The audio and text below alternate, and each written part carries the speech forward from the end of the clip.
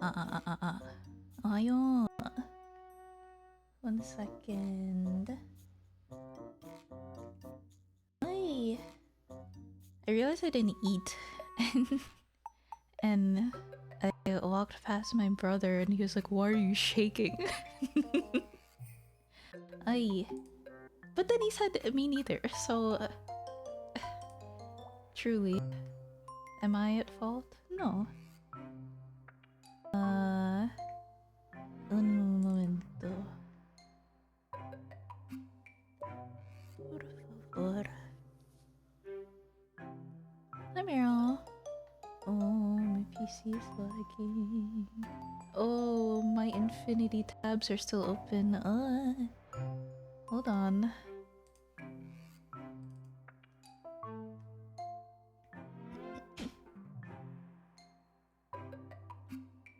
Oh, oopsie. Hey, Meryl. Hi Nazu, hi Romeo, hi Risego, hi Robert, hi. Hi Ribs.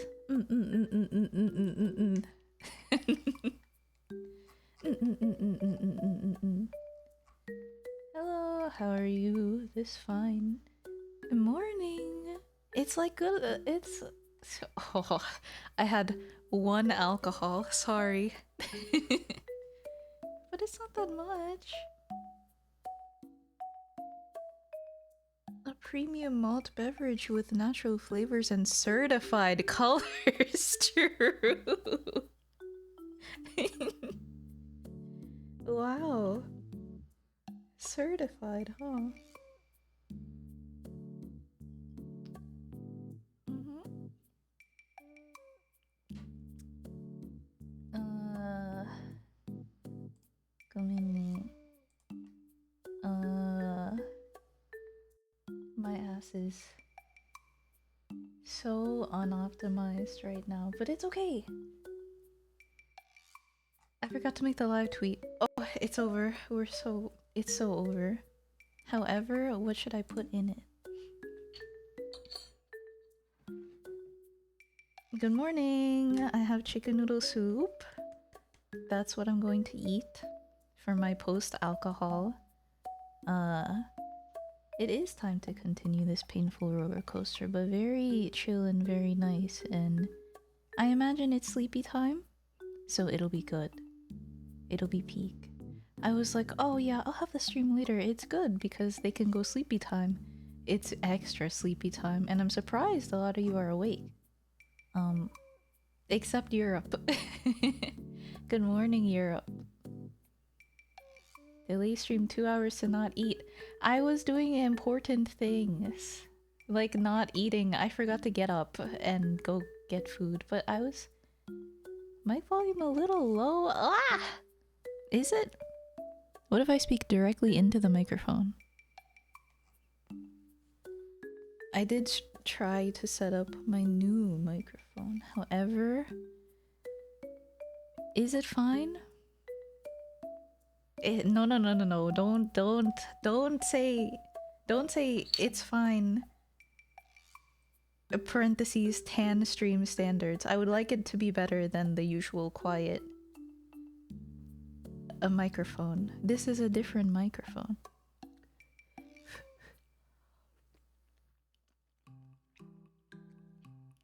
I'm pretty sure that I did not set up my filters correctly.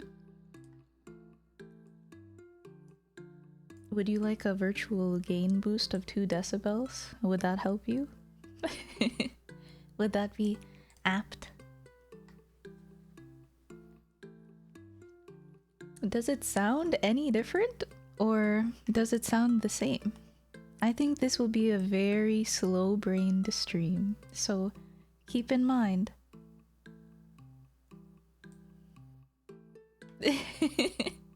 Keep in mind that.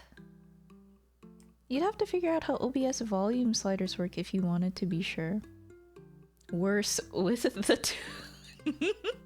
Okay. Perhaps. We'll figure it out. Surely. It's literally always been quiet, but people gaslight you into thinking I'm lying. And I bring it up. I don't know. Maybe it's me. Maybe I'm the problem, actually. Maybe I just need to project my voice and act like I'm speaking 15 feet away when I'm really not. Maybe that's what loud streamers do. Maybe they talk really far away in their head. Your phone just sucks.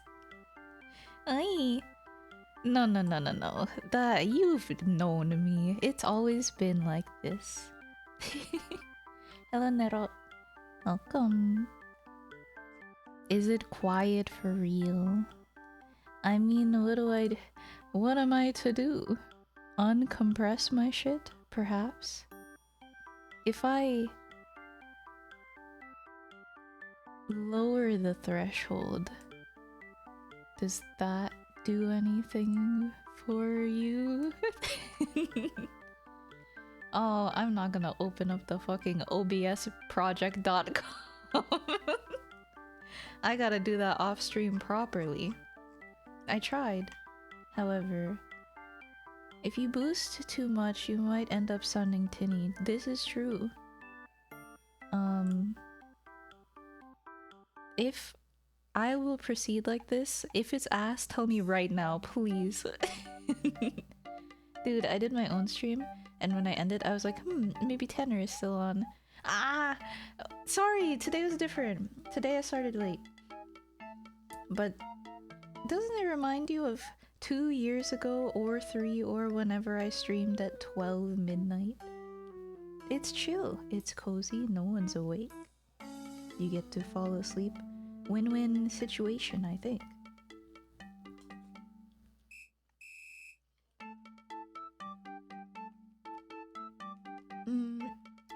Today is Fata Morgana.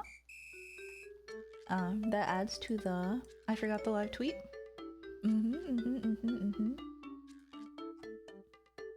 Pekora! Pekora, my beloved. Pekoria.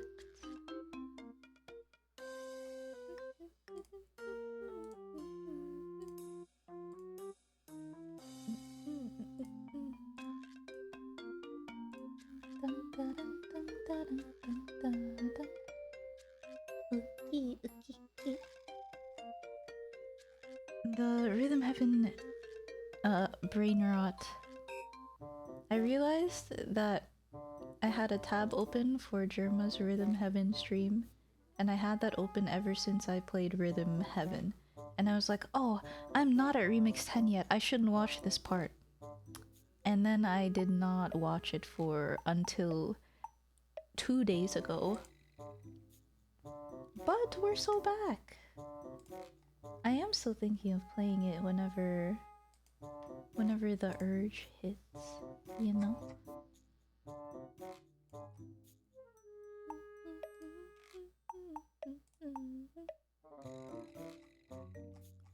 I don't want to post Pekar's mom with the caption. I just need the normal one, please. Hentai! Tekunoroji. So true. Live tweet. It's Fata. Linking a reply. Copy paste. I watched that entire thing too. His brain has to be wired wrong. It's...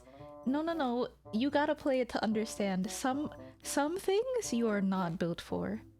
Rhythm keeping is different from like vibe getting, you know? Some of those games are based on vibes, and then some of them are just like, oh, A, oh, A, oh, A, oh, A.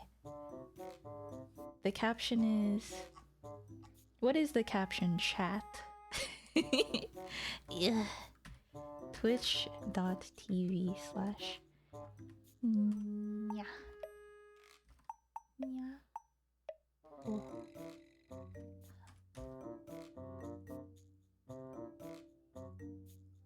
Every single person is my enemy. That's my favorite lyric.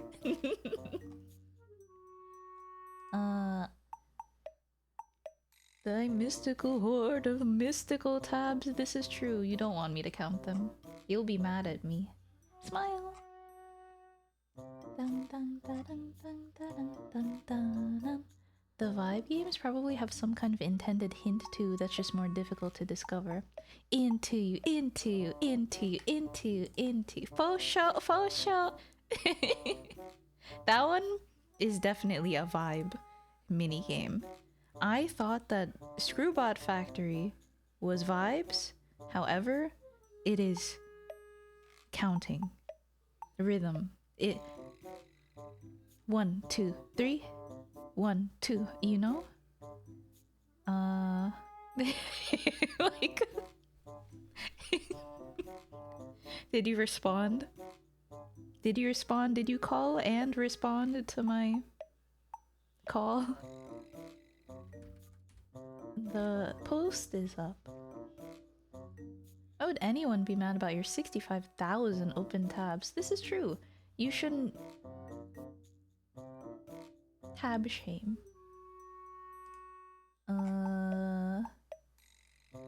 Because I have a problem and you're not supposed to make fun of people with problems.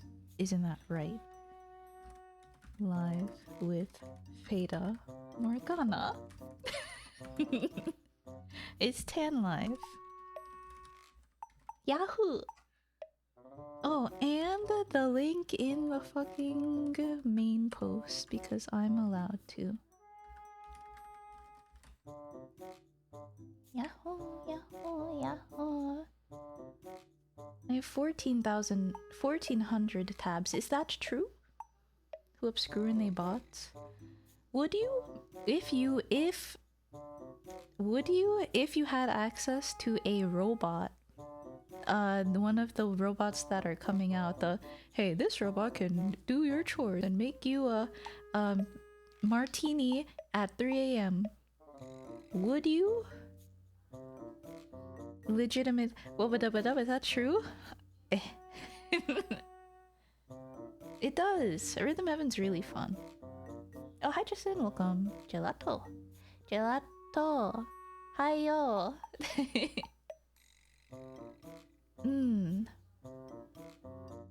I would 100% use it.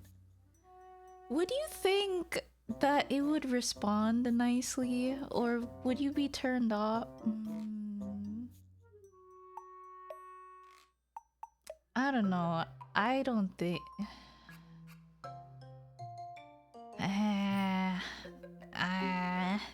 It's like just like a advanced toy, you know?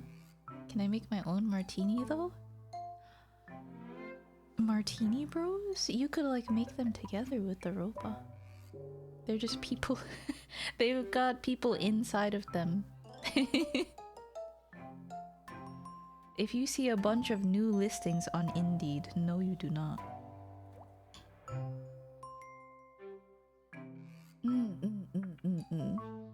I see. It would be really great for VTubers to visit cons with and shake hands. That's an interesting concept. Have the VTuber model like shittily splayed over the face part like it's fucking Persona 4 models, and then go, oh my god, Mari Ian, how nice to meet you. That's true. I'm sure that, what is it? Isaac Asimov's law or whatever will protect us. I forgot what it was. Under the desk bot? I don't know. You could...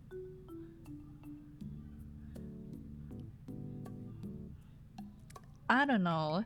I feel like if I was doing something, honestly, if I was like... If I was gaming... No. I think the under the desk fantasy is unrealistic. I have to admit. Call and respond? To what? I think someone tweeted in vain of that. Wet gym? Ah! Is the gym wet or is it dry? It's a good gym, sir. Look inside. Wet. Is it Mechanical Turk? Oh, what is Mechanical Turk? The 3 law. Oh yeah. Wasn't there a man behind the 3 laws? What's his name? But his stories showed more how robots could rules lawyer their way around the 3 laws and the 0th law. Oh, truly this is like a not Pandora's box, but the sci-fi writer writes the thing and then everyone's misunderstanding it and they're like, oh, let's do the thing. And then they completely miss the point of why the writer wrote the thing. It was a robot piloted by a human that played chess. Oh, it killed someone? Isn't that story... Am I wrong? Isn't that story the one that was just a guy? Like, that robot wasn't really a robot, he was just a dude in there?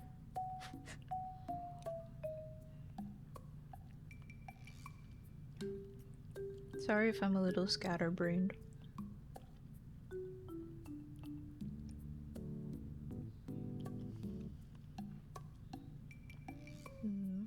Good soup. Oh, full of soup. Chicken noodle soup is honestly goated, man. It's the best. The top soups to get unsick is chicken noodle soup and rice soup. And honestly, there's rice in my chicken noodle soup, so... Case in point.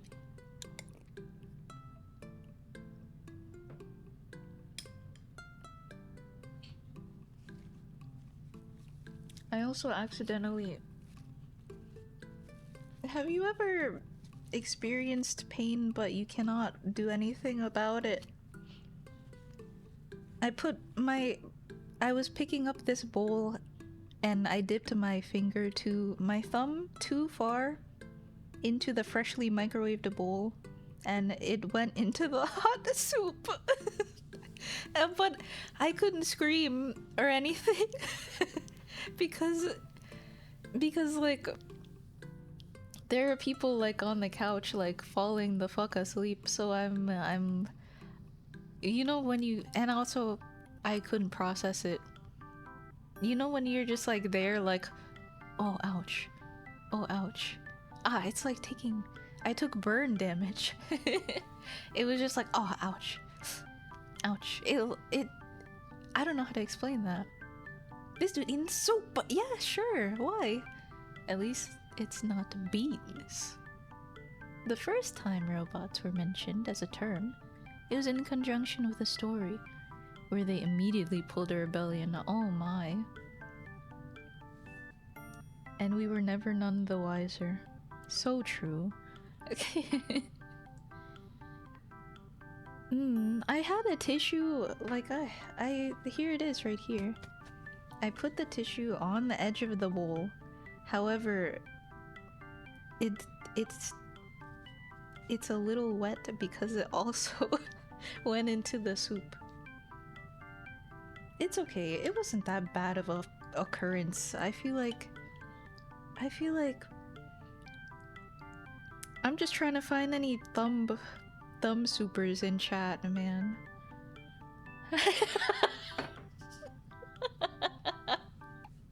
Don't call me that.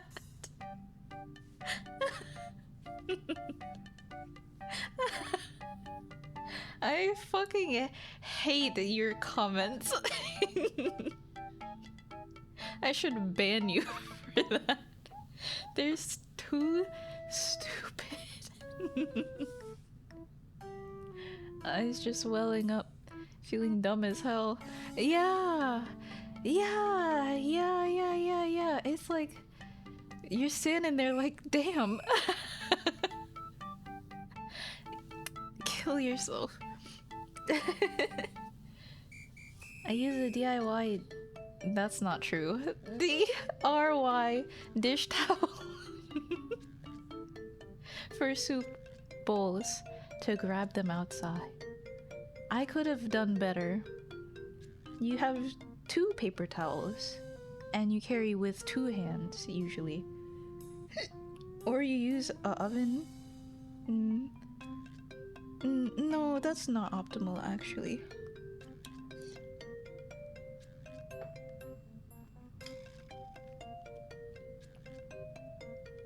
I feel silly when I accidentally touch the hot part in the oven when taking something out of it. Oh, like against your arm? The rack part? Owie. I'm always careful not to do that.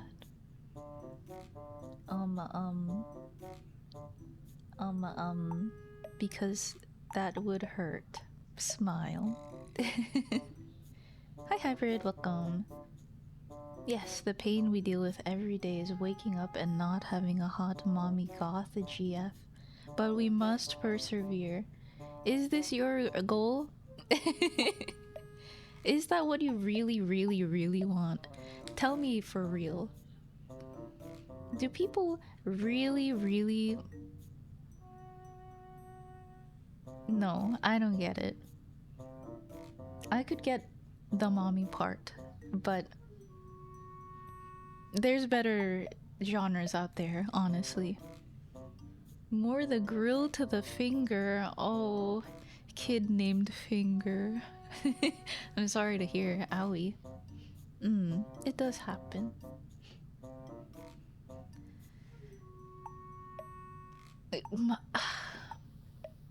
You know, I say that like I know what I would want. I don't know what I would want.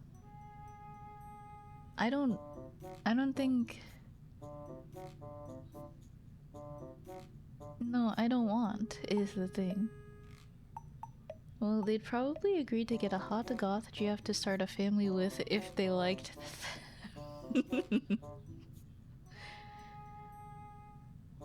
I can only think of the meme with like the flag on the wall. The big flag, and it's the round... it's... it's the big flag next to the bed.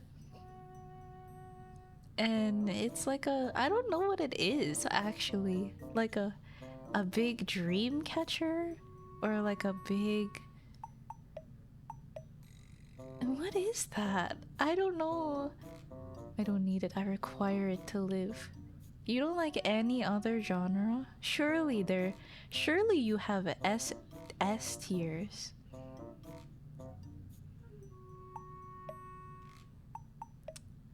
I don't wanna...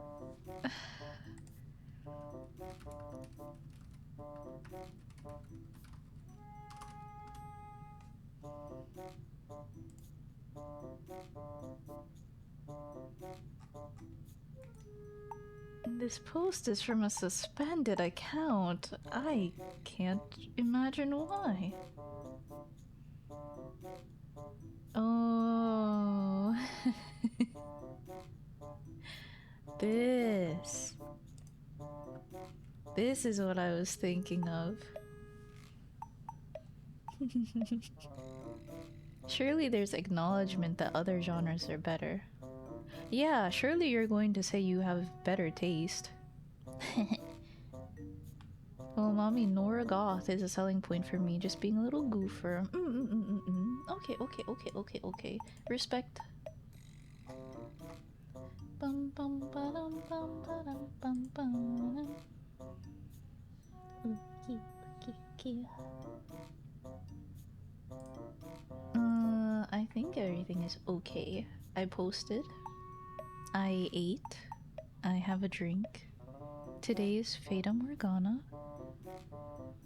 Does the mic sound okay? Do I need to be closer?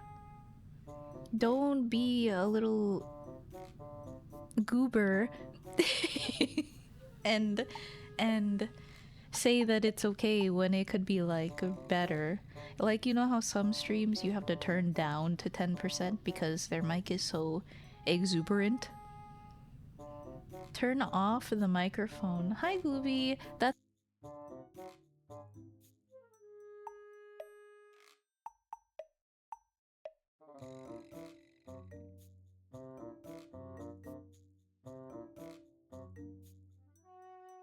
So that's what you should do for the rest of your life, Glooby. Smile! Hehe.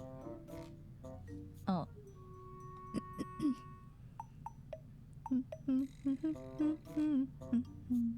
It's funny when I explain a concept and later stumble upon the terms, using evolutionary psychology or biology for those.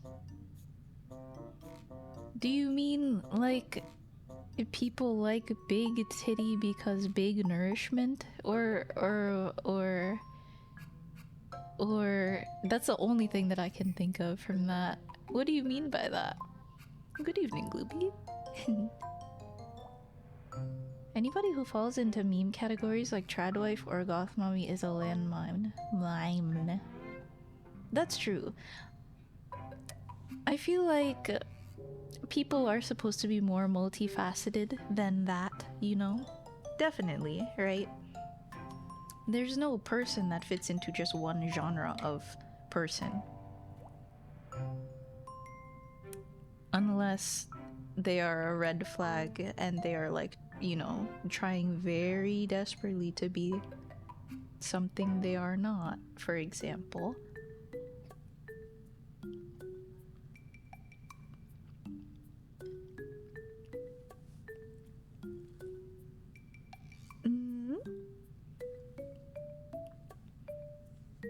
But ironically need fertility goddess statue wife.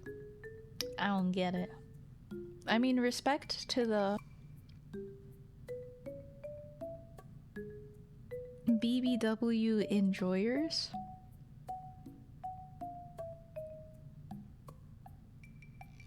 And that's all I will say about it. Respect to the BBW enjoyers. Today's stream is Fata Morgana. I mean, of course, everyone has different preferences. She said nothing. I didn't mean anything by that. I meant that everyone has different preferences.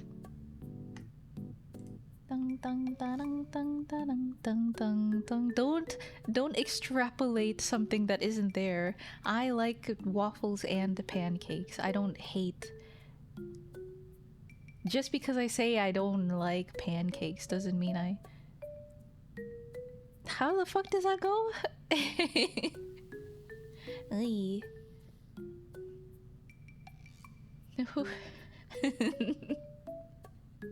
Hello, Musli-san. Hi, hi. Oh, hi. Thank you. Yoi. Okay, but do you like pancakes? And by pancakes, let's just say... Huh? Oi.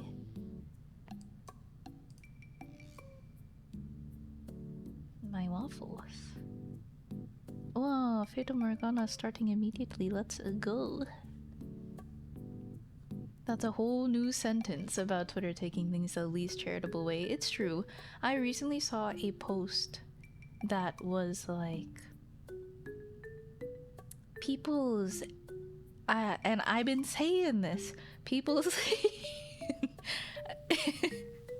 level of empathy has gone extremely down. And it's insane. Everything is like a novectical to them. Like something to be spectacled at. I mean. OMG, Fata Morgana, hi! OMG, hi! It's part 20... Not 24. But it's part... I think the last thumbnail I edited was 21. So I think this is 22. We're in the 20s. Wow.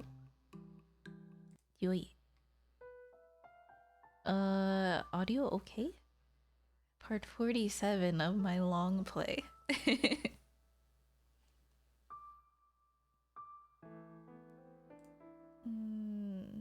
Pancakes are better 5 times than waffles, let it be known. Yeah, shit. Well... You see... Pancakes top all. This is true. Actually, that's peak. I have been switched. No, not that I was on the waffle side. I was going to say that they both have their merits, but I didn't particularly feel like fence sitting.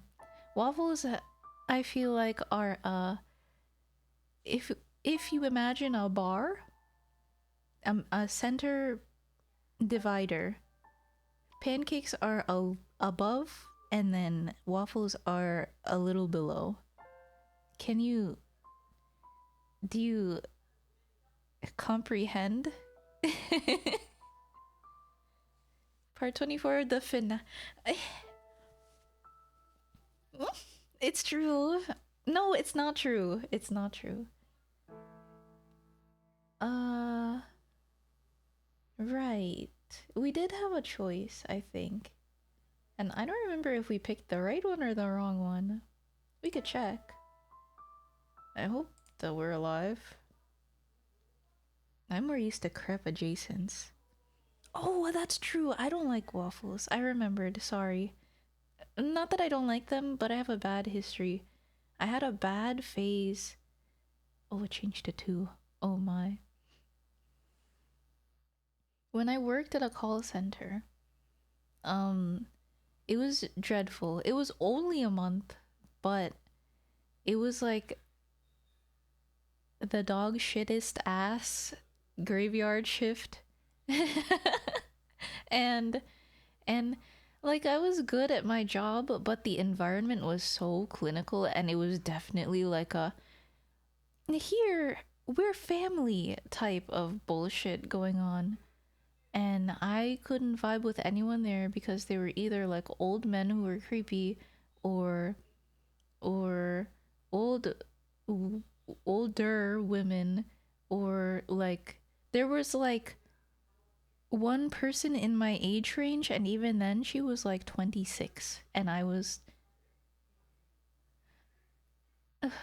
19, I think, which is like, wow, I shouldn't be working at a call center. But anyway, that's not part of the story. Waffles killed my grandma in the call center, by the way.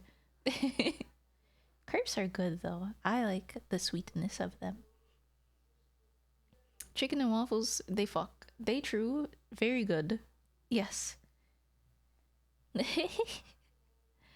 Oh, so long.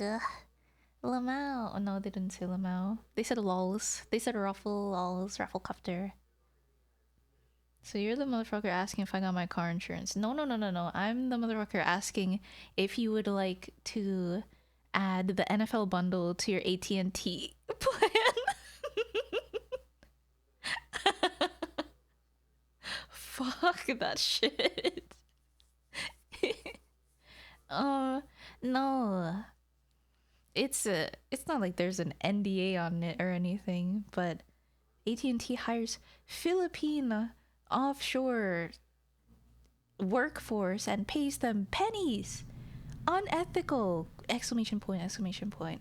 I think I translated the oh fuck, I don't remember how much I got paid, but it was shit ass. Um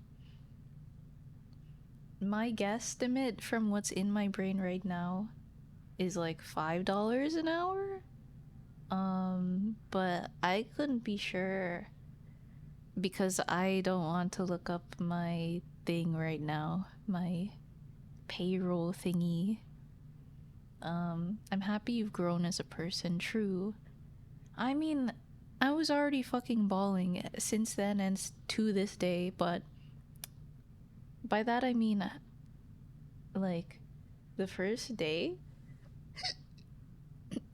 Sorry, you probably don't want to hear me fucking yapping into the void, my bad. Fucking unadulterated audio, yeah.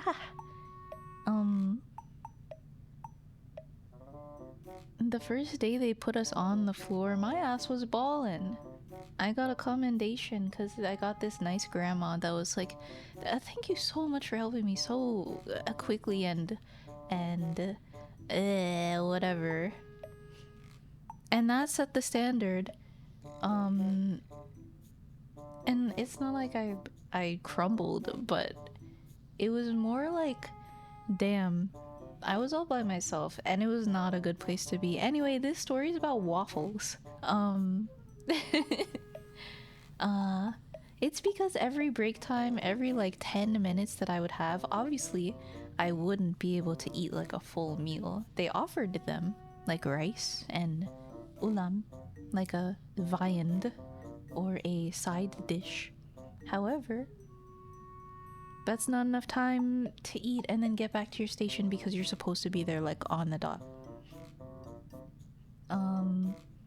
But they did have this little waffle stall, and I had many cool flavors like choco banana waffle, peanut butter and banana waffle. Surely there were other. Oh, I know why I only had 2 flavors, because they only had like 3 at any given time, and I didn't like whatever else. And I was like, oh, I might as well go for chocolate and banana today. And, ooh, what do you call it? It's not operant conditioning, but the conditioning where like you give the child a fluffy toy and then you bang really hard on a trash can lid and you scare him and you make little Albert afraid of the little fluffy toy. What is that? Classical conditioning? 10-minute break time feels silly. I'm sure it was 15, but it takes time to get to the lunchroom. You know, that type of dealio. I don't know, it was very quick. Like, if it was not enough for me mentally to be like, I can sit down and have a meal, and I eat in like 15 minutes, then that makes sense that it's less than 15 minutes. Anyway, what else do you think we're here for other than yapping? Okay, good. Then I will continue. Good, good, good. They should just bring food to people during break time. Yeah, honestly. I don't think food was allowed on the production floor. Idiot, on the floor. But if it was allowed, surely that would be the play for most people, so that they don't have to leave. But God, I wouldn't want to eat in that fucking... It was like a big room. You can imagine like a big office floor, and then our section was in the middle of the floor. And there were doors behind us for like conference rooms, and then in front of us also were like vertically like 90-degree rotated rows of other people, like other squads of call center guys, and then that like 10 times over, all the way down. It was It sounds like if you worked there 5 years, you would have jumped off the roof. Yeah, you look at the seniors there, and they look like how you would imagine, like dead tired, no life in their eyes, seemingly no inner soul, inner life, of no richness in surely in wallet, but in spirit, wala, none. Yuck. Sorry, I'm anyway, a little Pavlovian maybe. No, there's a word. I think it might be classical conditioning. But I know operant conditioning is about the rat. Maybe operant is. I don't look it up. I'm lazy. They call it child abuse now. Yeah, so that's the type of conditioning. Oh yeah. But that's the suffix of the story, that waffles have a... I'm sure that I would not be able to eat like... Could I even finish one whole waffle? Definitely not I don't know, maybe I'm healed. But when I think about that, the sweetness of it, and then like in that environment, very cold, very very clinical smell, and very soulless, it makes you feel bad about the food. The BGM is still on. It's true, because there's no BGM at all in the game, so I decided to turn it on because I'm a yabber. Does an operant conditioning need the intention to make you hate waffles? I don't think it requires an intention conditioning. Like, for example, little Albert, the experiment that I'm referring to is Albert Bandura was a psychologist, and he was like, I wonder how far I could go. Not really, but he had this little kid, and he had like a little furry white thing that he gave to him in the room, and every time the little kid would interact or touch it, the proctor would make a big loud scary noise.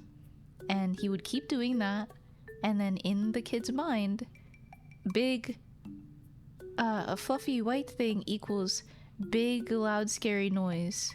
I'm scared of the fluffy white thing.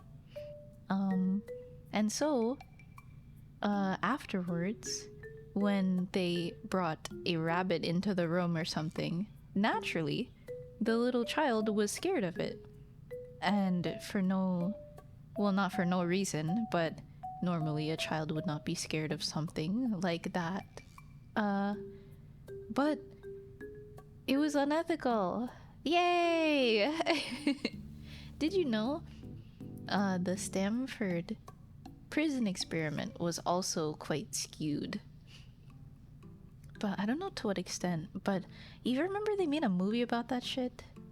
It's not that serious. White rat and loud pipes used on a kid. Yeah. I think it was a rat, actually, now that you say that. I have the opposite of that for chicken tendies. So true. Because I had TGI Fridays tendies at the airport before basic training, so I associate tendies with my life not sucking. Wow! Oh, that's great. You can have chicken tendies and feel good every time you have them. That's conditioning. That is classical that is classical conditioning. You are correct. Let me drink water. This would help me. This will fix me.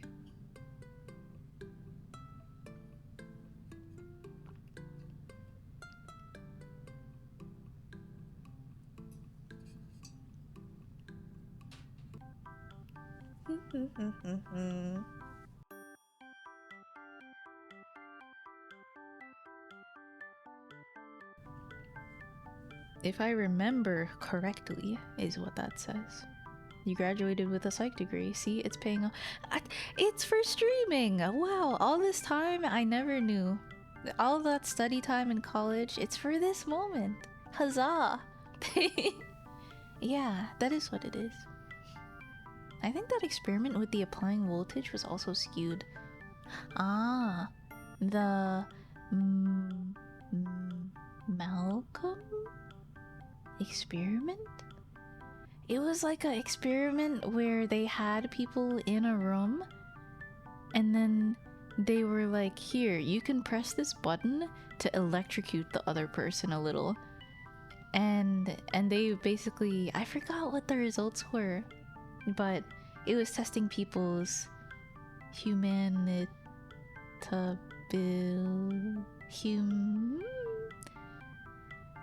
testing people's empathy, I think.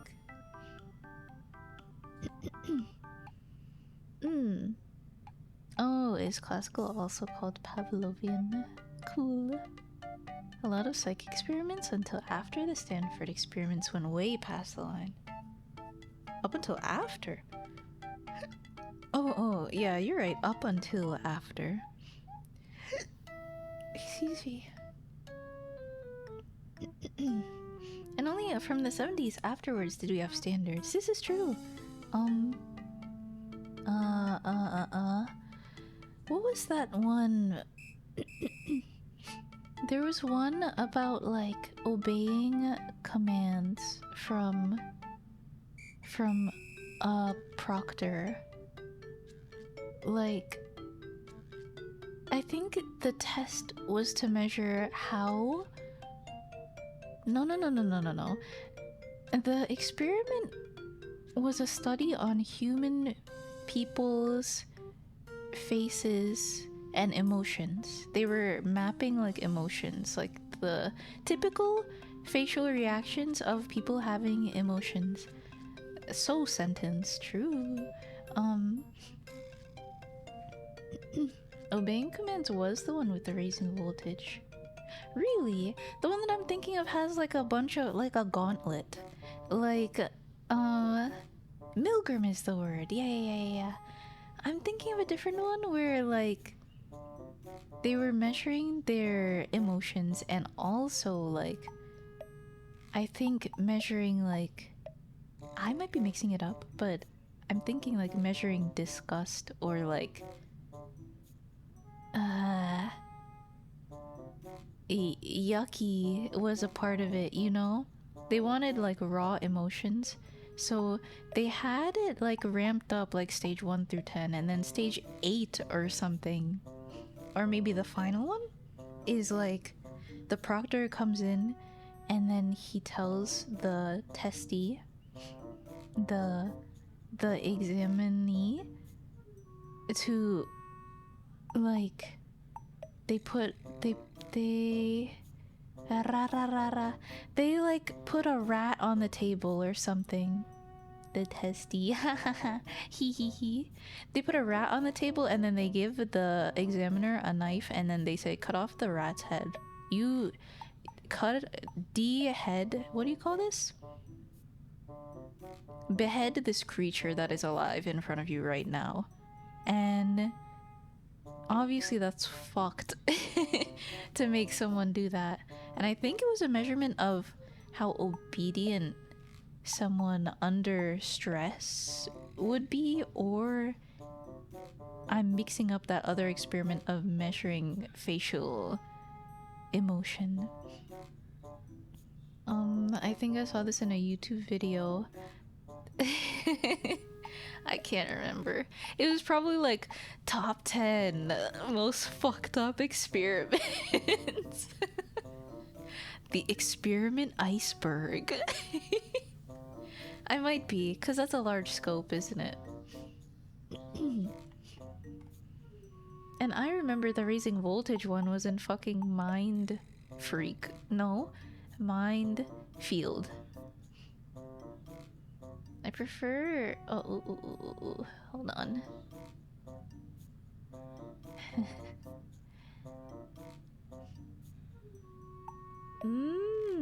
That's one too, where they're bored and they don't have anything else to do. Ah, I forget what the names of these are.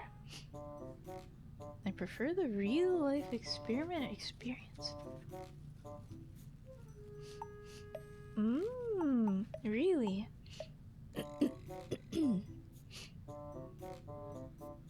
Wow. I wish I remembered what I saw about the Stanford experiment, because I saw something recently that was like, oh, they really overblew the results and they really skewed it so that they could prove their point, which happens quite... I don't know if it happens often actually, but I would imagine there's plenty of tweaking going on so that you don't have to, you know, have a stupid, useless study that you did all that work for and then you have no results.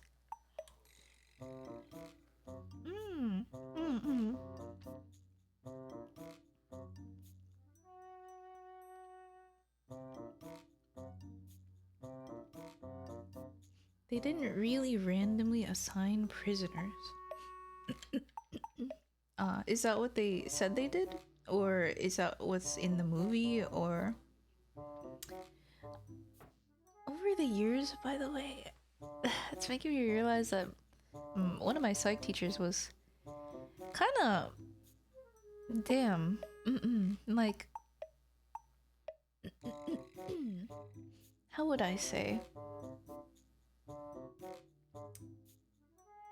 I don't want to say like influenced by media,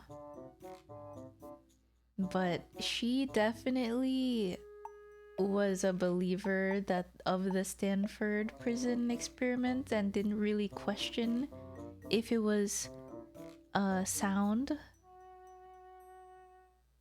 I wouldn't put it past her if she like saw the movie and she was like, oh, let me do a little cursory research and then teach my students that it was like this. And she was also like the... You remember in 2018 where mental health really had a boom? And everyone was an advocate for mental health. I mean, that's good. Nothing wrong with that. I'm just saying, like, she in our college like advocated to turn one of the classrooms that we were still using, by the way, into like a wellness center, quote quote. There was a fish tank in there. Some plants.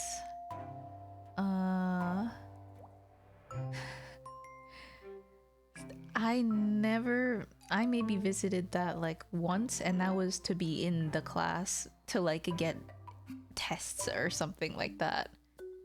I don't know what I'm trying to say, but it's like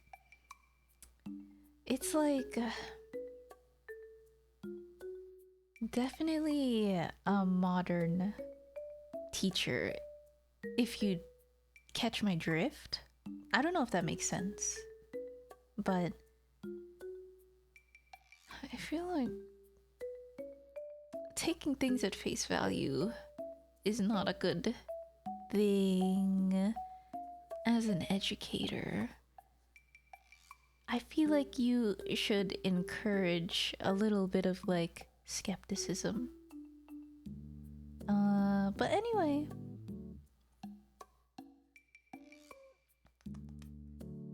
It was dramatized, sorry. But it was an interesting analysis on how the experiment can affect its researchers and the need for double-blind experiments. Were the researchers a part? No, they weren't a part of the experiment, right?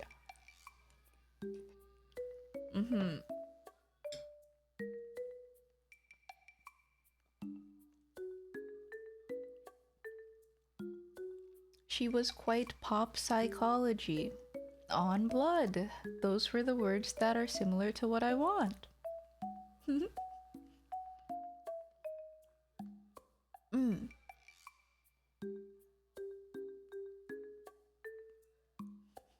All I know or learned is how to be a better gaslighter. No, you learned how to understand people better, surely.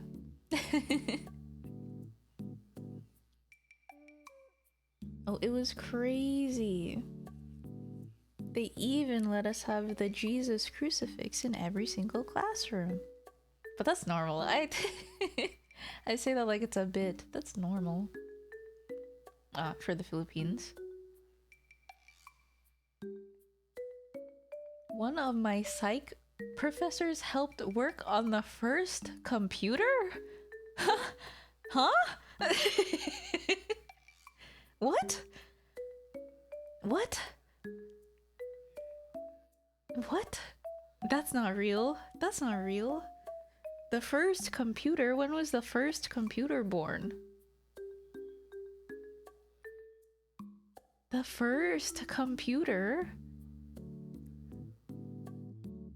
What do you mean by that? That's crazy. Wow, that's really interesting.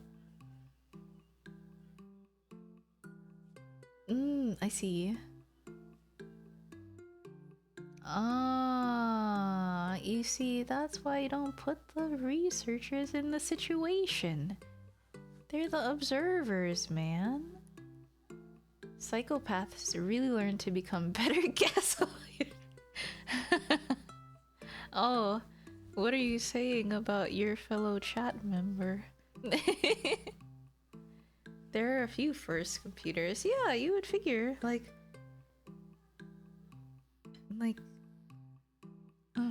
the Microsoft one, the calculator.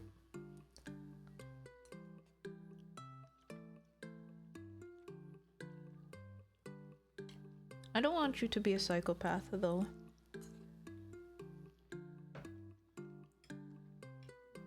You shouldn't intentionally gaslight people, but with your knowledge, instead, it is good to practice understanding. Like when someone is doing some freak shit, it happens all the time. When you see someone doing some freak shit honestly, sometimes you just like, it's just interesting to observe, you know, like you can't really get mad at them and you can't really like do much, I don't know, other than pity them, because you just like, I mean, not even pity, it's more just like, you get it, right? Like they're in a situation and like you can understand their thinking. I think that is, I'm not eloquent, how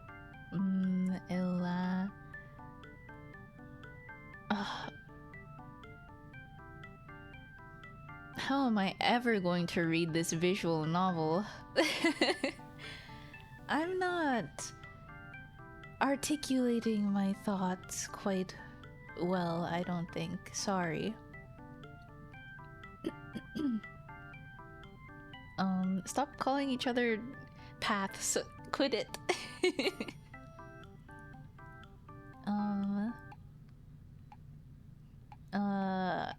But that was a long time ago. That was...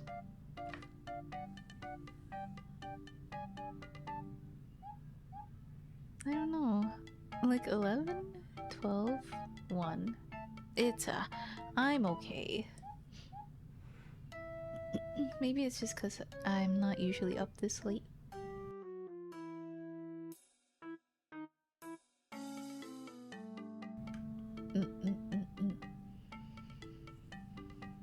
And also you... and you also had 4 weeks without chatting. Oh, the horror. Yeah, that's true. It's not like I'm out of practice of I'm out of practice of thinking, but I'm not out of practice of talking. Wait, that's not true. I think I've thought... No. Hold on. I'm definitely out of practice of saying the right thing. Saying, I don't know. You see, case in point. Yeah, I am.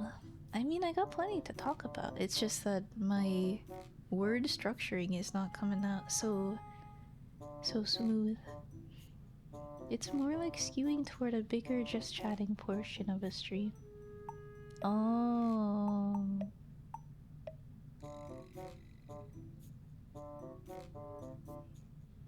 Yeah. My understanding, reps. Oy. You mean yes, I have more to talk about. Or you mean I should play the video game that's been staring at me for maybe 30 minutes? I know that's not what you mean, but true. Shall we? Let me take a sip before we start. More chatting. We hate Fata Morgana.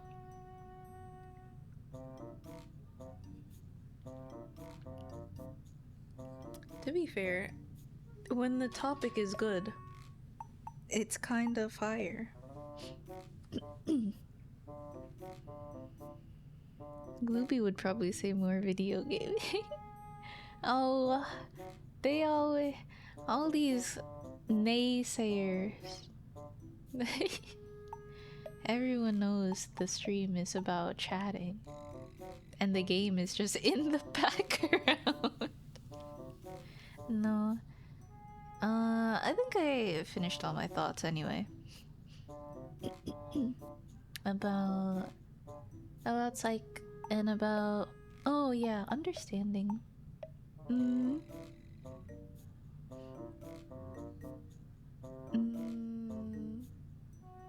thinking of the example of like when someone's just like really deranged, like down in the hole, and their behavior is very like it gives you the thought of, oh, they just can't help themselves. And Like, freaky? No, just like Minhera, but also Manhera. I'm thinking of like that type of person. I wonder how personality disorders work. I wonder if they play a part.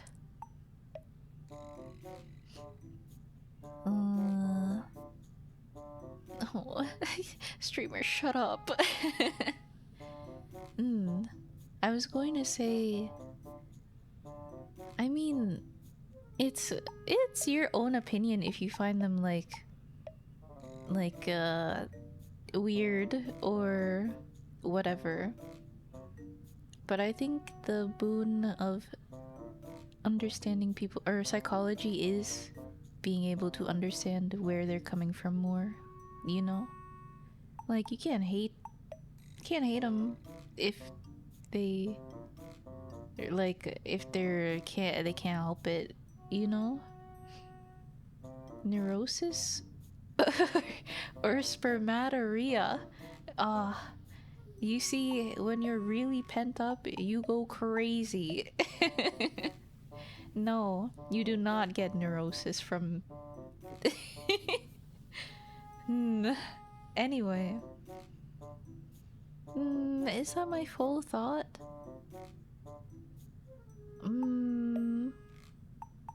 I think it is. Neurosis of the liver. True! You wanna start the video game? Let's do that. Bomb. Okay. I hope you're all comfy. Or otherwise. Excuse me. Excuse me. Both can be true. You can be mad at them for their actions and try to understand where they're coming from. Yeah, totally. Like, that's one of the things they always tell you, TM, too. You're allowed to have your own emotions. What is the thing they always say? You can't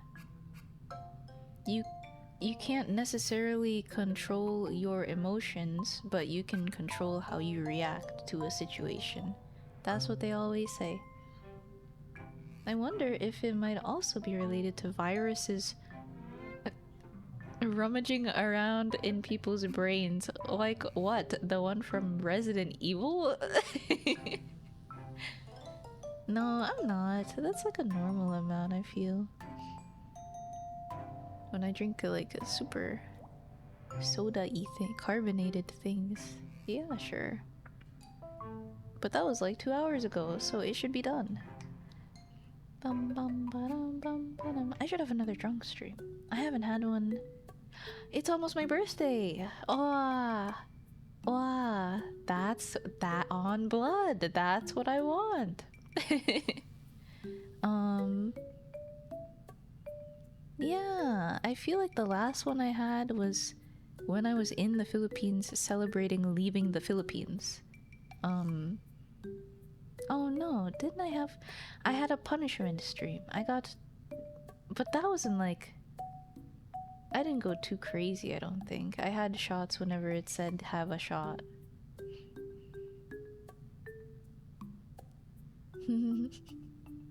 Oh, don't bottle them up either. That's what I did, and it's really horrible. I don't like that. Drunk horror stream? Would that save me? Would that bolster my confidence? I don't think so. I think I would just get more scared. More worried about nothing. I should drink more. So fucking true, oomph. Oh, sorry, I don't advocate. Please drink responsibly. It would be funny though, true. Like COVID crossing the blood-brain barrier, leaving brain damage, brain fog, and frontal lobe issues. Though that might be too real. Now wondering about what the flu does. I don't know if the flu got anything, but I did study up on the brain-blood barrier and brain fog and COVID and stuff. I did see, to be fair, I only read like 1 or 2 articles, but I did see that the connection between brain fog and the COVID was not like conducive. No, not conducive. Like it wasn't relevant enough of a connection, and I think that was on the CDC. But I'm not sure. Please fact check if you are interested. But I think I believed that it was a thing, and then I was like, oh, it's not that much of a thing. Was my findings.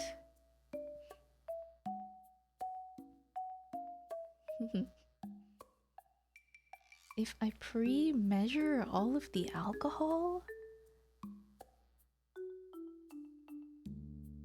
What does that mean? Pre-measure alcohol? That's like a... Those are like words that don't fit together. You should bottle up your emotions and release them by sending anonymous messages to VTubers through Marl and on image boards. That's true. You should never say anything about what you're going through. And then, when it's safe, like on the image boards, you go crazy. You type that marshmallow and you say, Oshi, I love you so much as a friend. They did a study with 20 participants checking for brain damage after infection. Oh, and it does do brain damage. Lancet, maybe? What is Lancet? Like if the alcohol you can drink? Oi, oi, oi, oi, oi. Rude. Hi, Daryl. Never kill yourself. I would never limit the alcohol that I drink first. Hey guys, drink responsibly. I'm sorry, that was a joke. Please don't go crazy. Case in point, my friend No Name Paladin on twitch.tv before was notorious for getting like too drunk, and he would have like, oh my beloved, he would have like cooking streams where he would make some dog like he would make cookies or something, but he would get so like progressively worse, and like at the end of the stream he was on the fucking floor passed out. Oh my paladin.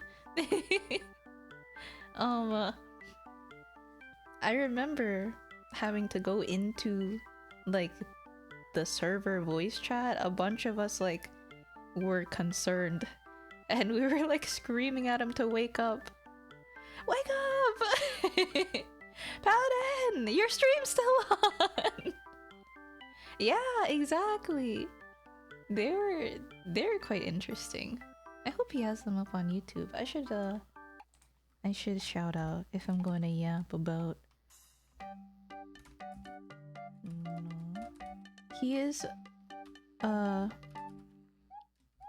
quite entertaining. I do recommend the Paladin streams.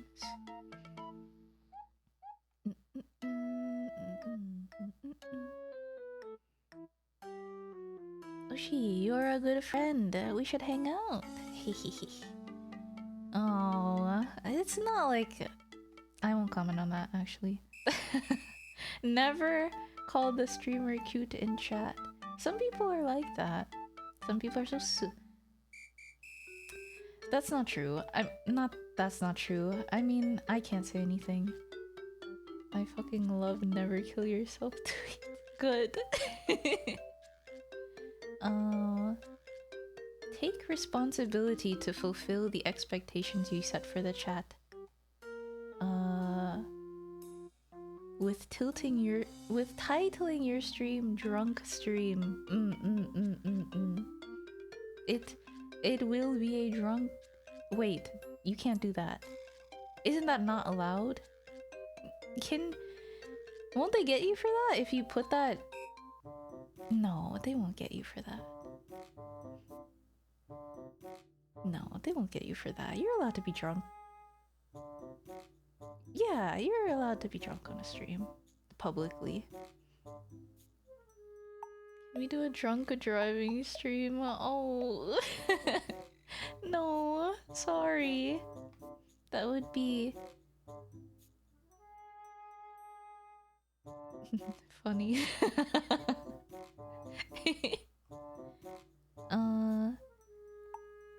Why are you talking about COVID still? We're talking about getting wasted. What is the never kill yourself meme about? People just putting anything on the TV. True. the the never kill yourself meme is a very positive meme. It is a celebration of life as they're images of people enjoying themselves, realizing they've reached a moment in their life where they realize that there is so much to offer. Never kill yourself because you can have moments like this.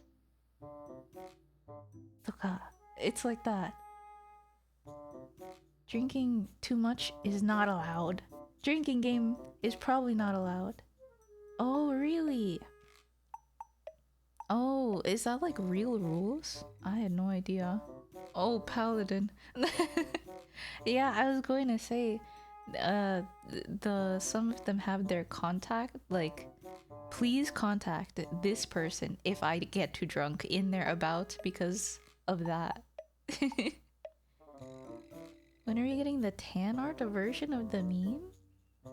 What would be in my never kill yourself? Obviously a bowl of ice cream with the chocolate sauce on top, that's my goat. But god fucking vanilla ice cream with the magic shell chocolate sauce that hardens magically. It's so whimsical and good. And then you get to go tung tung tung, and then you get to crack the shell. Man, it's peak. I'll never stop talking about it. Your dreams can be real and peace is attainable. Yeah. I don't know what would be on like my screen. Or in front of me. Dragon Quest? Is the Parkour Civilization one the original? I thought that one was about meat. Jumping for meat or chicken, right? Would you rather have chicken daughter or meat? Sorry. I should have mixed those two around. Oops. Oh, I see. Ay. Lewd magazines. Why would I look at Date looking at lewd magazines? The self-hardening chocolate sounds interesting. Oh, you gotta try it, bro. I'm the shiller of all time for the magic shell. Why would I have parkour? I've never played Minecraft. I played the fucking... Wait, before I continue talking, is Parkour Civilization Minecraft block jumping meme? Oh.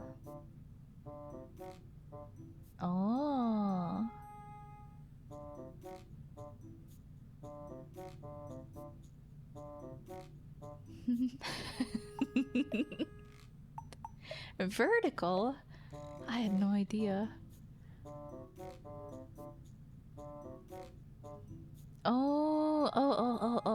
Oh, you mean that's the original. Sorry. I get it.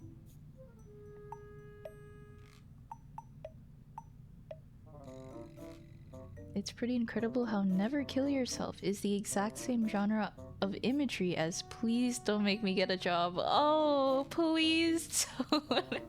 I could have the same image and two different captions. It would be the same fucking image.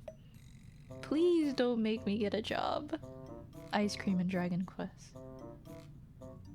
For a joke, ghost trick could be fun. Oh, that would get the ghost trick. Be careful. That would get the ghost trick fans jumping. True.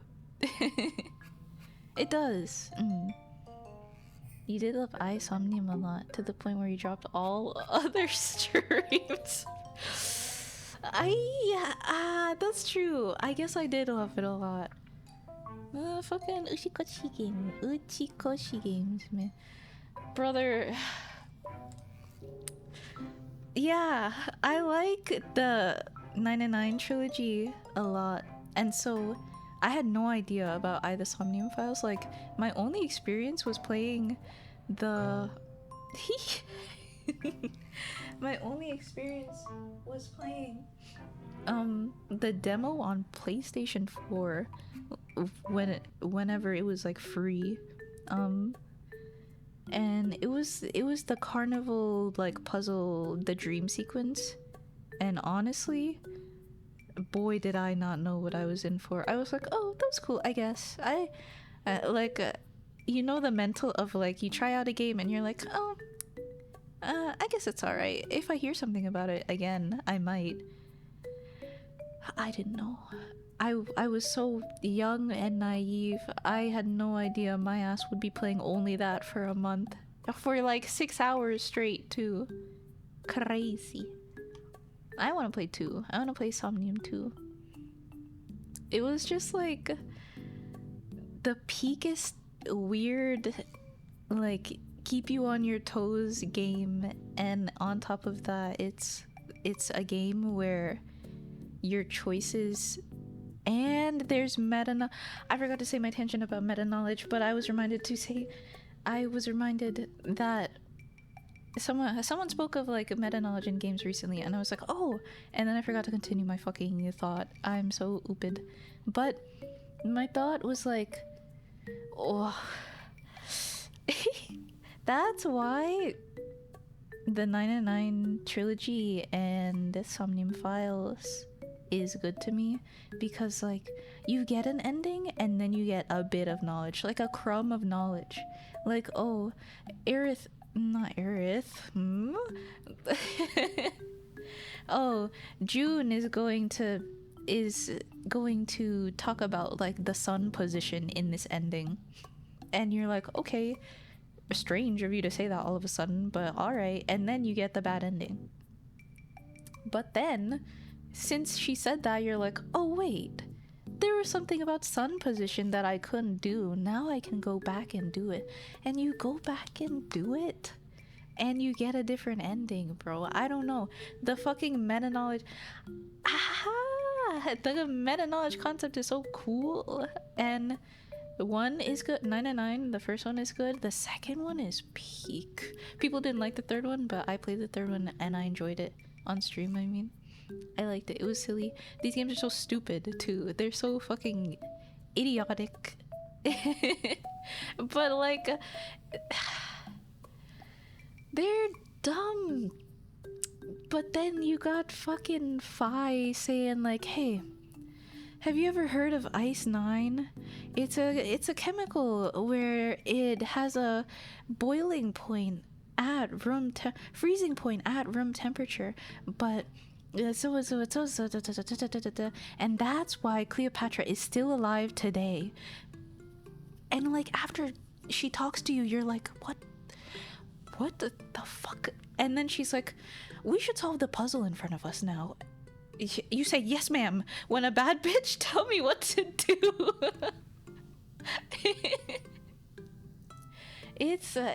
Okay, I'm out of my fugue state, sorry. Ice 9 is crazy. The fucking Nike laws. Oh. Hold on. The schizo Tesseract giving you parallel universes. My ass thought that was real because I had the context of the fucking 999 games. I was like, oh, Apple guy at the store, at the Apple store, fucking nodding his head. Oh, it's parallel universes. No, the fuck it was not. It gaslighted me. It meta gaslighted me thinking that it was parallel universes. She's just mentally damaged is all. That was what it was. She just had a mental illness of some sort.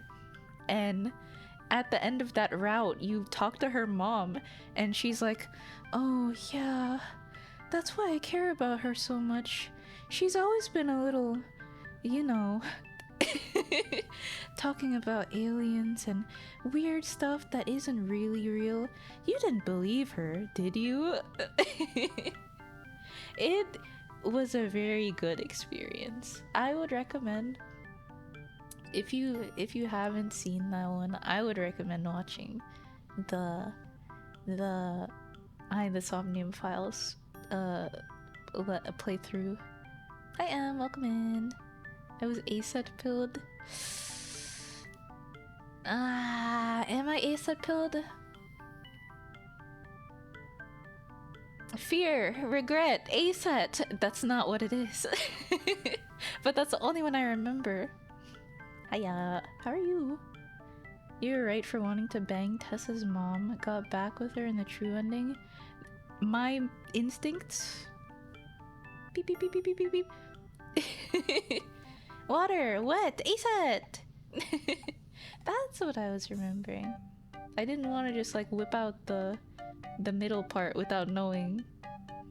Any game that sends you into a Germa style schizo rant. Yeah, you're right. You're right.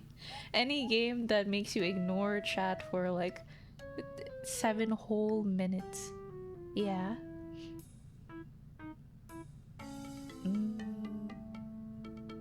Your tits are huge, never kill yourself. So true. That one is not related though. And I the Somnia Files has like an infinite amount of twists. Like every little thing has a twist to it, and it so keeps you on your toes, like I said. I gotta watch Rashomon still. You were talking about movies watch-alongs in Discord.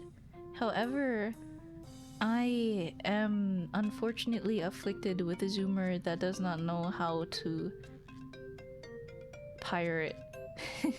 I mean, I know how. I know to just get uTorrent and do so and so and so. However, do I want to? I think it's a high mental barrier.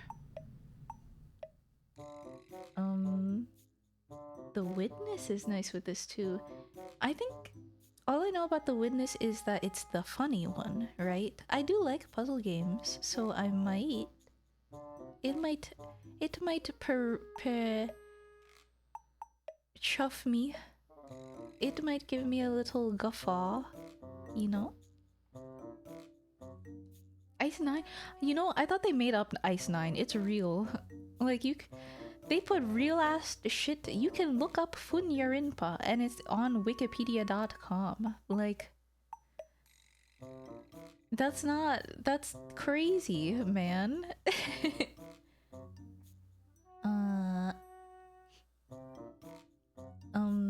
Fears, upset. Oh, there's upset.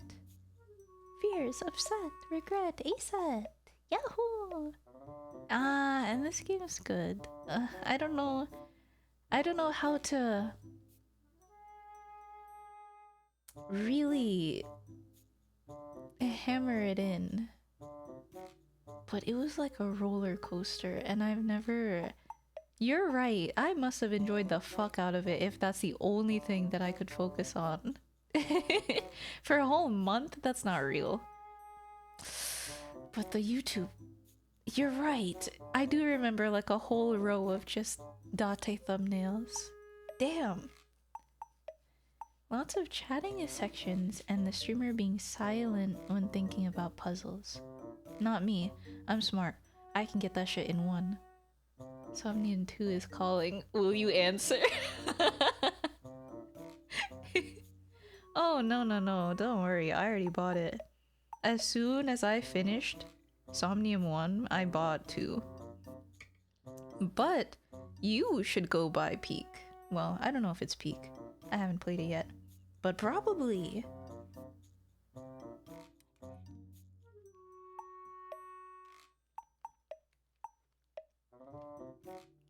Man, they're moving that threshold every single year. Now millennials are Zoomers. I thought I was a millennial. OMG, a Jin. Hello. I wonder if there will be Somnium 3. It depends on what they do in 2, right? It depends on what happens. We'll just have to find out. You either die a Zoomer or live long enough to become a Boomer. It's interesting growing up, isn't it? You kind of see the world change and you're like, ooh. And now I have a little more understanding for people who are older and critical of new things that are happening. But maybe simply combine both perspectives and you're goated, you're fine. I did not close the game. It's on in the background, but I got fed up with myself because I was just staring at wake up ... and my ass talking about fucking the Somnium files, bro. I started the 999 tangent and it was over. Soggy. You might race through the puzzles until you hit one that makes you think. Rethink. This is true. Whenever that happened to me in Sam & Max, like a lot of things come naturally to you and then it hits you with the curveball and you're like, what the fuck do they want me to do in this puzzle? I need to get the what from where?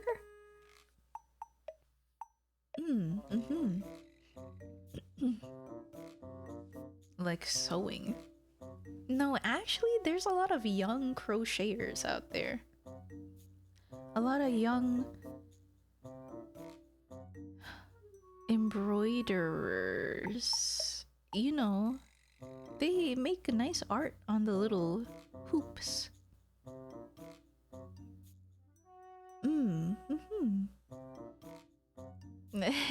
Wake up. Oh. I want to dream about alternate endings. I've been a boomer since I had to deal with those long-ass fake nail girls who eat hot chips in the morning in high school. California. I knew one girl like that in high school, and she was from California. She was a Filipino Californian, and she loved hot Cheetos. She loved hot chip and lye. Wake up, wake up, wake up, wake up, wake up, wake up, wake up.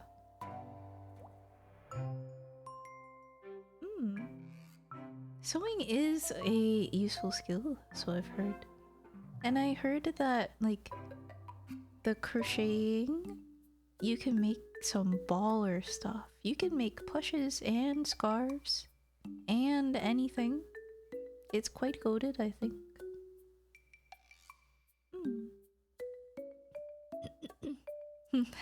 Nightmare, nightmare, nightmare, nightmare, nightmare. Wake up, nightmare, wake up, nightmare, wake up, nightmare, wake up, nightmare.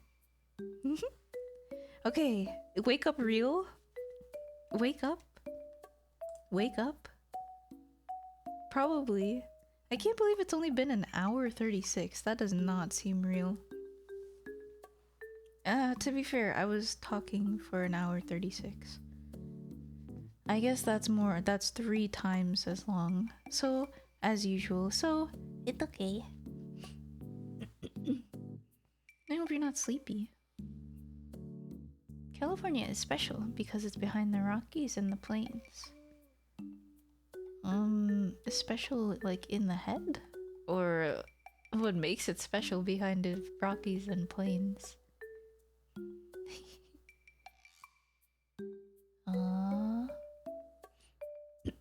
could make it 3 hours. We could make it 3 hours. No. No, it's fine. It feels like 5 minutes. Yeah, because you've only been here 5 minutes. 1 hour pre-game chat isn't unusual. Bum, ba-dum, bum, ba-dum. No. It won't be that kind of night. But if you are ready, it's about that time. Wendover Productions? About California.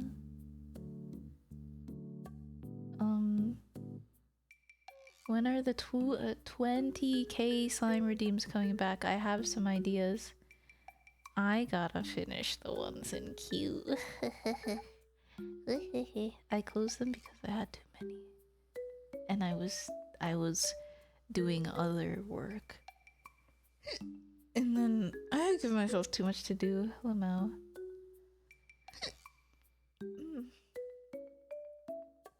I'm not ready. Can you yap more? Yap. Okay.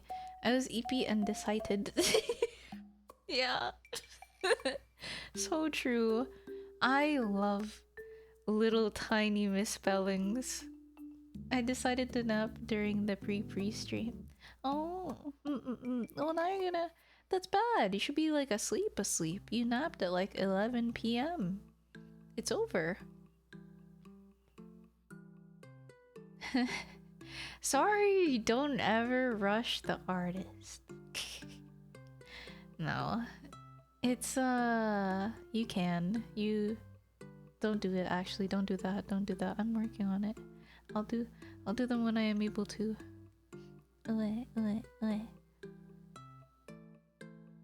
Minor smelling a mistake.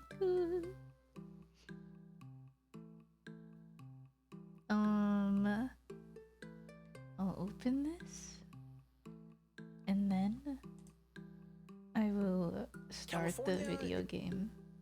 California.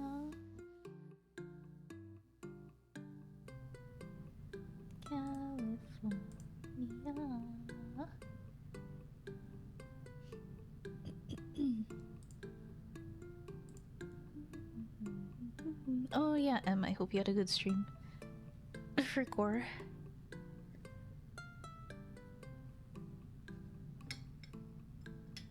I don't think smelling minors can be chalked up to a mistake. Oh.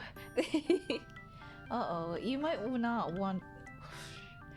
Careful. You might not want to do that. Yeah. Love the license plate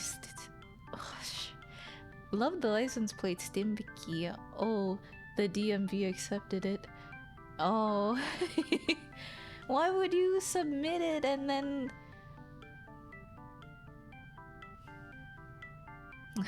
Oh, the DMV accepted it. Oh.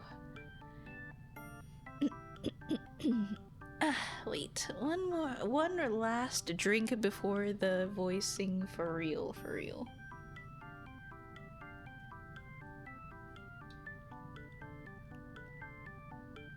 To not miss any of the game content. I'll stop you right there. We didn't do anything.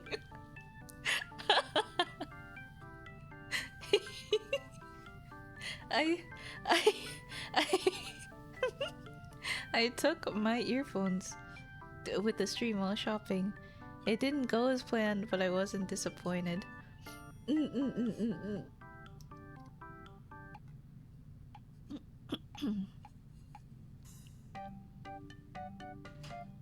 It's water. Oh, yes. Thank you. It's true. I'm glad.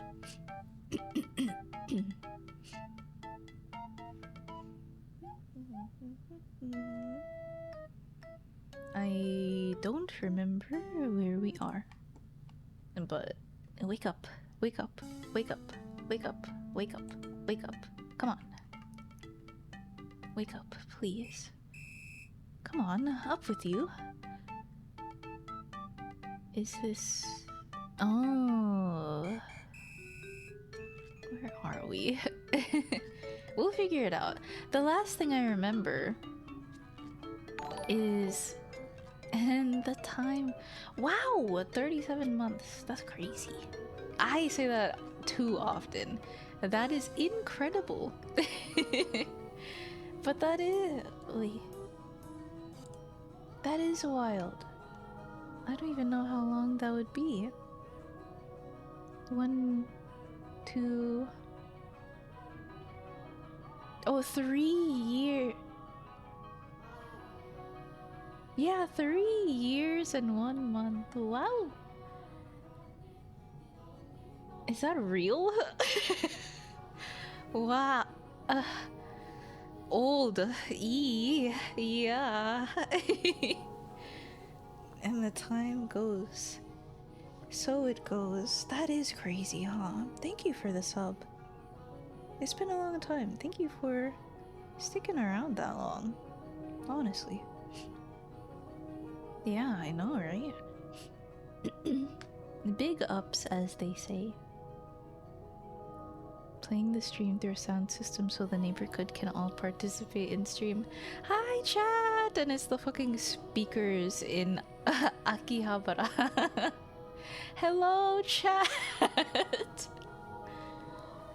But I also don't have the balls to turn on speakers in public without randomly. Sorry, haha. Go in there. Oh, you're gonna hate me. Oh, I'm so sorry for talking about dick and balls. You're gonna hate me. Yeah, I was thinking about it because I saw the post that someone made about Marine being on the speakers. Quite nice, quite nice. Oh, sorry. Other people have extremely loud microphones, and I need to make mine also extremely loud. Somehow.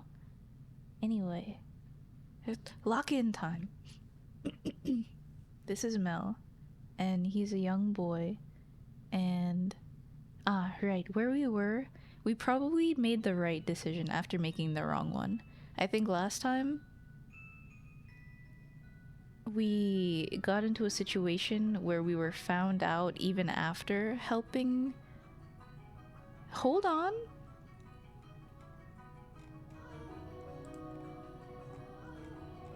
How do I use the look back? Stop doing that.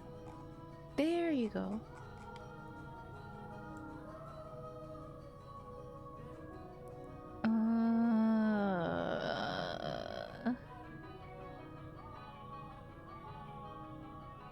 Right.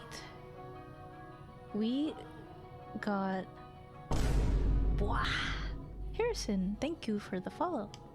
I'm about to find out the synopsis of last time, and then we'll get into it.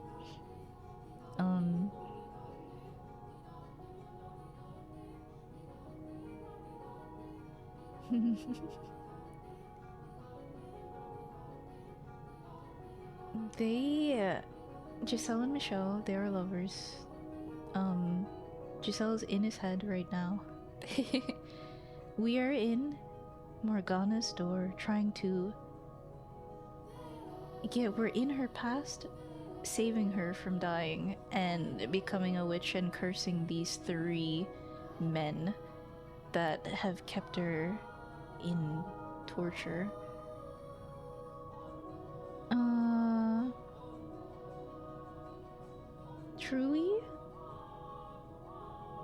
Truly, yes, we solved the Mel situation. We've convinced him that we're good and we can help him out of the Morgana situation, because obviously it's not good. He doesn't want to, you know, keep her up in the tower and steal her blood from her and make her suffer. He is being coerced by the other 2 because he thought he was done with all that bullshit, and then the swordsman guy was like, no, you're helping us because you know. So we fixed that for now, And I think he's quite literally going to tell us what's going to happen next. Good thing for the chat log. No, cat on the bus. You're welcome. You're farther than me, so I'm gonna leave to avoid spoilerinos. But I followed for the apping. Oh, thank you. I appreciate that. I hope to see you again sometime. We will not. Sorry, I synopsised it. Oops. I hope to see you again. Goodbye. Whoops. 2, 1, 2, 0. Sorry. Oh. February 1, 2021 to February 1, 2025.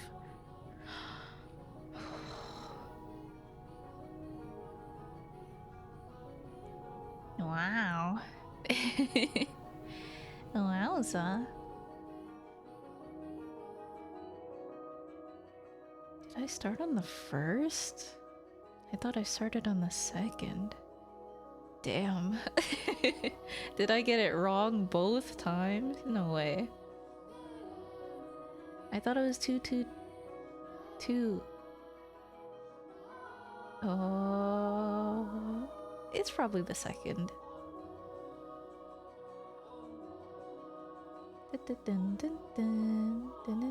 Before you start, I just want to say I'm so glad I found out about it. Oh, found out about this visual novel through your streams. Yeah, I'm glad. You've seen that it's been quite a ride, and so I'm glad you've enjoyed it too.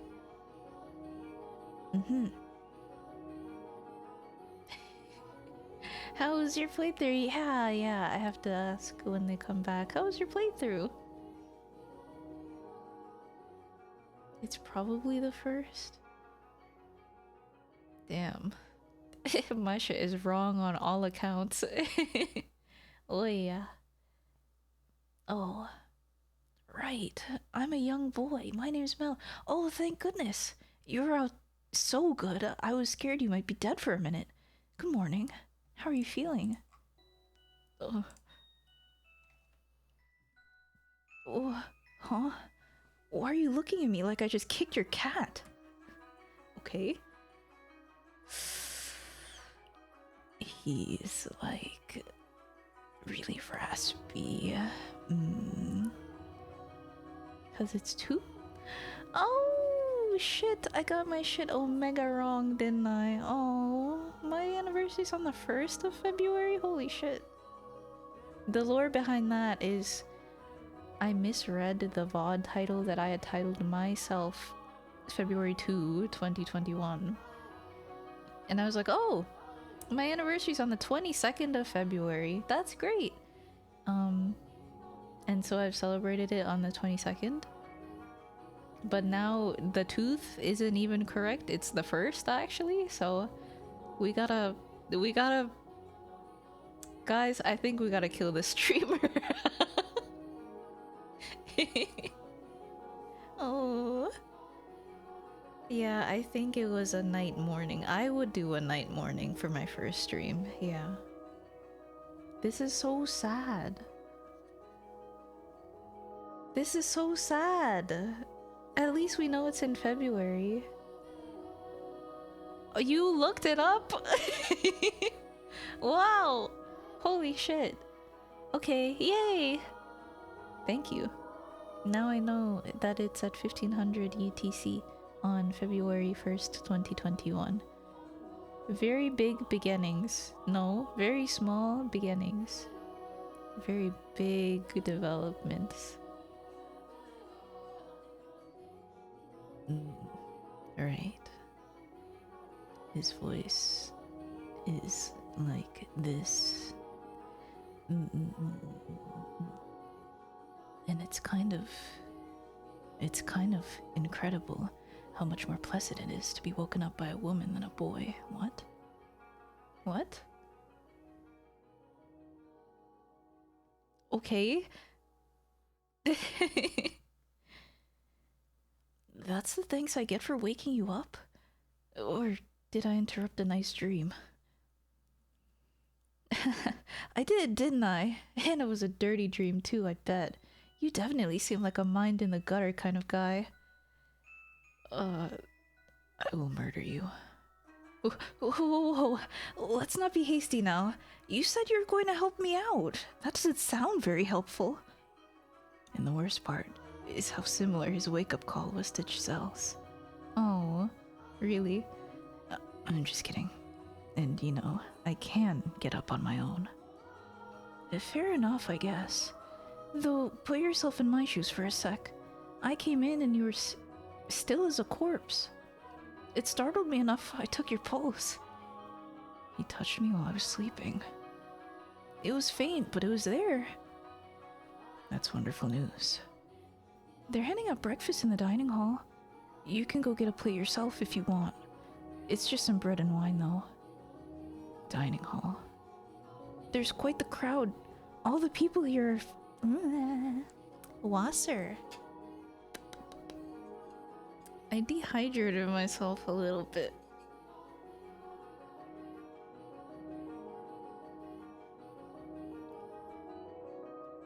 Lady talking to an unplugged video camera in the old folks home? No way. I feel like that would be real. I feel like that would happen.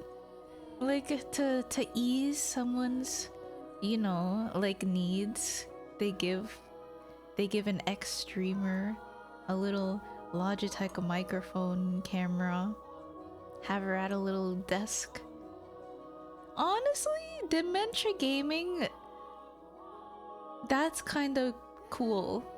I think that would still work. I think that would be enjoyable. I would imagine if it helps them and it's enjoyable for them, then that's cool. My last dream was me and my friends sitting on the couch on our phones. Oh, yay! My last dream. My last dream. I might have mentioned. I don't remember.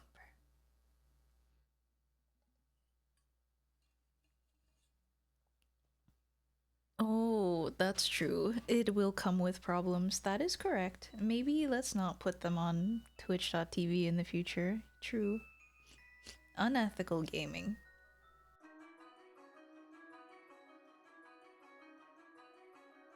Oh, yes. Hi, hi, hi, hi, hi, hi. How's that? Is it a tiny bit enough lowered?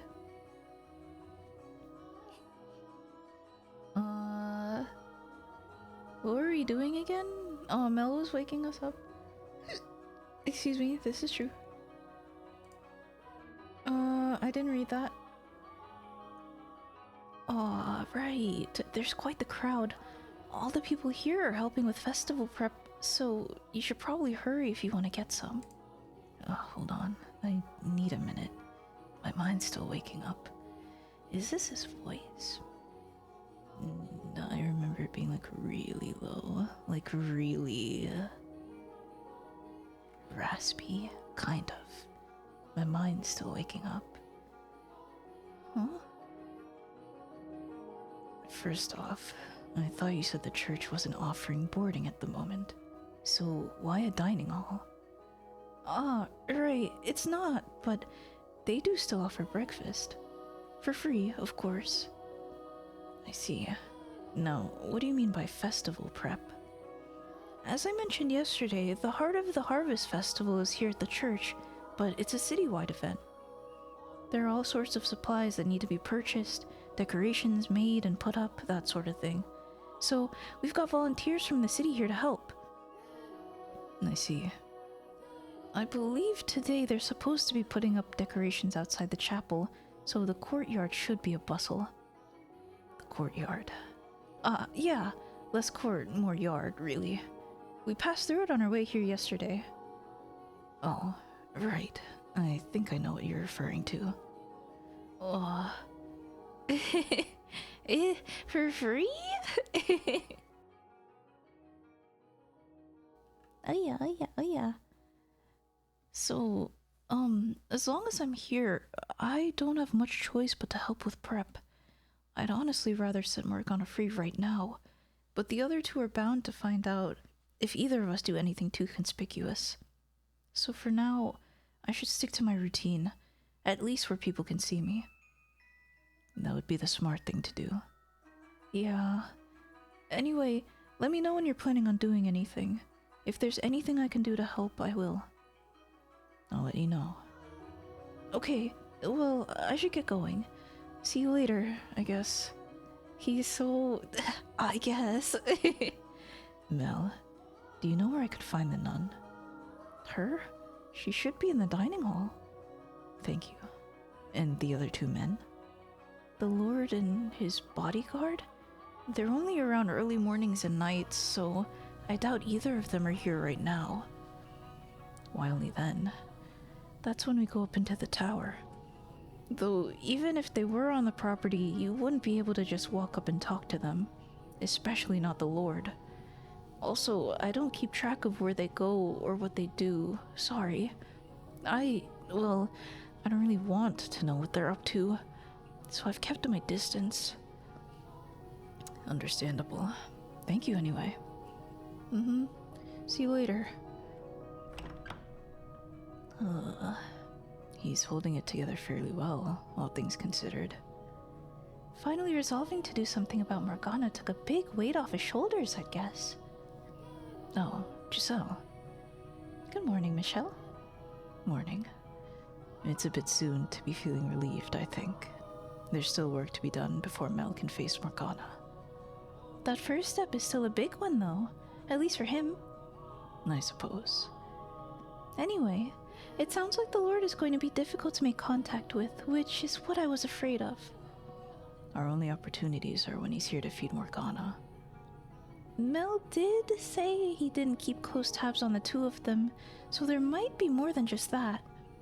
First priority is getting you fed, though. So off to the dining hall we go. Out of curiosity, did you sleep at all? I haven't been sleepy once since I became the maid. Oh.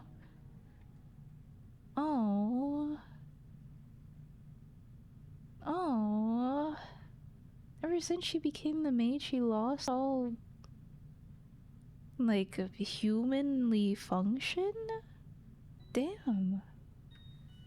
That's, like, literally centuries and an eternity of waiting. Yeah. How painful. But I'm used to it, so don't worry about me. You said you see what I'm seeing there in the darkness, didn't you? That's what it looks like, at least. Which means when my eyes are closed, she has no light at all. Maybe I shouldn't have gone to sleep after all. I know what you're thinking, Michelle. And no, you're wrong. You need your sleep. You won't have the energy to do anything if you don't keep yourself well rested and nourished. Ah, shucks. Thank you for the raid. Hello, raiders. My name's Tan. I'm an ice cream slime. And, I'm a silly little slime. I'm currently playing Fata Morgana, which is a visual novel, and you can play. I'm voice acting through it. Milk store. Thank you. Let me shout you out. Da da da da. Shucks, what were you doing? Shucks. Thank you very much for the raid. Welcome in, Swiftcore. How's your stream? If you need to rest, please. It's like 2:30 a.m. CST. Allergic to milk store raid. Oh, lactose intolerant at the milk store raid. And now I have to quickly grab food and get ready for bed. I stream for 7 hours, and I have to be up to do a collab in 10 hours. Me too. No, not me too. But I also didn't eat dinner at the proper time and bro streamed until 2 a.m. That's how you know it's good, though. Oh wow, you viewed for until 2 a.m., huh? It sounds like it was fun. But yeah, do take care of yourself. Thank you for the raid. Go sleep. We love the more than 6-hour streams though. They go crazy. Right. What we're doing right now. Hey, it's a good falling asleep stream. I'm going to lull you to sleep. Ooh. Yeah, you too. Have a good night. Currently, did I say what we were doing? We're reading. And it's nice. It's actually nice and not tragic. So, it's going.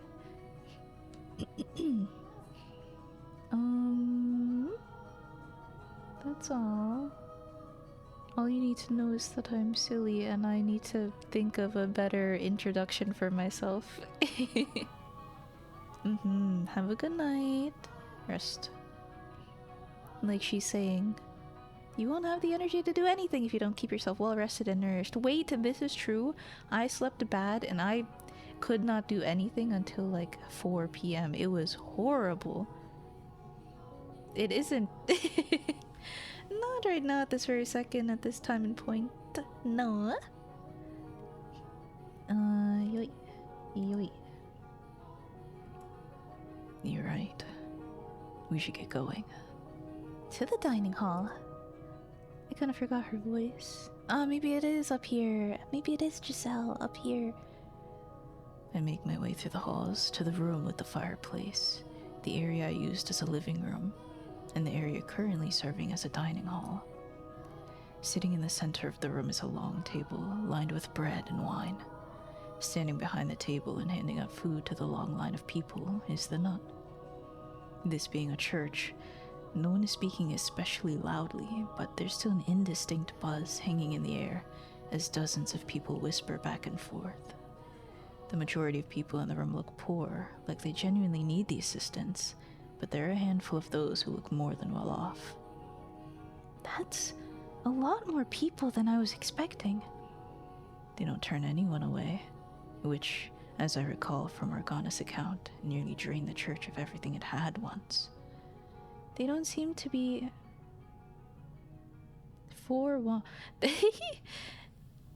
My lullaby... My lullaby be like, ooh... Ooh, you want to go to sleep so bad. Ooh, you're so sleepy. Ooh. There is sleep hypnotism, not ASMR, but there are videos on YouTube that are just like the spiral circle video, and then it's like, you are feeling sleepy. Me.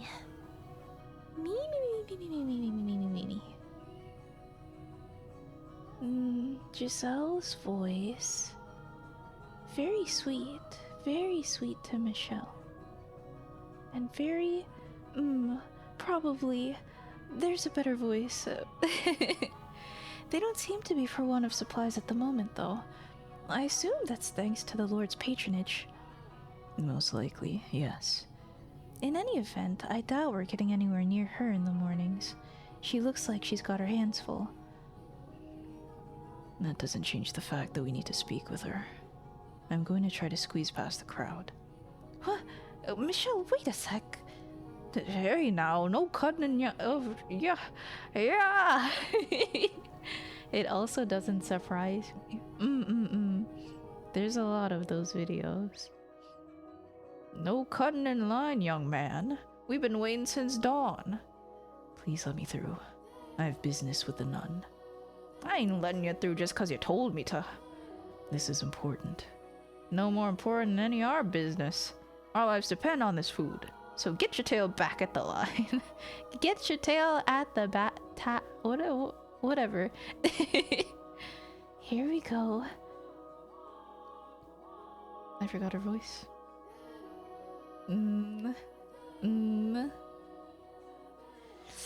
He. None. Lady, woman.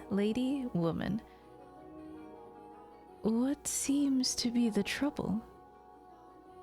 could ask for a moment of your time? I need to speak with you. Well, as you can see, I'm a bit occupied. No. What is it? By the way, you said that you have most Fata Morgana VODs. I gotta find the proper term is gaslicking. Ah, yeah, they're on YouTube. They're... I'm sure that YouTube is properly linked in the Twitch About section. I wouldn't not do that, I hope. But I'm glad you liked that moment. I could not tell you when it was. I'm so sorry. And I don't remember the context. It's been so long. I've played this game for years. Oops.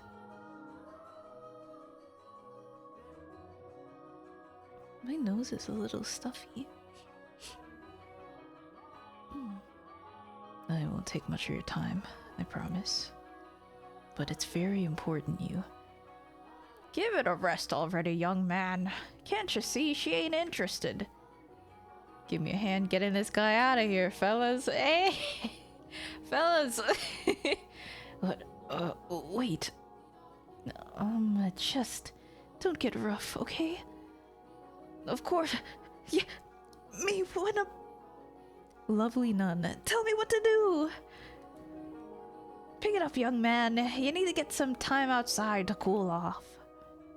Stop, watch the hair. Oh, damn, they pulled on his shit. That went extraordinarily well. You know, Michelle, sometimes I can't decide whether you're calculated or reckless. And now I realize I never got that bread. Damn. We should wait and try and talk to the nun when she's not so busy. She has to have some free time during the day. You're right. What do you say we take a look around the mansion while we're waiting? Who knows? Maybe we'll run into someone else.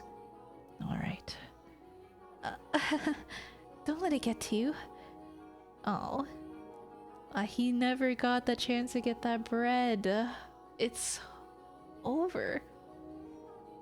As Mello had said it would be, the mansion was packed compared to...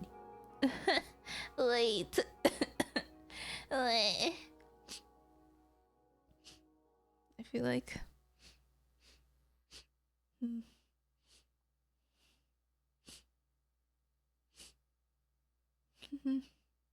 1 second, I'll be right back.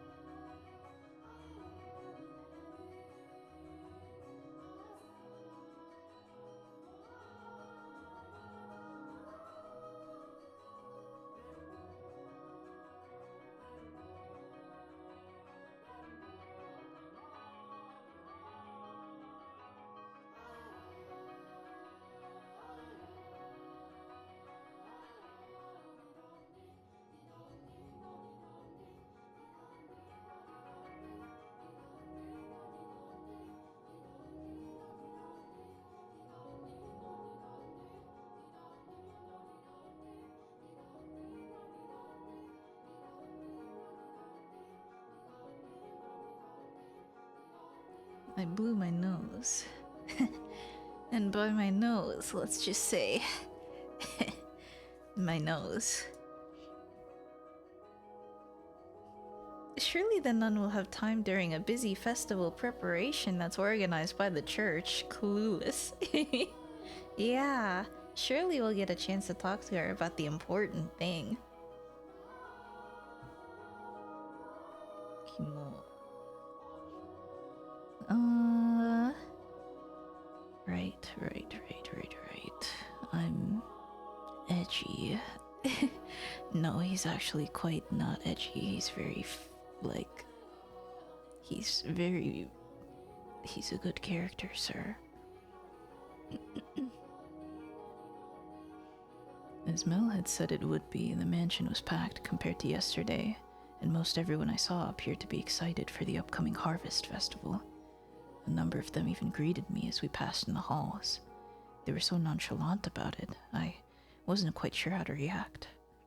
I was amazed that anyone, let alone multiple people, would treat me so normally, considering how far from normal I looked. There were a few surprised looks, of course, but no one called me a demon or an angel based solely on my appearance. Oh, he's tragic, that's right. Perhaps they were just used to seeing people of all different colors around the city, so they had an easier time accepting the way I looked. No matter what the reason, though, it was quite nice being treated normal. After meandering through the mansion for a while, I make my way through the chapel. Despite knowing I have no way into the tower, part of me still wants to be near it, so I head around to the back side of the podium, where the stained glass window towers over me.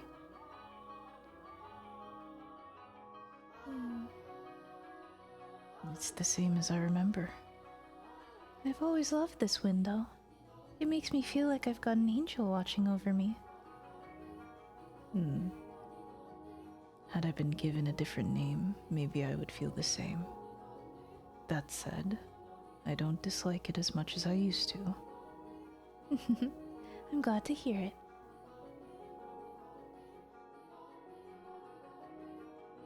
Off to the side, at the very back of the room, is the door leading to the observation tower. It's chained shut, though that's no surprise. The lock is the same one I saw back in the mansion, but the chains are just regular chains. They're not glowing with that awful black light. They're simply dull and gray. If only I had an axe. Then we could just chop the door right down. I don't think an axe would help. If it were wood, maybe, but this is metal, and rather heavy at that. You never know. Hit it hard enough and anything will break eventually. She did not say that. I put words in that sentence, didn't I? Hit it enough and anything will break. True. We'd be in chains ourselves long before we made it through this door. What are you doing there?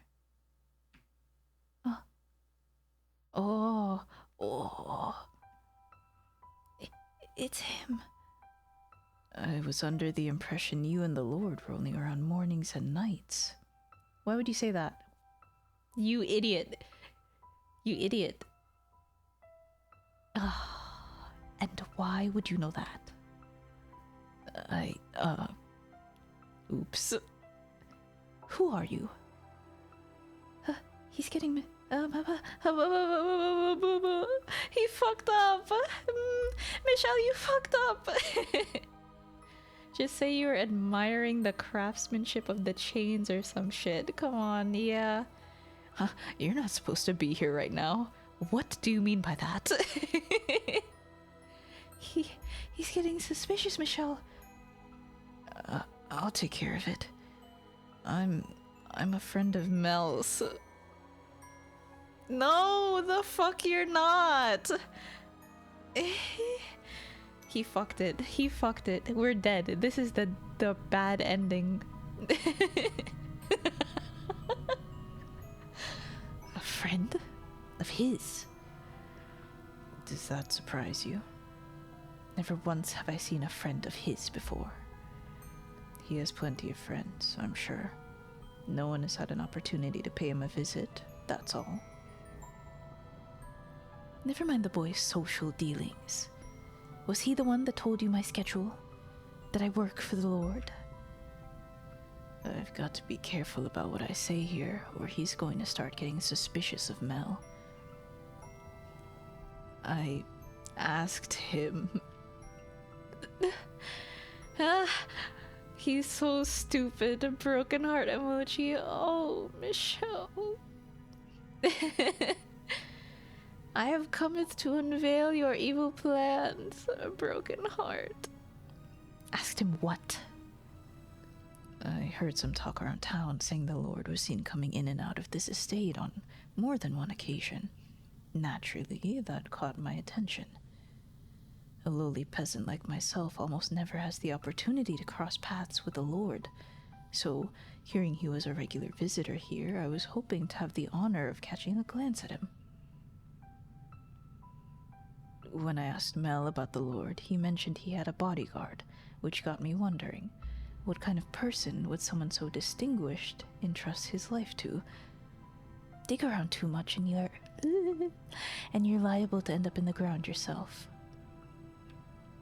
So he told you I was the Lord's bodyguard. Was he not supposed to, for some reason?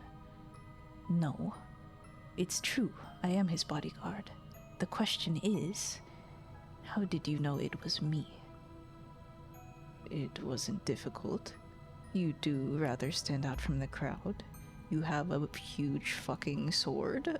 From Mel's description, I was able to recognize you almost immediately. If our roles were reversed, you would have similarly little trouble identifying me from a short description. The only thing distinct about me is my race. True. Okay. Ass kissing almost always works. It was a rough start, but we got there eventually. True, he brought it back. The Lord would only have someone so cool and wistful as their bodyguard, right? Am I right? You may be right. Where do you come from, if I may ask? Beyond the Silk Road. From the east, then. What country? Is that any of your concern? No, I'm just curious. Why is your hair white? You can't just ask a person why their hair is white. Come on, even if you're from beyond the Silk Road, you can't just say that. Why are your eyes red? They're naturally that color. Is that so? Nature can be quite the ball and chain. Is it just me, or does he sound like he's sympathizing with you? It's hard to say. Honestly, I'm still having trouble reading him. Either way, it sounds like he brought your... No, it sounds like he bought your explanation. It has always been this way. Hey, Boomer, why so great? So it does, which is a relief. Now, what business do you have with this door? The door was not my objective. I came to look at the stained glass window. Excuse me. I happened to notice a door with an unusual lock off to the side, so I got curious and went to look at it up close. The area behind the pulpit is off limits. I was unaware. Maybe I'll have to put ropes up then. Why is it off limits, though? Is that any of your concern? No, but the way you're talking about it has piqued my curiosity. Do you not know how to keep your nose out of places it doesn't belong? Damn. Get out of here. And don't come back. As you wish. Hold on. Yes. Your name. Michelle. Damn, you're you're Michelle. Almost the same as the angel there. That would be because I was named after him. I see. What an unfortunate name. I despise angels. May I ask what yours is? I have no name. You don't have... What do you...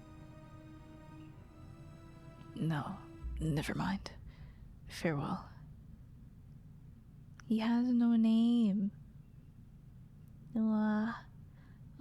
Oh, wow, that was scary. He does not want anyone getting near that door, huh? I thought he was going to pull his sword on you. I wonder, would I die if he tried to kill me? We found out that you die. Yes. There aren't many people who could get away from a blade like that, especially in his hands, unharmed. You're probably right. Having already died once, the idea of doing so again feels wrong somehow. You managed to talk him down, though. I'm surprised. You're quite the accomplished liar, Michelle. Is that so? It's hard to believe that was the same awkward, stuttering Michelle I know and love. Am I really that much of a bumbling fool normally? I wonder what he was doing back there, though. It's well past dawn. Standing watch, presumably, with as many people as there are roaming about.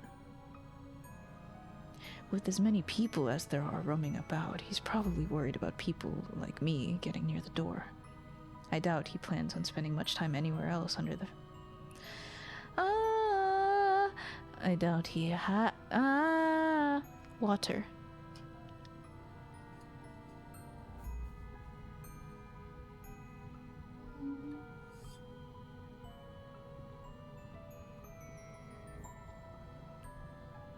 I wonder if I die if I'm killed.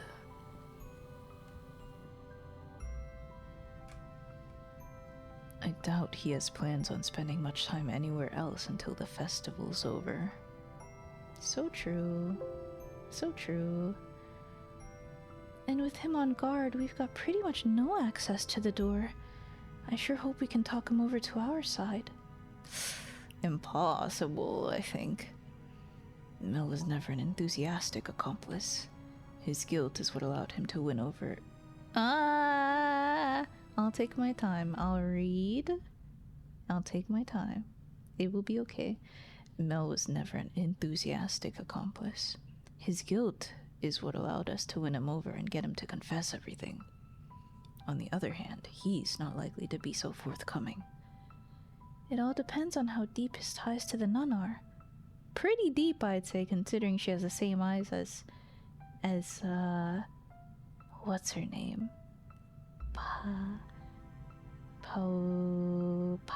Something. Presumably, she's the reason he's involved. That said... We managed to communicate well enough.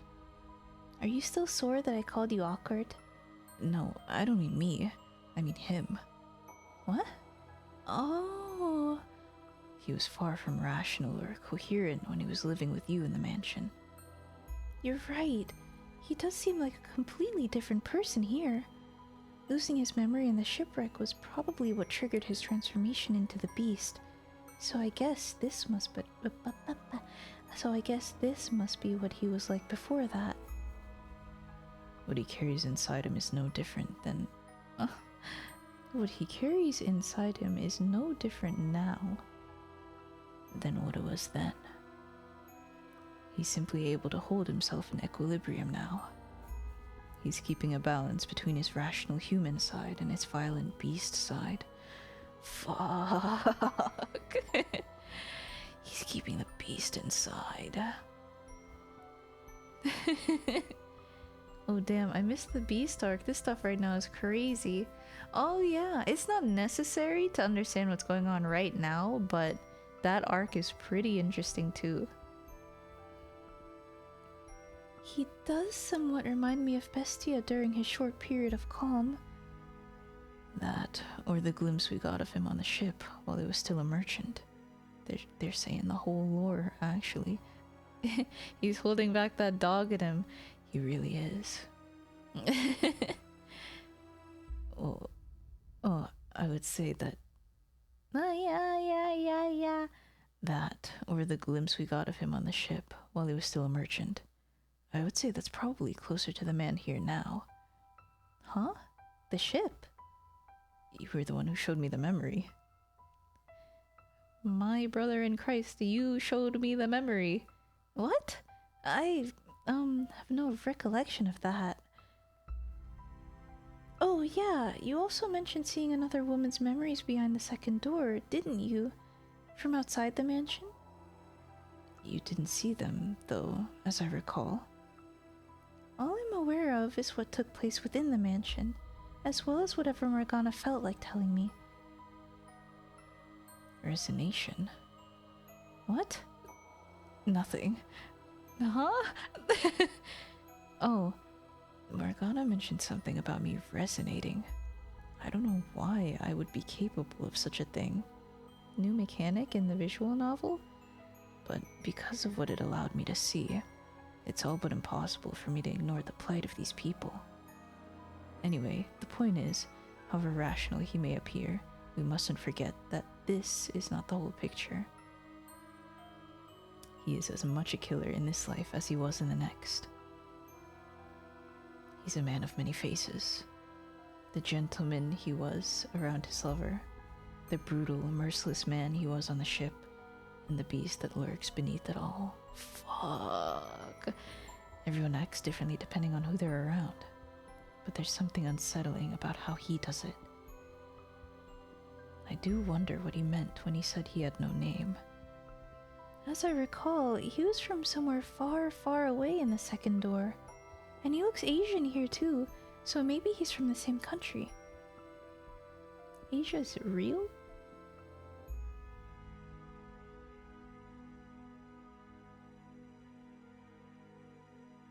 I don't think there's been a mention of like any actual countries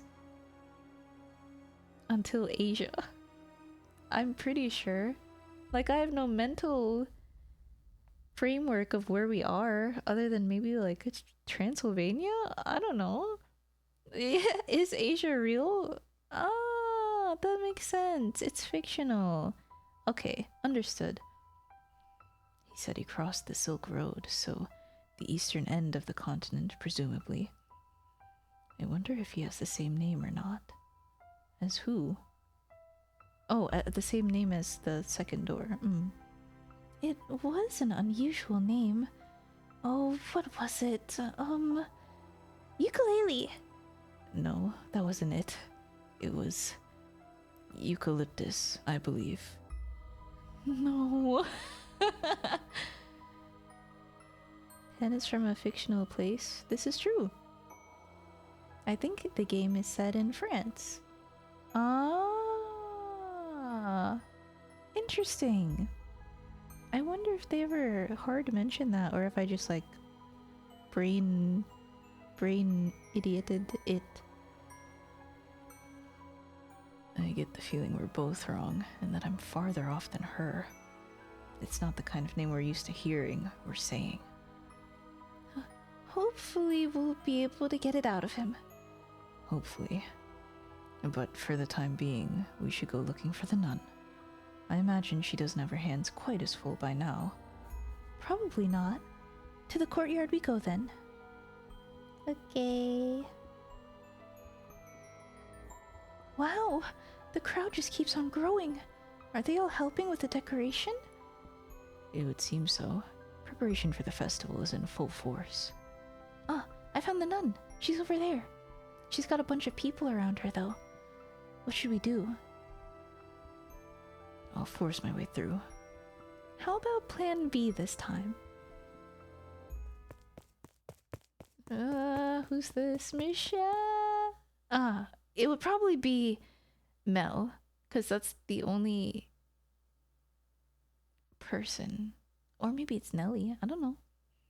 Clueless. I'm guessing from all the French names in Catholicism. True, Michelle, Giselle, Antonine. That's true. Ah, that's true. Didier from yeah. You're kind of spitting.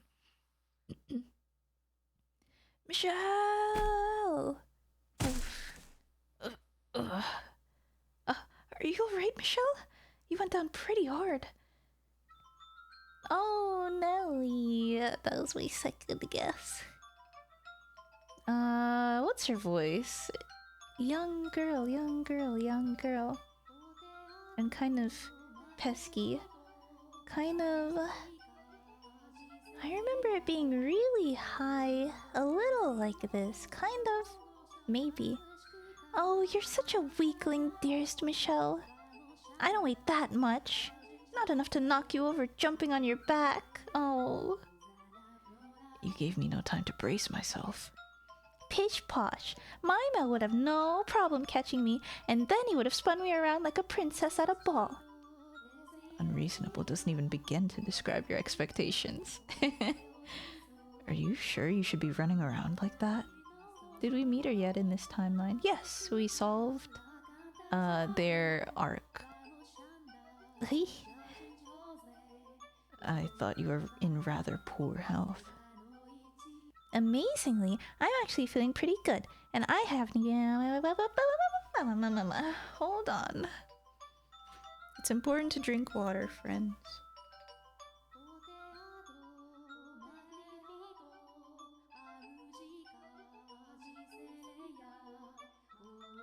My name's Nellie, and I'm a little... what's her name? I mean, what's her... Yeah, up here. Kind of... Right, kind of a pest, kind of an idiot. You know, during Danganronpa, which is like a collab. It was like a voice through collab. And a lot of us would have like phrases to get into the character because it's very like, it's alive and it's like fast paced and you don't really know when your character's coming up, you know? So a lot of us would just be like, what's a good one? One I think that I had for...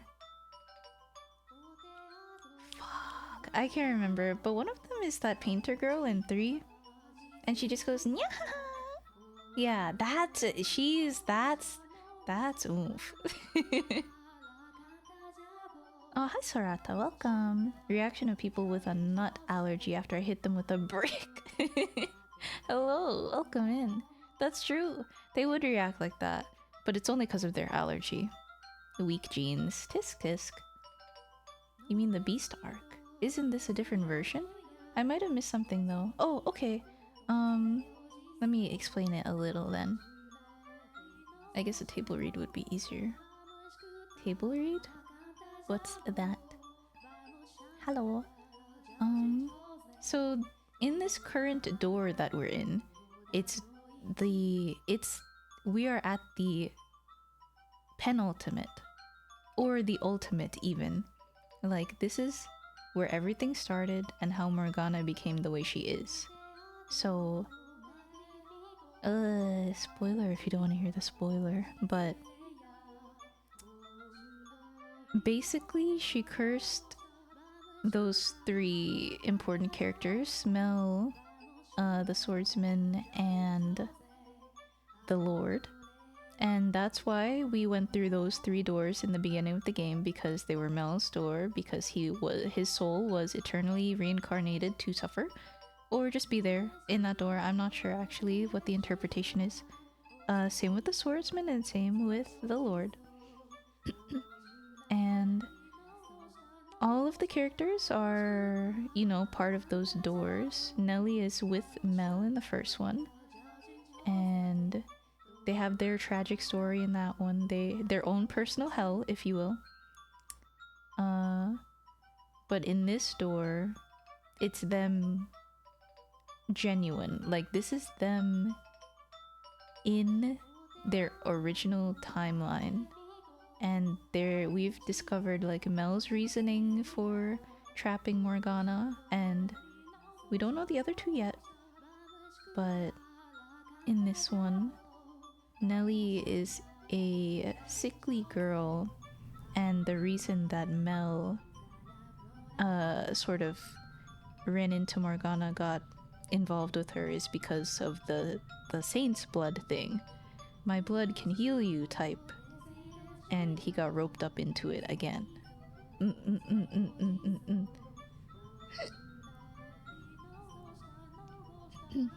Oh, when the actors have the whole script. Oh, haha, no. We hit the live button and then we go. We are thinking, or not we, but might be doing a 999 one, which is... It's chiller, it's not as crazy as Danganronpa. like wacky, I guess. Not crazy, it's crazy. But that game is much more dark, I guess. Heavier? Nah, not really. It's kind of still goofy, honestly. They're on the fucking Titanic, man. Like, 3 character arcs of trauma dumping. Yeah! But still, in this store, did we meet Nellie before? Yes. We met her when we were trying to figure out how to crack Mel. Like, there's gotta be a way to get close to him, or there's gotta be a reason why he's doing this. And so we found the reason.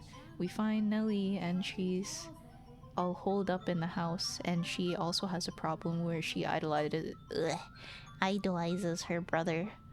And so we help them both. I hope that catches up the lurkers as well, if you were curious at all.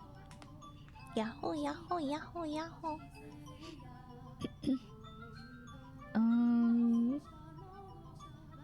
Right. Anyway, Nellie, voice, cute. Kind of. I love my brother. I love my big brother very much. And you're stupid. We're using Nellie to get to Mel. We're gonna cut her head off. No, that's not true. That's not true. We help them both in a very sensible and humane manner. Amazingly, I'm actually feeling pretty good, and I haven't even had any medicine today. Maybe because I cleared things up with Mel yesterday? I cried my eyes out last night, but I feel better now. I'm glad to hear it. They do say health is as much mental as it is physical, so you might keep getting better if you stay positive. Just don't push yourself. Why, thank you for your concern, my dearest Michelle. She's taken quite a liking to you. How do you like that? It's nice, isn't it? I'm more not sure how to react. Oh, just go along with it. You know you want to. I wish I could be there too. I want to pat that sweet little head of hers.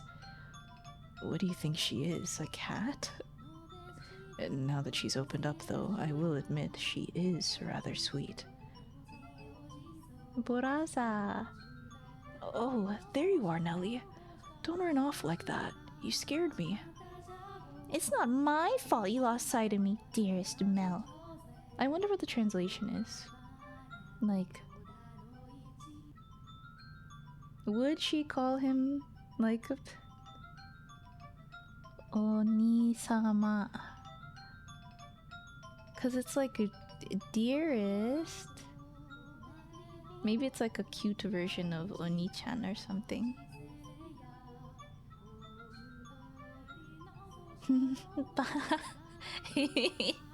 Yeah, she is like that. She's totally like that. Baka. Humane walking in a room and throwing. No. Meru-sama. Meru-oni-sama. Oh, cute. Yeah, Giselle's right. I kind of do. You kind of do want to pat her head a little. I'll try to keep a better eye on you. So you came to check out the courtyard, Michelle. You know, you really stand out from the crowd. You're so pale, I could tell it was you from way off in the distance. Gee, thanks. I'm well aware of how conspicuous I am.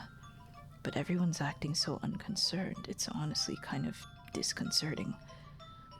I can't say people don't think you look unusual, but no one's afraid of you or anything. It's not easy looking different from everyone else, is it?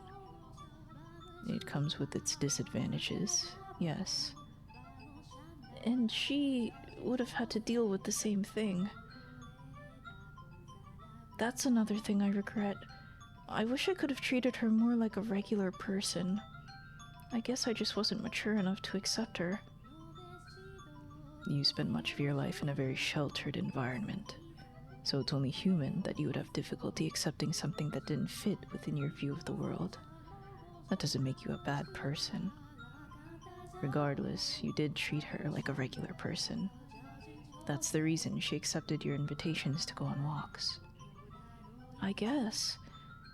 Question, you know what she looks like, right? I do. What did you think the first time you saw it? I know that's not the most tactful question, but I thought nothing of it. I simply saw her as a person, a girl. I see. Well, what do you know? It looks like I am a bad guy. Girls don't really like nice guys after all. I'm gonna be honest, it didn't click that Michelle is albino until the swordsman said his eyes are red. Oh, have I, like, just been covering his red eyes the whole time? Well, he shows up in the middle of the screen sometimes. And you're right, Saint. No, I've simply seen much worse. It is hard to see, though, from here. Yeah.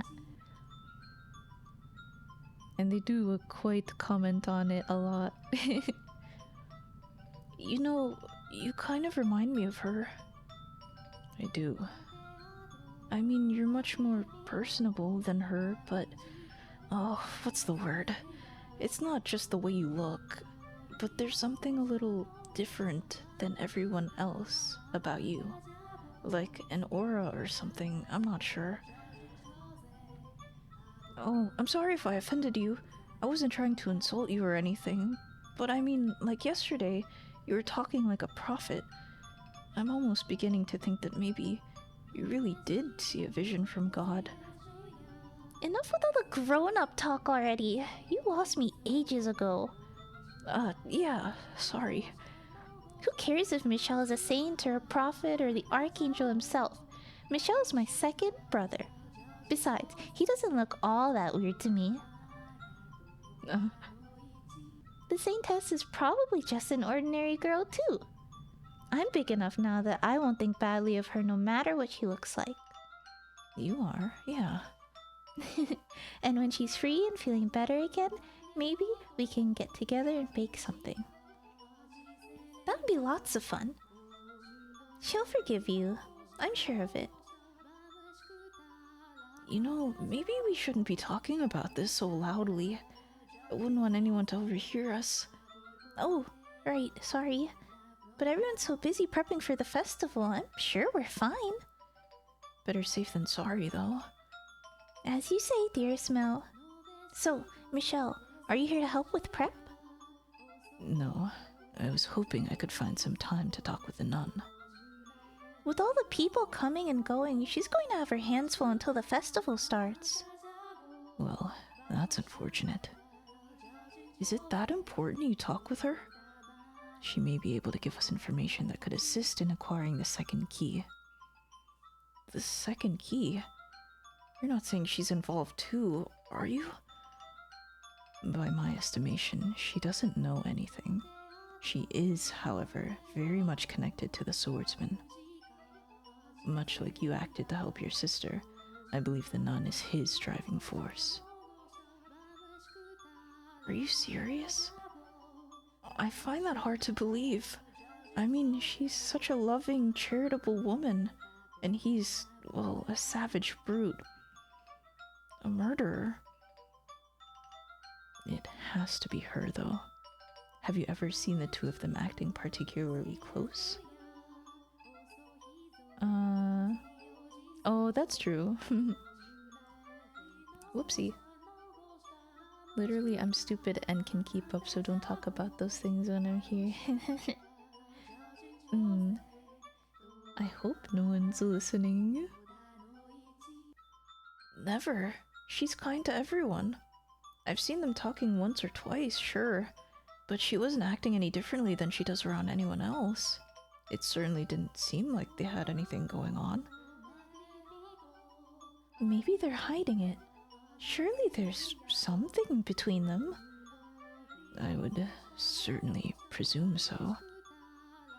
Nuns aren't allowed to be romantically involved, so they could be having secret trysts. A forbidden romance! How exciting! Don't laugh like that. Don't laugh like that and then not continue the laugh.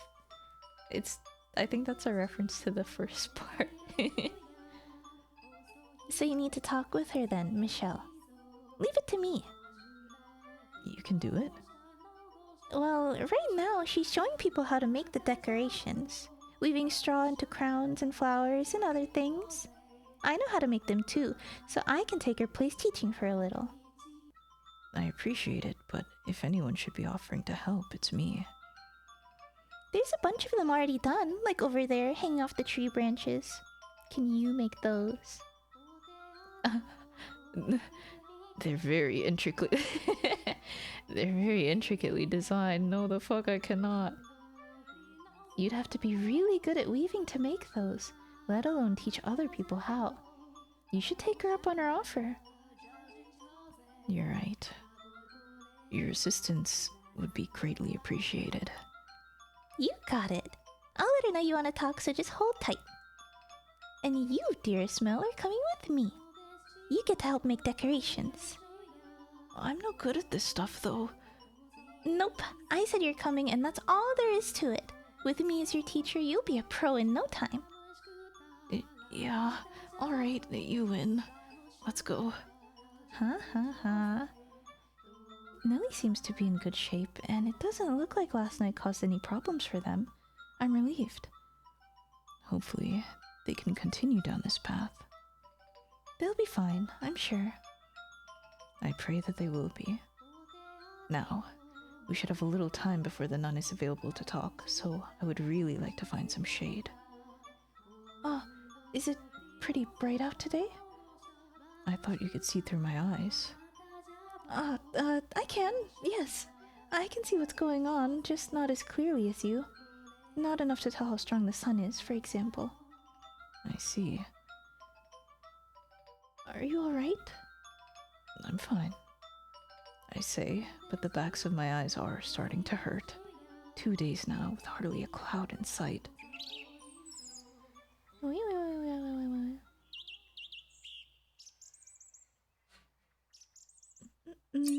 Whoops.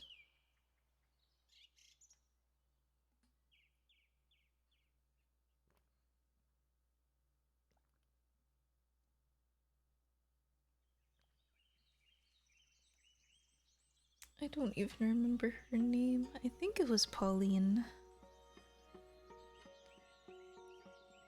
But I don't know her voice either. But I'll make her a nice nun.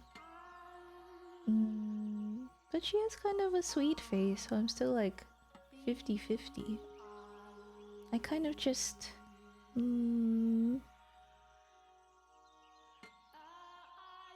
How would a nun sound? I've never met a young nun. I've never met a nun. Period.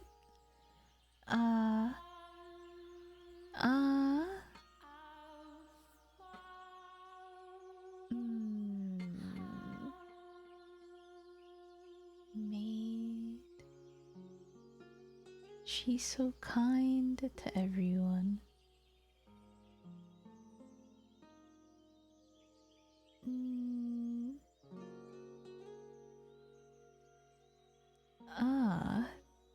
There you are.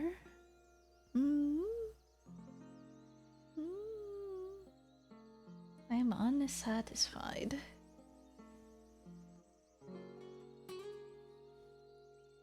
Maybe she's a sweet girl voice. Like a regular lady. Because I remember in the... Excuse me, in the second door, I think, she really truly was just a regular lady, like a young woman just looking to support her family, if I remember right. I think she goes to find work in that mansion with the beast. I'm not sure what happens, actually. I kind of forget. Maybe that's why I don't have a solid, like, character in my head, because I forgot.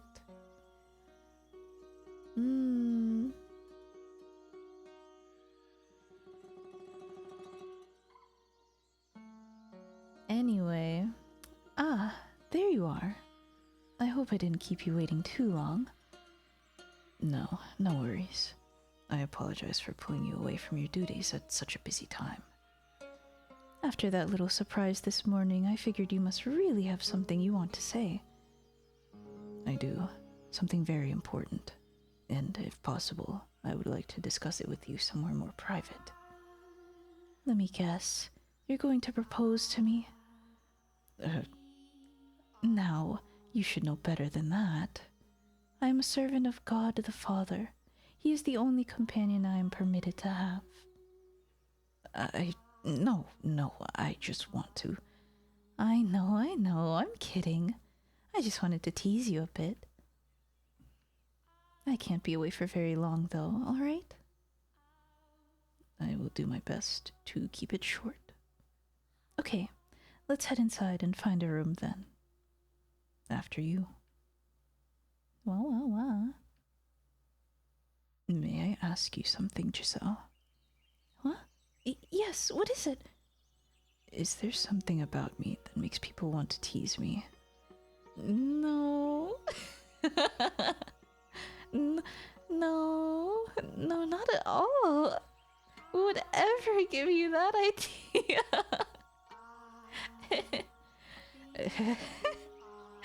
If you say so. Oh, she's so smiley about it. What a playful nun. I know. She was very like, I'll be your big sister, and like, maybe I just give her like, yeah. Maybe I do give her just an unnecessarily. No, it's okay. She's a regular nun. Alright, you have my undivided attention. Make yourself comfortable and speak whenever you're ready. I am here to help those in need. My ears are at your service. The good, the bad, the ugly. Tell me anything and everything. Okay, yeah, it is like like that. You're a nun. You should probably be a little more particular with your conversation topics. What's wrong? Nothing. I actually want to talk about you rather than myself. About me? You, or the people you associate with, I suppose. Are you acquaintances with that Asian swordsman? The Lord's bodyguard. I mean, I know of him, but I can't say I know terribly much about him. What? I was under the impression you were quite intimate with him. Did someone tell you we were? No, that was just the feeling I had. Remember, I am a nun. Whatever you think you saw, you were probably imagining. I'm not allowed to give any man special treatment, let alone be intimate with one. There's something between you two, though. What do you mean, something between us? Maybe you should try telling her what we know about him here. His primary motivation is to keep her church running, after all. Is he not here to keep this church, your church, in operation? Is he... What? Did he tell you he was? He did. Oh, really? That's a little... No, that's quite surprising. I hardly ever see him talking to anyone. Are you friends with him? Perhaps acquaintances would be a better word. Ah, well, he seems to be a nice enough fellow. Are you really not close with him at all? Nope. So if he told you he was trying to protect this church, it would have to be out of a sense of gratitude. Nothing more. Gratitude for... A while back, he was in...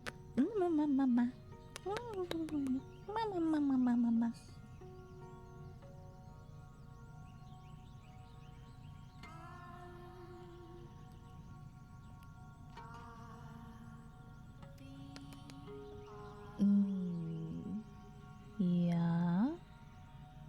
A while back, he was in a pretty bad place in life, and I gave him some food. This was when I wasn't all the way out here, but at a church in the city. There were other nuns there too, as I recall. Right. We also served as an orphanage, so it was us and a ton of children. I've since fallen out of touch with them, though. But as servants of God, it is our responsibility to offer assistance to those in need, which is exactly what I did for him. No special treatment. I just did the right thing. So whatever you think you saw between us, there's nothing there. You're Pauline, though, aren't you? Oh. No, my name is Marie. Marie? How can that be? How can she not be her? Marie, that sounds a lot like a... Marie, that sounds a lot like a name we heard behind the third door, but I don't think they're the same person. I concur. There's no guarantee everyone's name has to be the same. Mel and Nellie's were, which just made us think they all would be. That's true. And on the subject of assumptions, it's possible her connection to the swordsman is also a flawed one. Because again, all we have to go on is Mel and Nellie. Although in Morgana's story, I'm pretty sure he said something along the lines of doing what he did to keep her church running. Was he not referring to this woman? I should get back down to the courtyard then. Nellie won't be able to handle everything on her own. It would be great if you could help with the preparations too. 1 second. Thinking time, please. There's absolutely nothing going... You idiot. Whatever you saw, the gas pressure is constant. The gas lights are not flickering. Trust me on this. We don't even operate gas lights in this church. I have no idea what you mean. An Asian swordsman? Ugh. Don't know him. You don't know him.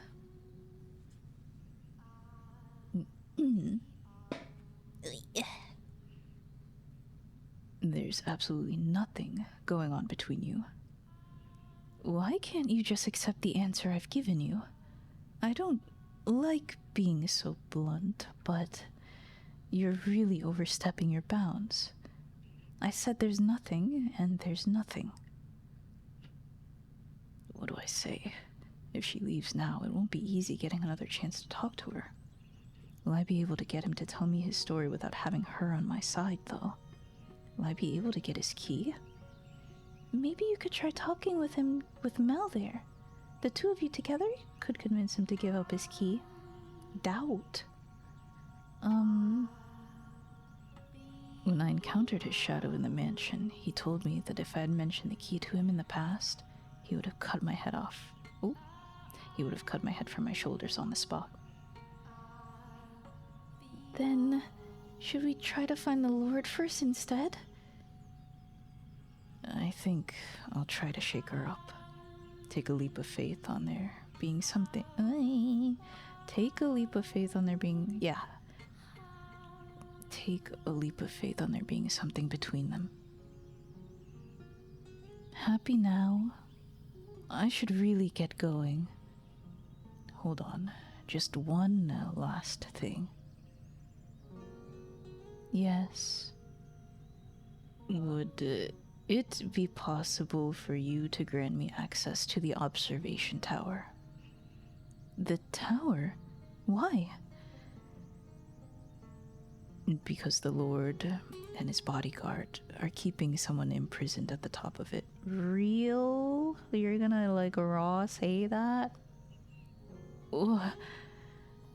They've locked up a girl with miracle blood. It's not very appropriate to joke about things like that. I'm not joking. The medicine you're handing out, that's real human blood. What proof do you have? I have someone else who can corroborate my story. And what proof do you have that they're telling the truth? When you hear what he has to say, you'll know. But the greatest proof is his key. Sorry, but there's no way I can believe someone's being imprisoned here. Your claims are an affront to not only the good people who give their time, money, and hard work for the church, but to God himself. Open the door, and you can see for yourself. I can't. I don't have the keys. And does that not seem the slightest bit unusual to you? Does it not make you think they may be hiding something? No, because I know what's being kept in the tower. You know. The observation tower is the Lord's personal property. He stores his money and his valuables there because a church is less likely to be broken into than his manor.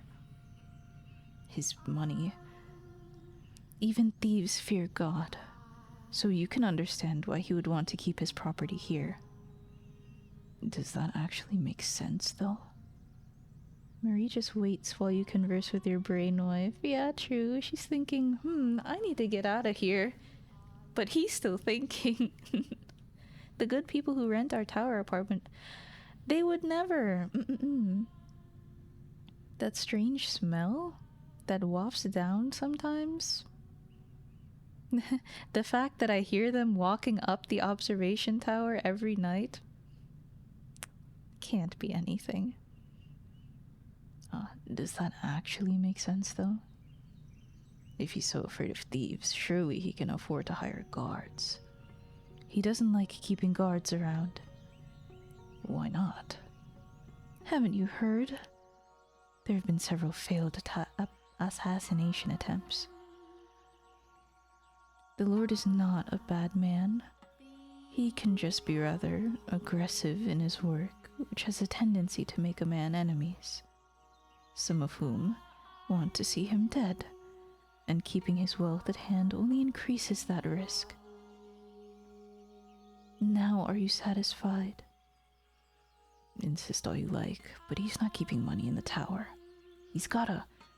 Are you after the Lord's wealth? Is that what this is about? What? Again, I don't like being so blunt, but who do you think I'm more likely to believe? The Lord, who has been supporting me in this church, or you, who showed up out of nowhere demanding me to open the door? So when you say that, I don't remember the names of the people in the third door, but wouldn't you say that the Lord and her are more connected than the swordsman and her?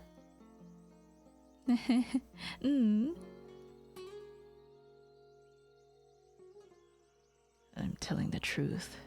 There's a dying girl in that tower. I'm sorry, and I don't want to do this, but if you keep this up, I'm going to have to call the guards. I really must be going now.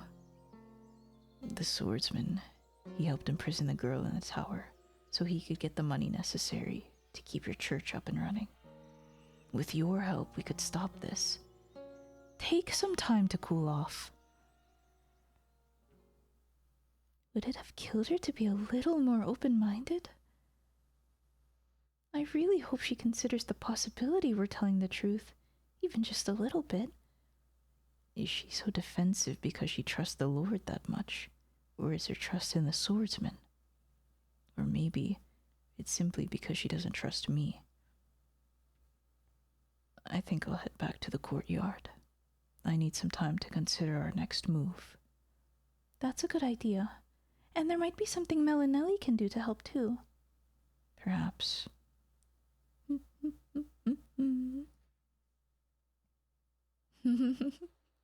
He doesn't like keeping guards around, except he also has a swordsman bodyguard. with the nun denying any involvement with the swordsman and him being so inscrutable, I find myself at a complete loss as to I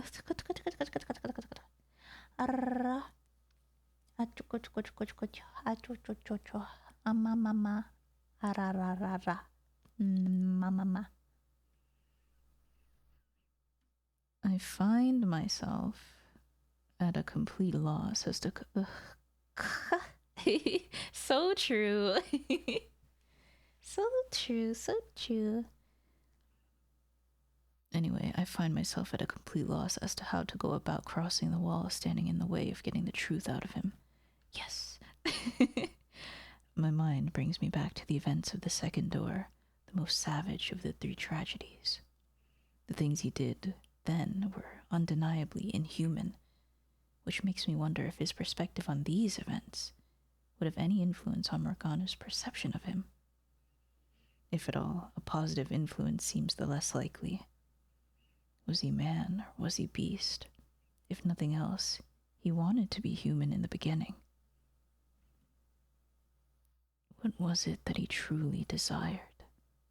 If he hadn't been under Morgana's curse, would he have wanted to be the same killer he was? Wow.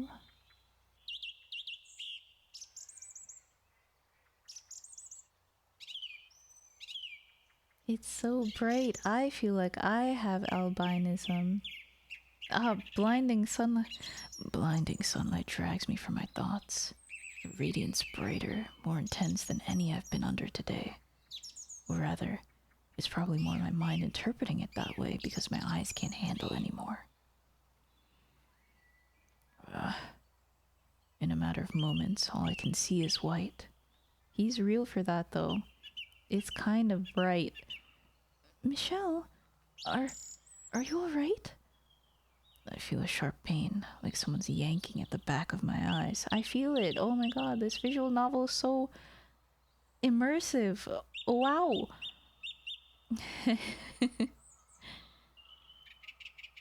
I'm fine. I just need some shade. Giselle's voice fades away. From somewhere, I think I can hear her calling my name, but instead of sound, all that reaches me is more pain. Then the world starts Then the world starts tilting toward me. No, not the world. It's me who's falling.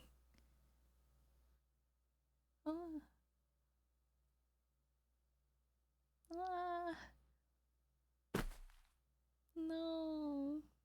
What if he passed out? Oh. I'm not at the mansion. Oh.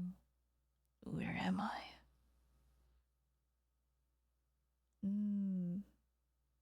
Ooh.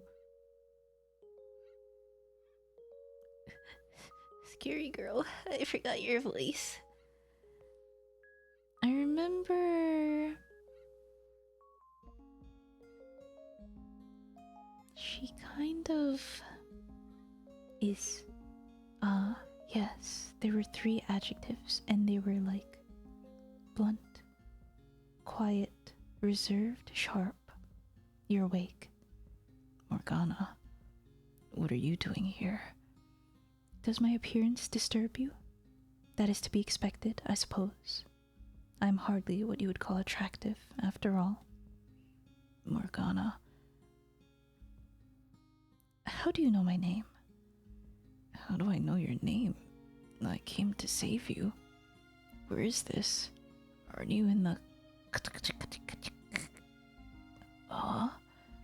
What just happened? I tried to say observation tower, and my voice completely disappeared. Where is this? I'm not sure how you couldn't know. This is the witch's cottage, by the lake. Interesting. I found you unconscious outside my door, so I presumed you came in here in search of my herbal medication. Unconscious? Outside her door? arm. What? This is before she lost her arm. Does that mean I've traveled even farther into the past? Or could this be... You must get yourself far away from this place, Morgana. Better yet, escape to another country entirely. Where did that come from? I have no means of survival if I leave. In that case, beware of 2 men who will come to visit you. You must not open the door for them. What do you mean? They're a haired boy and a...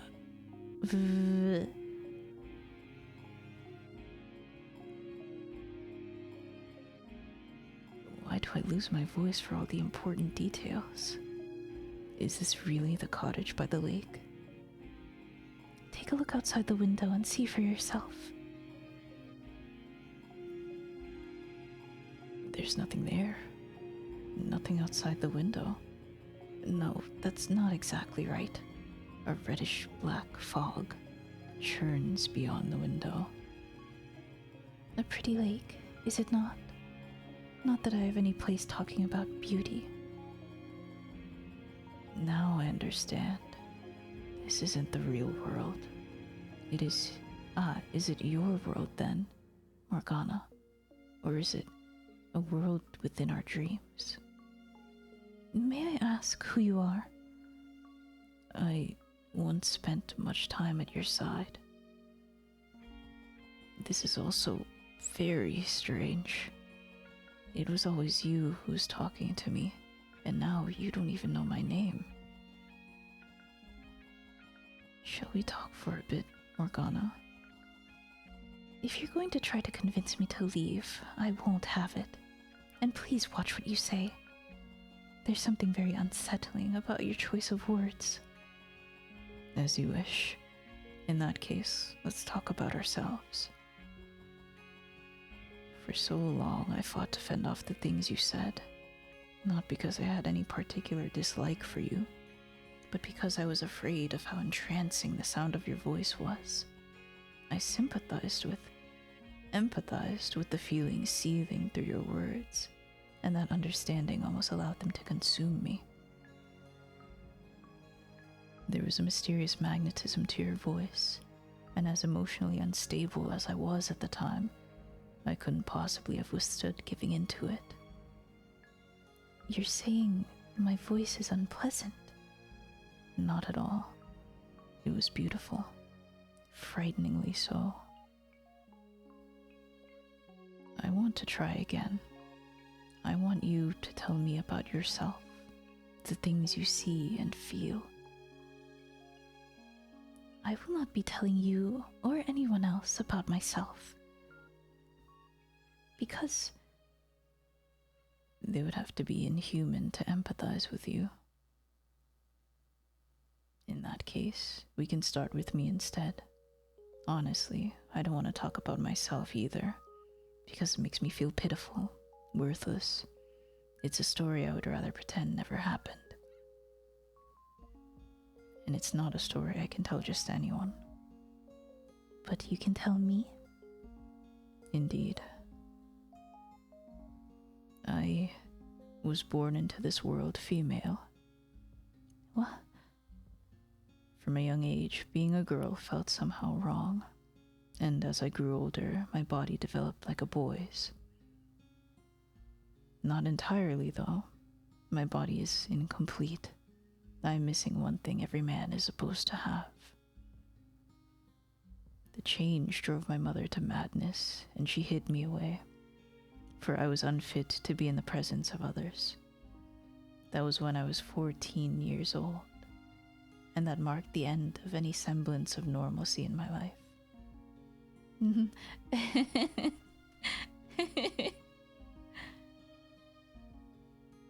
Morgana, you once told me that our fates were decided before birth, both yours and mine alike. I spent my whole life rejecting that notion, insisting I was a normal person, fighting to prove I was indeed male. But now that it's all over, I think you were right. My fate was always set in stone, and perhaps if I'd stopped trying to fight it, if I'd shut up and accepted it, I could have lived a longer life. I could have not left Giselle behind. Do you regret your choice? No, I do not.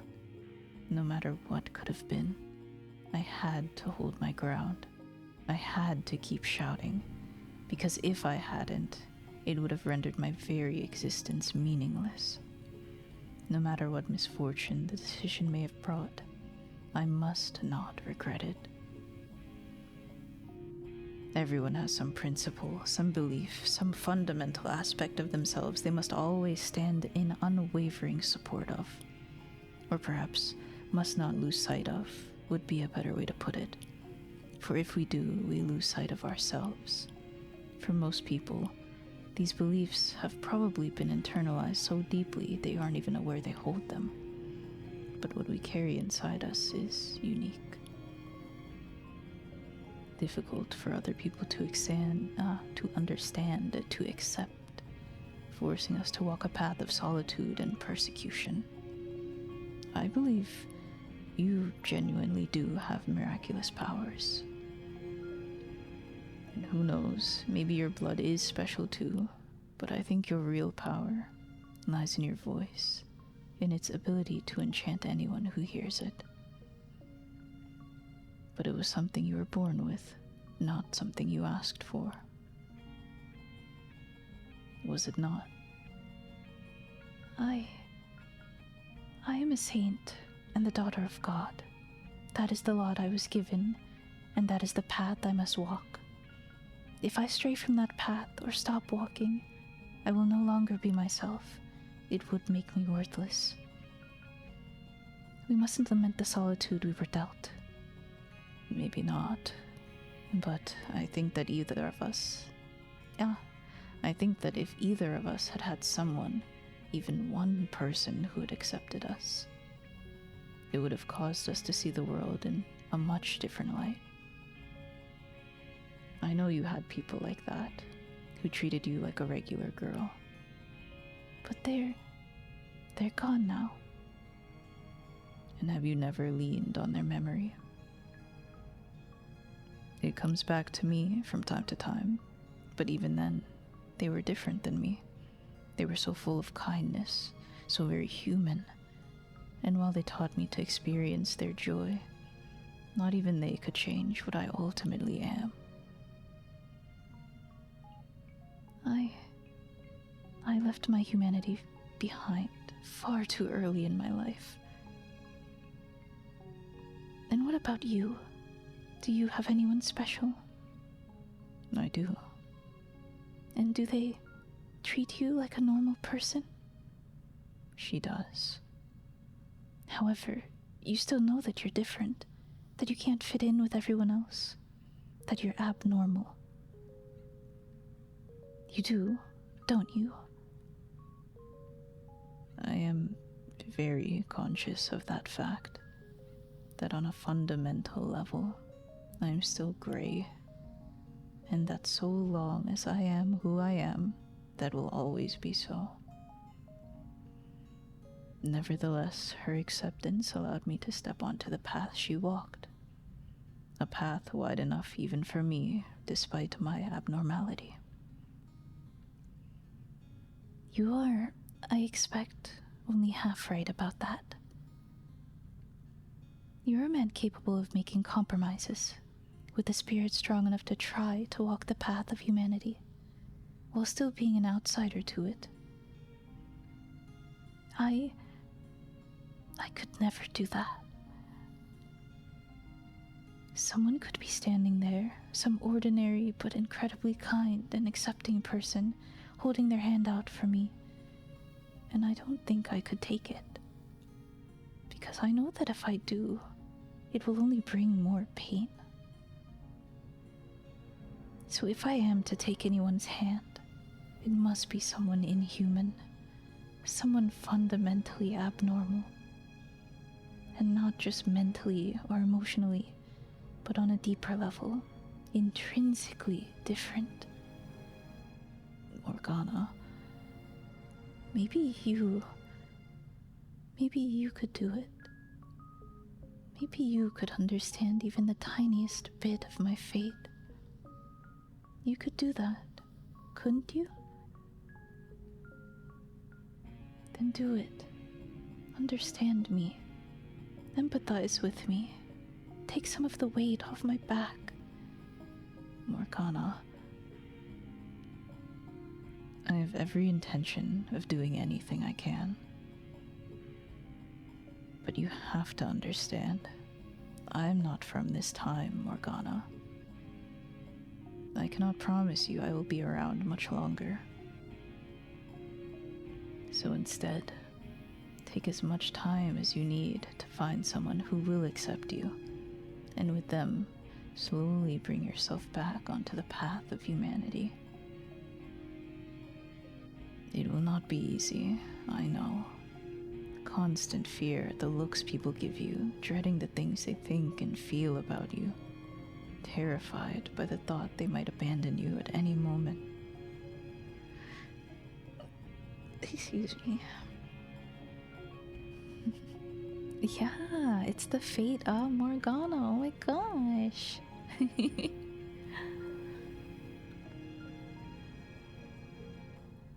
The ever-present anxiety about whether you're able to fit in with them. But I know you can do it. I know you can bring yourself back to a place you can love, like what you had 4 years ago. You really are.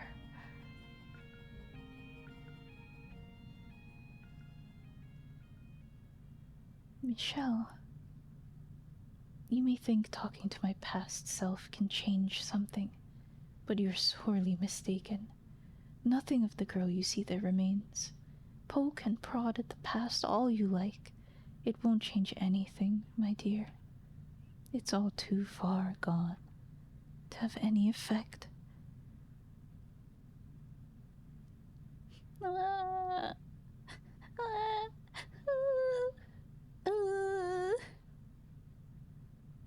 Michelle?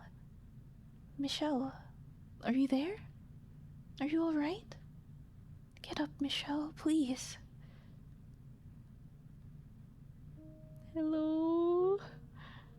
Oh, thank goodness. You're awake. Did I pass out? You're awake! Are you okay? Did you hit your head? Nellie. You gave everyone a big scare, dearest Michelle. All of a sudden, you were just on the ground. Are you feeling unwell? No, I just have a natural sensitivity to sunlight. I apologize for any concern I caused you. Fuck my stupid gay life.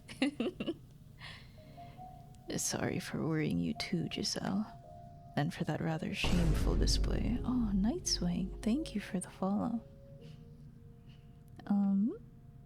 Yahoo! The fate of Morgana! Wahoo! Isn't it great? No need to apologize. Like you said, you're sensitive to sunlight. I'm just glad you're alright, Michelle. Sorry for my vampire skin. If anything, I should be the one apologizing for putting so much pressure on you. I had no idea it was so bright out. As long as you're not sick or anything. So you're feeling better now? My head still hurts a little, but yes, I'm fine. What time is it? Almost supper time, which means I'd better get back to the cottage. Was I really out that long? At least you woke up before supper. I should get going though. See you tomorrow, Michelle. Good night, Nellie. Bye-bye. Tomorrow. Oh yeah, we wasted a fuck ton of time. Ooh. The detriments of nap time. Tomorrow is the day before Morgana's supposed to die. Her time is limited enough as it is. That said, Giselle, I saw Morgana. What do you mean? How? I don't know if it was in a world of her creation or simply a dream, but in it I spoke with Morgana. Hold on. There were words at the end of that. When she was still alive. What was she like? Not like the Morgana we know now. Not someone who seems to feed off hatred. So she really was a saint in life, like Mel described her. Now his sleep schedules are... Oh, Gondola, thank you for the follow. Oh, yeah, man. Well, at least he can be up at like 5 a.m. the next day, working on the Morgana case. It might be over. The nap time ruined it. Now Michelle won't be able to sleep all night, right? Though I got the impression being a saint was more like a chain around her ankle. The only way she was able to derive meaning from her life. Damn. Not to mention the utter sense of solitude brought about by the knowledge that no one like her would ever come into her life. Ouch. Ouch. Oh, what a tragic thing to be brought about.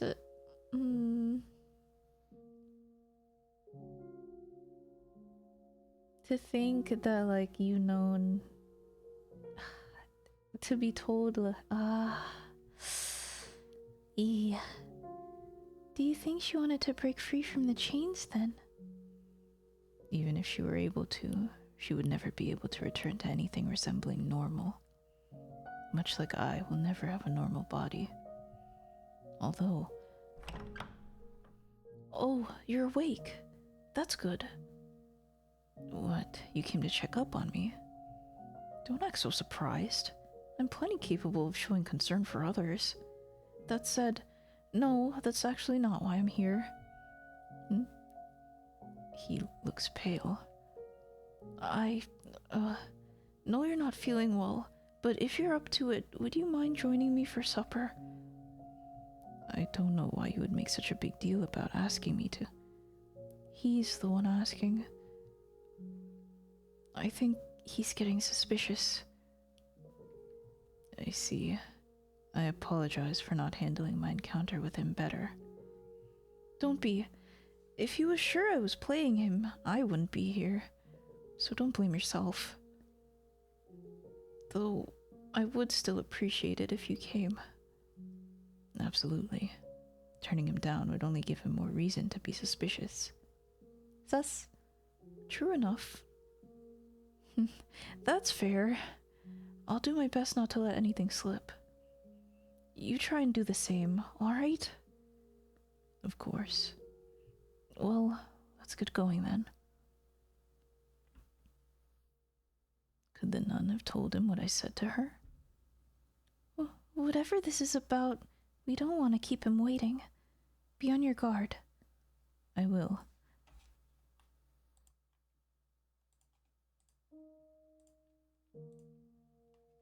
I will. I'm ready. Ish. Here he is. I see that. I've been waiting. I saved you a couple seats, so go on. Sit down. Oh, it's just him. Why has he got a lined notebook? Tattoos.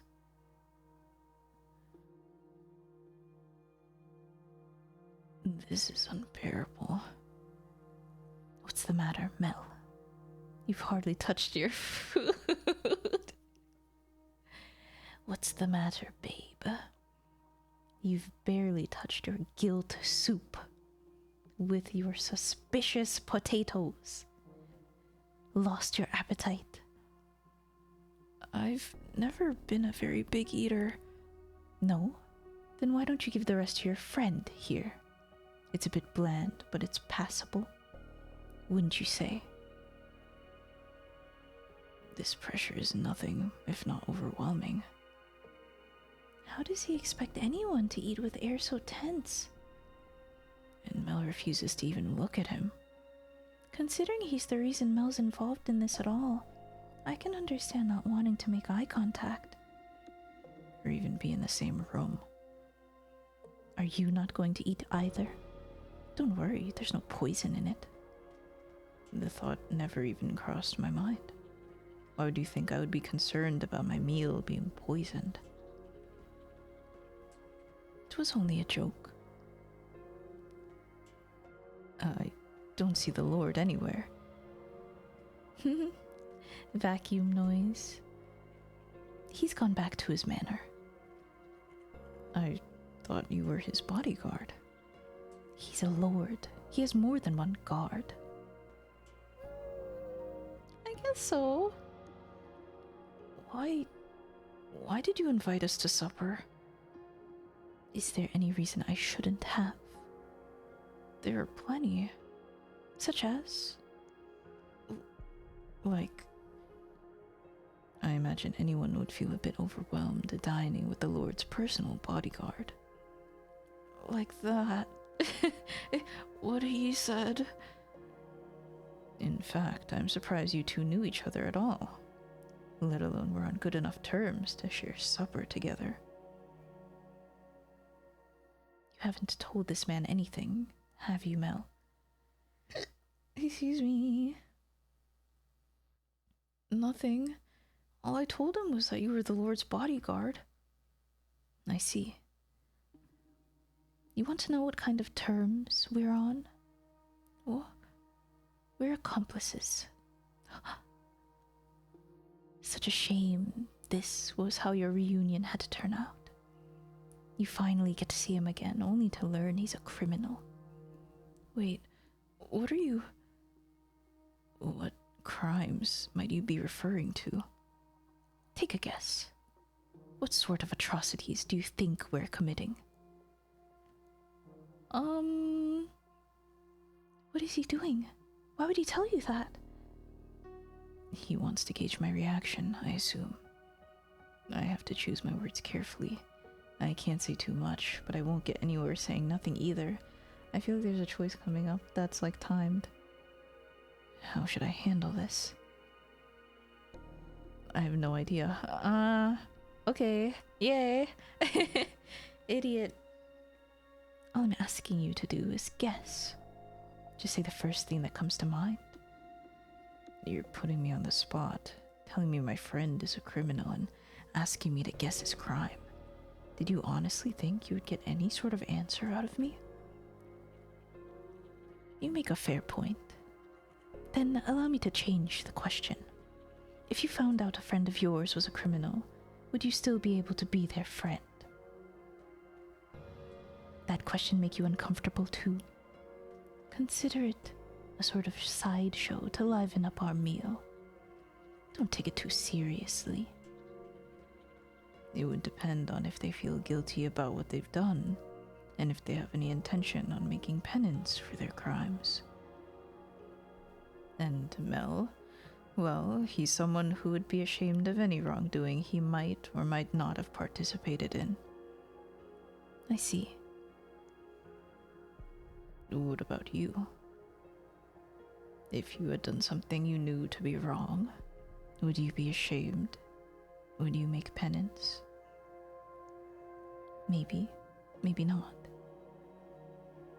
You have one hell of a friend here, Mel. Michelle, that was your name, wasn't it? Do you have any other friends? I don't have many, no. Any in this land? No. Why do you ask? I don't have any friends here either. Or maybe I never had any at all. Maybe he wants to be your friend, Michelle. Somehow I doubt that. Yeah, I guess not. Any family? I left home some time ago. Are they too far to visit regularly? Why do you want to know? I'm in a similar situation myself. I thought it might be nice to find some common ground.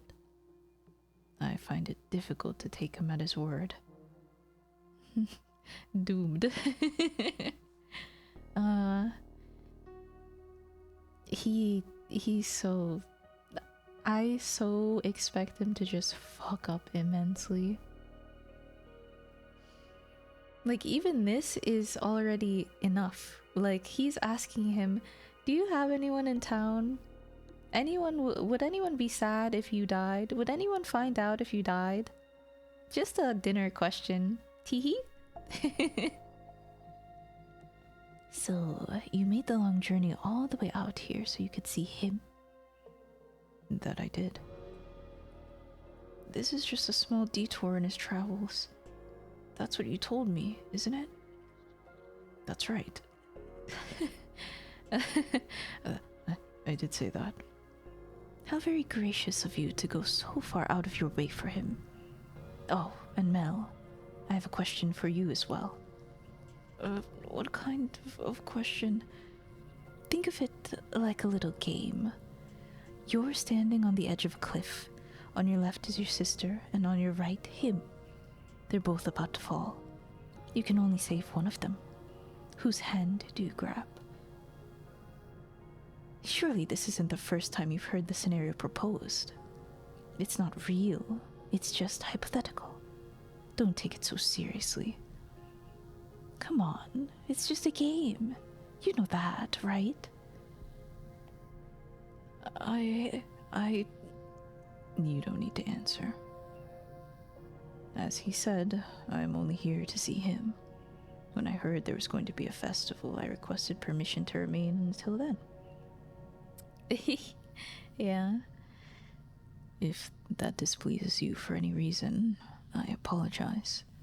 But hypothetical or not, a question like that makes it uncomfortable for everyone involved.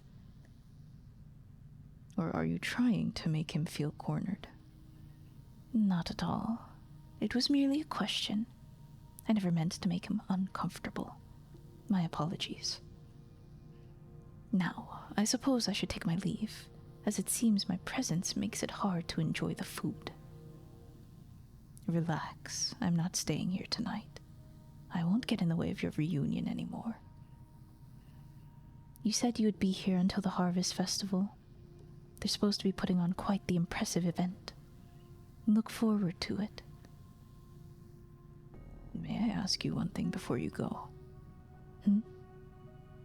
What do you think of the nun? Are you very close to her? I'm not close to anyone.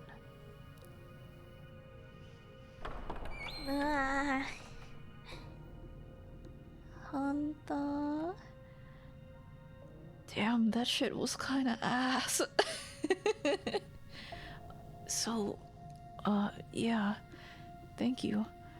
I was hoping to handle it better than that. But I just can't seem to get it together, keep it together around him. I'm really sorry. I can hardly blame you. Thanks. There's something really unsettling about him. I can't say I disagree. What was the deal with that question anyway? The cliff one? Yeah. I think it's best if you don't linger on it.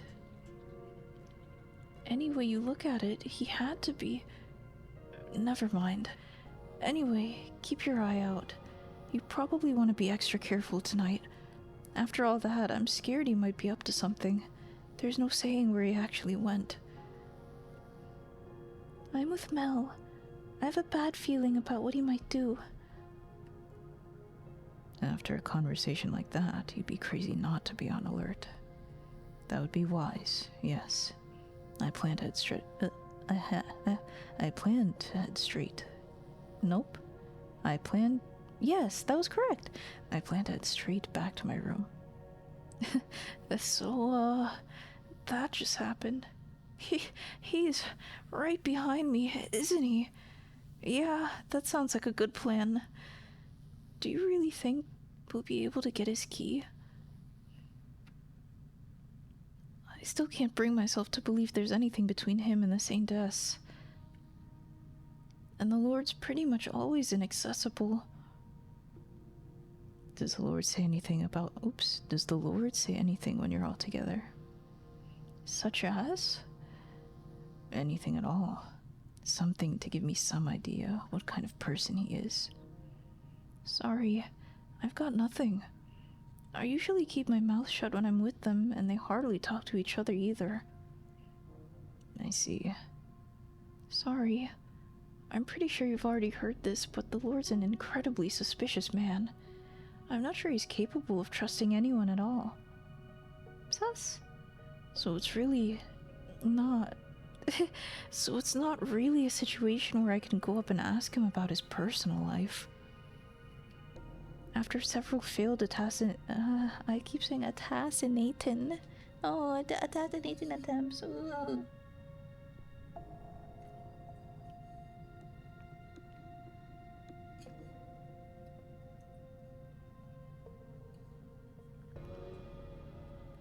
Alcohol take a lot of moisture out of a motherfucker.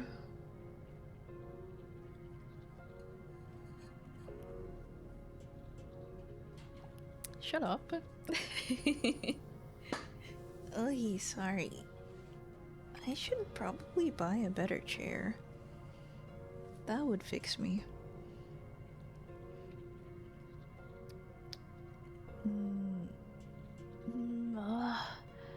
After several failed assassination attempts, among other things, he's just grown to be suspicious of everyone around him. If someone's walking up to him and he even thinks they might try something, that's all it takes for him to have them beheaded. Damn, we are not getting that key. As a person, his reputation's awful, but he has done a ton to improve the city's economy, so the merchants and artisans think he's alright. And out of curiosity... Huh? Oh, you don't know that either? Oh, you don't know that either? His name is Jean-Francois Barnier.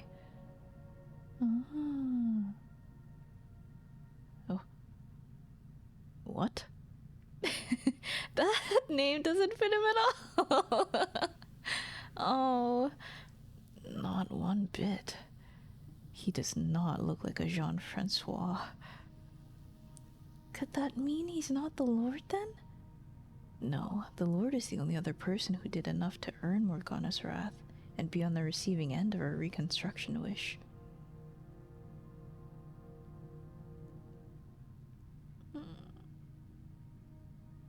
It has to be him.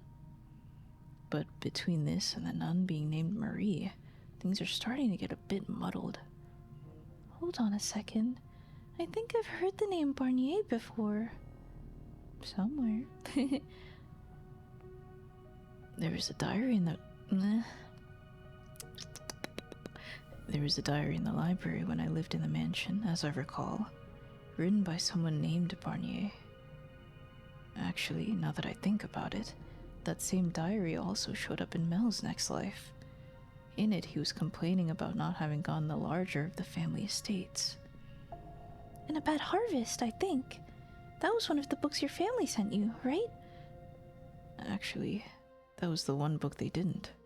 It was already in the library when I arrived. Interesting. You think he could have written it?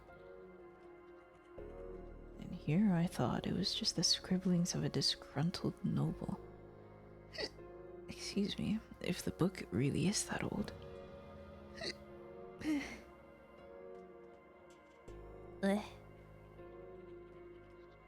I'm amazed it was in such good condition for so long. We can't be more than 100 years behind our own time, so it's not inconceivable it would still be in good shape then. But Mel came back many hundreds of years after that. It's almost like it was frozen in time. You know, I think time actually may have been stopped during the times the mansion wasn't present in the living world. I kept it clean, yes, but one person going around dusting wouldn't be enough to keep it from falling into disrepair over hundreds of years. Just what on earth is that mansion? Is it also a part of Morgana's miracle? What's the matter? You've just been standing there staring off into space. Oh, sorry. Talking to my brainwife. You seem to do that a lot, Just go off into your own world. I swear, you've got to be more absent-minded than me. That's not important though, I guess. Anyway, so I've been trying to think of ways I can help, but sorry, I haven't been able to come up with anything. It's fine. I'm simply glad to have you on my side. Sure. Well, I should get back to my room. If you have any good ideas, let me know. I will. I should head back too. What?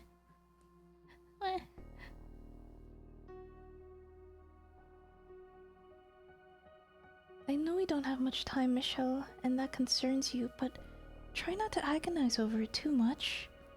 Sorry.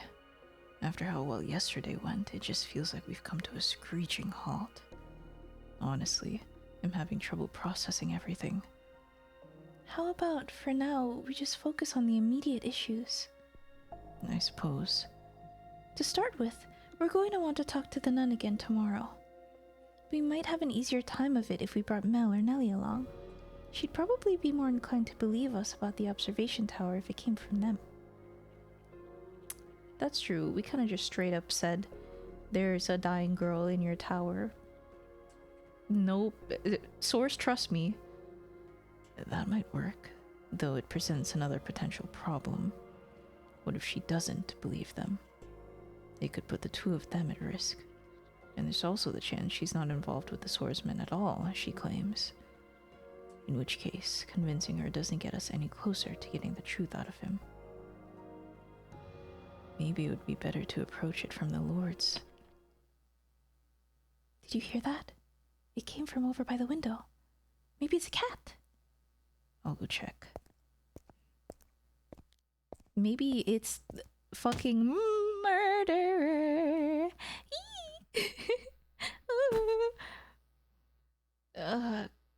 God damn it, there's someone in there. What the fuck, what the fuck? Hand a jump scare. It's a ghost. There's a ghost out there. Get away from the window. Hurry, you don't want it to possess you. Bro, calm down. Your scream. Oh, she's just like me for real. Your scream startled me far more than anything. How am I supposed to calm down? We have to go find Mel and get another room. She doesn't like ghosts? Hi, corgis. Thank you. We can't stay in this one any longer. No way. I don't think it was a ghost. In fact, I'm going after them. What? No, you can't be serious. Michelle! Oh, just close your... Oh, she can't close her eyes. I'm pretty sure they went this way. Let's go back to the mansion. You're chasing a ghost. You're out of your mind. Girl, you're half translucent. That's what I'm saying. You know, now that I think about it, she's essentially a ghost herself, afraid of another ghost. I think I saw movement in the bushes over there. Is this the one? Ooh. Ooh. Ooh. Hello, corgis. It's going good. It's quite good. We hit a road bump, but there are two more.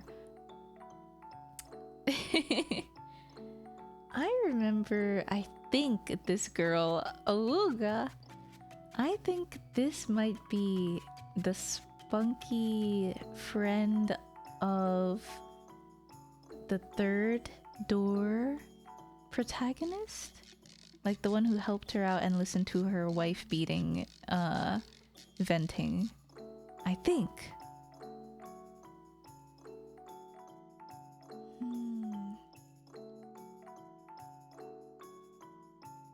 Oh my. Speaking of Awuga, go on. What kinda...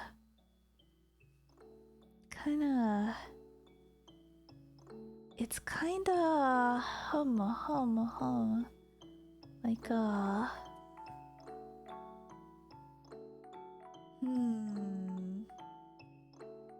What characters are like this?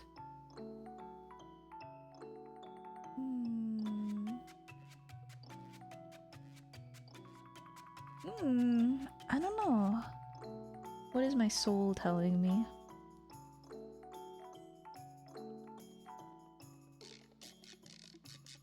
Oi oi. God, you found me. Is that who I think it is? Okay. Me when a bad bitch tell me what to do. Be a good boy and pretend you never saw me. Got it? I'm off. Hold on. Go after her. Oh shit, I forgot to post that. Stop, please. I want to talk to you. You stop. Why are you chasing me? I don't know what her voice is. I'm thinking.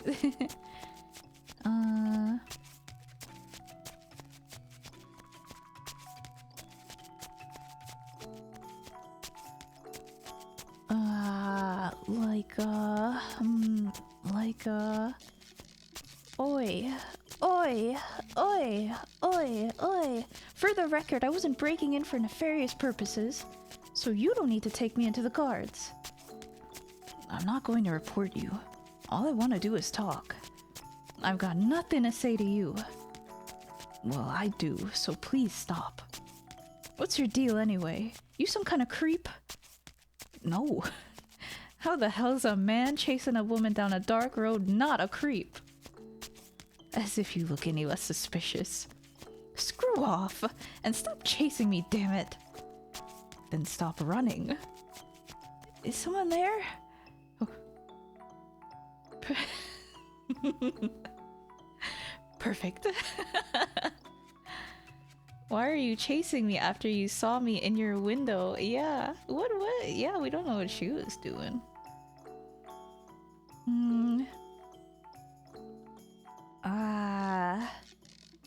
It's sort of...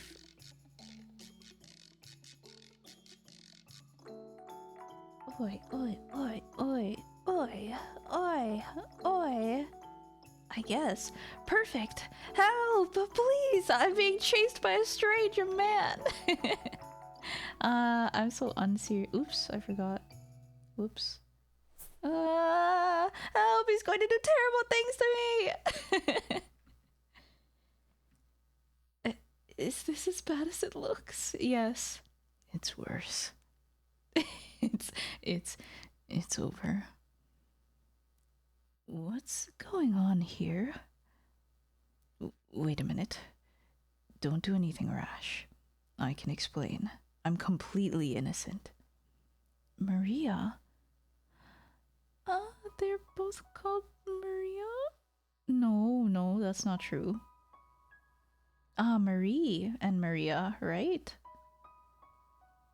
Well then.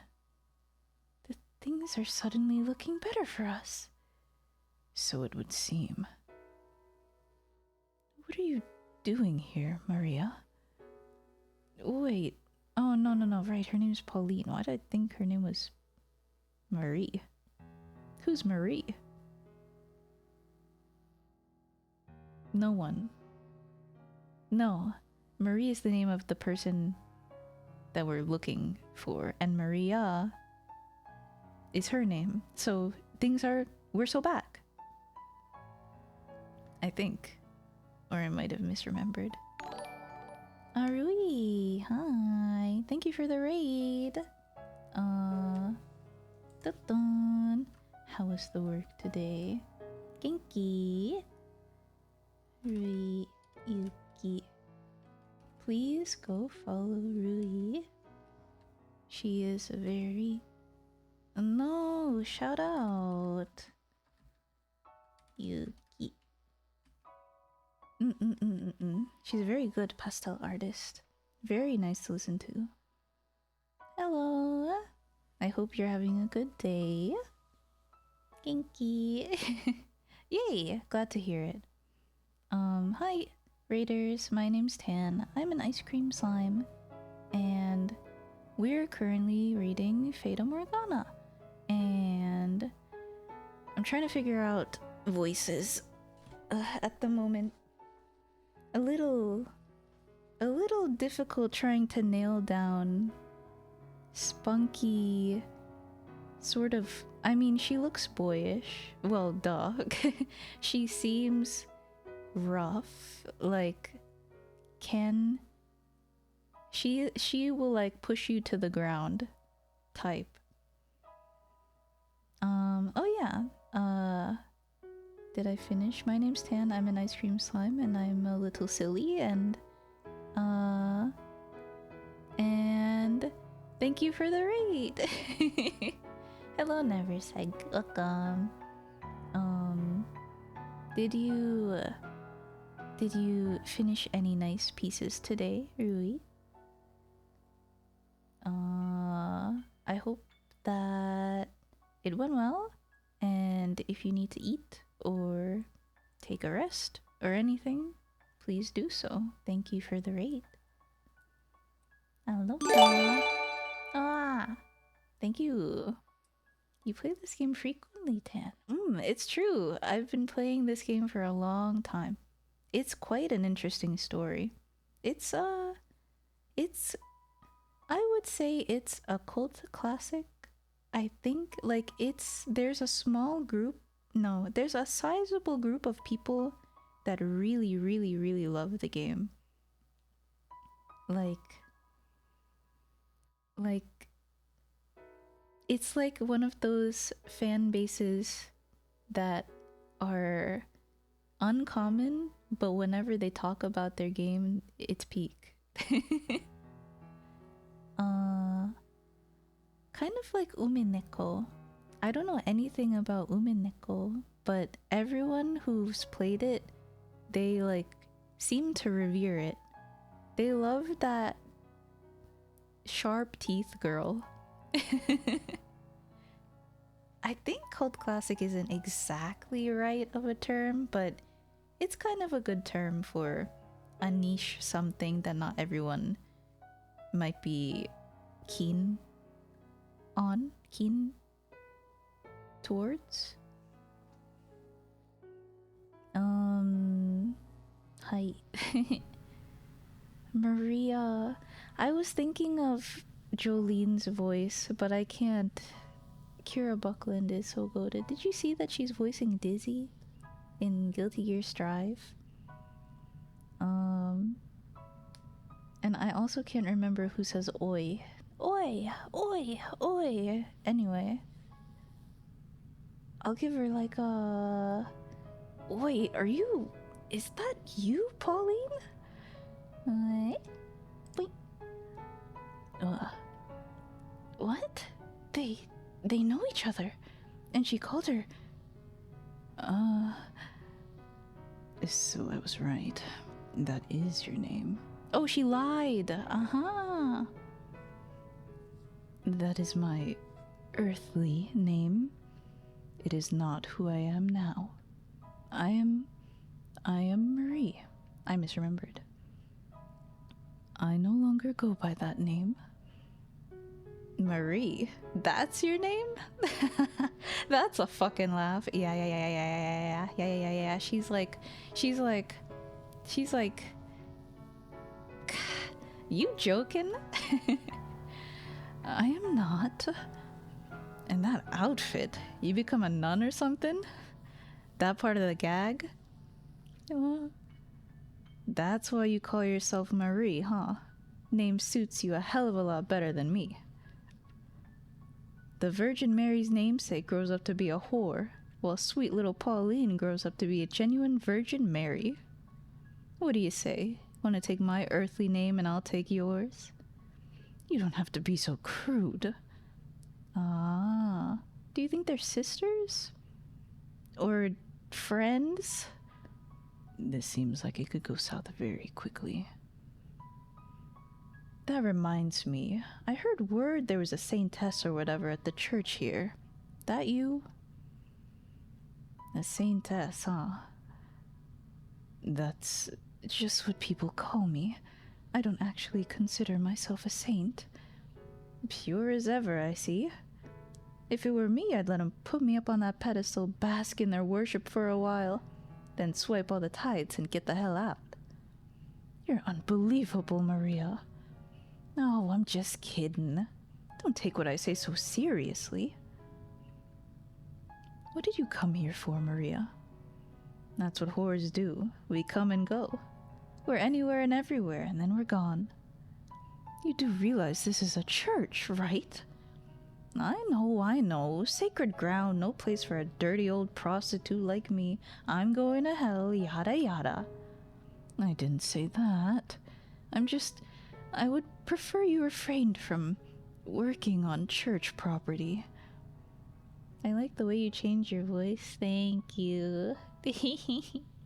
Aw, you should have seen me voice the cute emoto girl a while ago. I was half expecting something like, oh, and all the parties we went to washed away with the nun outfit. Yeah, I'm curious about her past. I don't know if I think she just turned over a new leaf, maybe? I was on... Oh, no, that's her. She's like a... Rowdy is the word. Yeah. I was on my way out, in fact. But then that white-haired dude came after me. Wait, you were working on church property and you were on your way out? Who were you? I do believe you tried to break into my room first. Oh, she tried to... What? You keep your mouth shut. You tried to break in. What for? What's the matter, what for? I'm a whore. Maybe someone hired me. Or maybe I came to pillage the tithe box. She keeps saying she's a whore. I'm a slut. I'm a whore. Of course, I'm a whore. That's what whores do. Just whore things. Was it the Lord? Is that who you came to see? Huh? Why would you assume the Lord of all people? There are plenty of other men in need of my services. I thought there might be something between you two. There's nothing between us. Everyone's denying their connections to each other. So, since you're here, Maria, do you want to stop by my place for a bit? So you can grill me about what I'm here for? No. I will admit I'm curious, but if you don't want to talk about it, I won't try and force you. We just haven't seen each other in so long. I'm sure we've got plenty to catch up on. Come on, surely you can stay for tea at least. They don't call you the Saintess for nothing, huh? You'll even invite a whore into your house for friendly chit-chat. I wish you'd stop calling me that.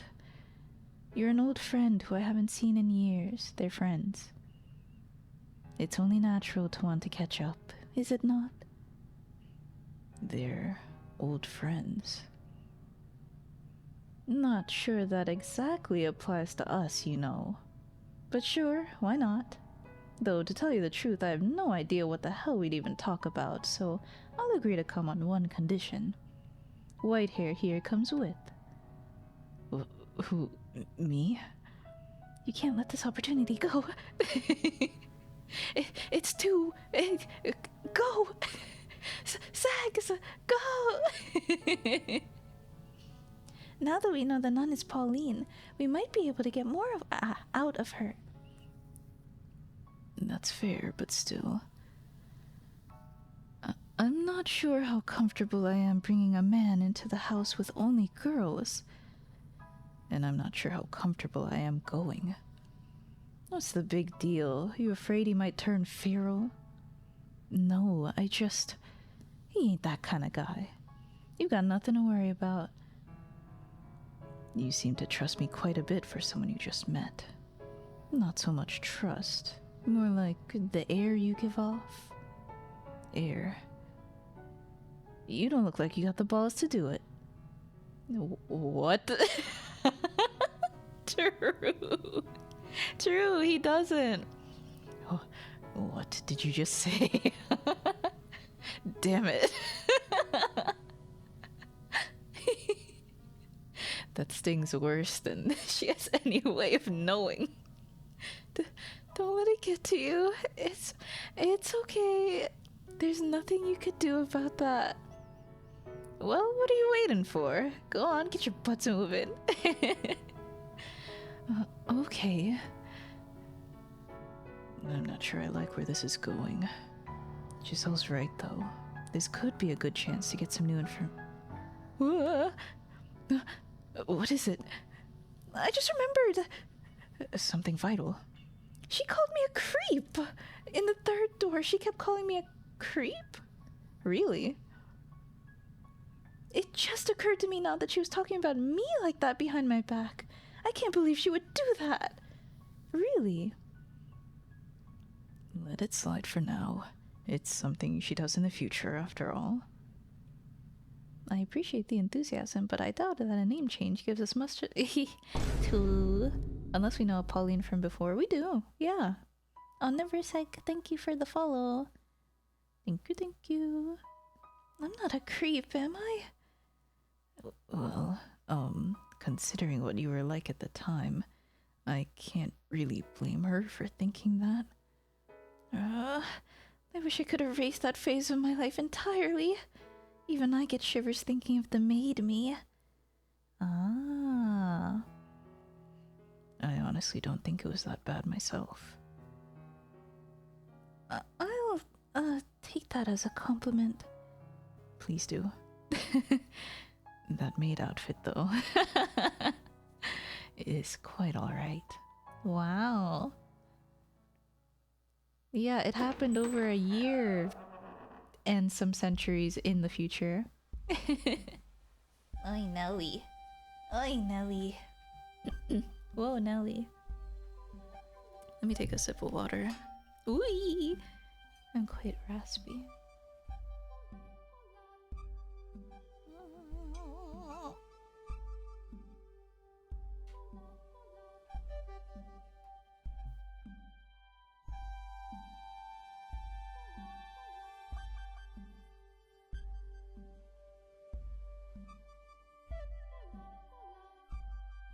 Blanket on.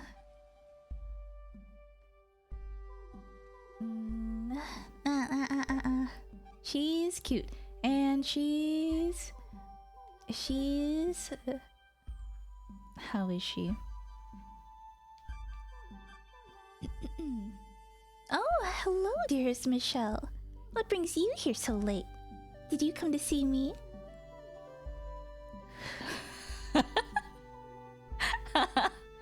Who's the pipsqueak? She lives here. Hold on. She lives here. I took her in. Ooh, it's a strange lady. And she's wearing almost nothing. Are you not cold in that? Girl, you don't make it in this business worrying about the cold. What kind of work do you do? Your clothes are really pretty colors, like something a princess would wear. In a way, I am kind of like a princess. A wicked princess who goes around Maria, she does not need to hear that. Oh, what's the fuss? I'm just giving her a glimpse of the real world. And you think now is the time for that? Huh? This isn't awkward or anything. Also, yeah, wait, also, what's this dearest to Michelle about? You two a thing or something? Seems a bit young for you. No, that's just what she calls me. That's what I call my brothers. He's my number 2 brother, but we're not related. My real brother's back at the church. He's got the same color hair as me, and we look a little alike. Oh, really? Must be a pretty good-looking fella if he's related to you. Of course he is. I wouldn't let him be my brother if he didn't look good. That's quite the assertion, Nellie. So, it is. Oh boy. Oh gosh. No. It's so lively in here. I'm stranded in uncharted territory. I'm surrounded by women. Oh, I bet you're as stiff as a board out there. Relax. Deep breaths. You're asking the impossible. Alright, well, sit down and make yourselves comfortable, everyone.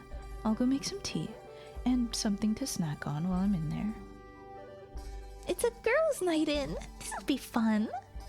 Why is Michelle here, though? You have no idea how much I wish I knew. Oh. Oh, that's not important. But you know it is. 3 girls, 1 guy. That's gotta be rough. Actually, make that 4 girls. Huh? Why would that be rough? Tell me, you've got 3 girls in 1 room. What do you think they're going to be talking about? Love. Romance. And there he sits, all alone in a pink cloud of girl talk. That sounds uncomfortable. And we get to watch him twist and squirm. That sounds like fun. Oh, what do they think I am? Their plaything? I didn't just sense you smiling too, did I? Oh, no, not at all. I was just thinking, I feel kind of bad for you. Why don't I believe you? We don't have time for this. Morgana's still locked up in that tower even as we speak. I get where you're coming from, but I don't think this will turn out to be a waste of time. All 3 of them have ties to the men with the keys. We could very well learn something from their conversation that could lead to a breakthrough. So I say we participate, see where it goes. What's this? Already friends, you 2. Yep, I like this new lady a lot. Excuse me. She's a sweet little girl. What's not to love? You know, that kind of makes me jealous. It took you a long time to warm up to me, Nellie. What?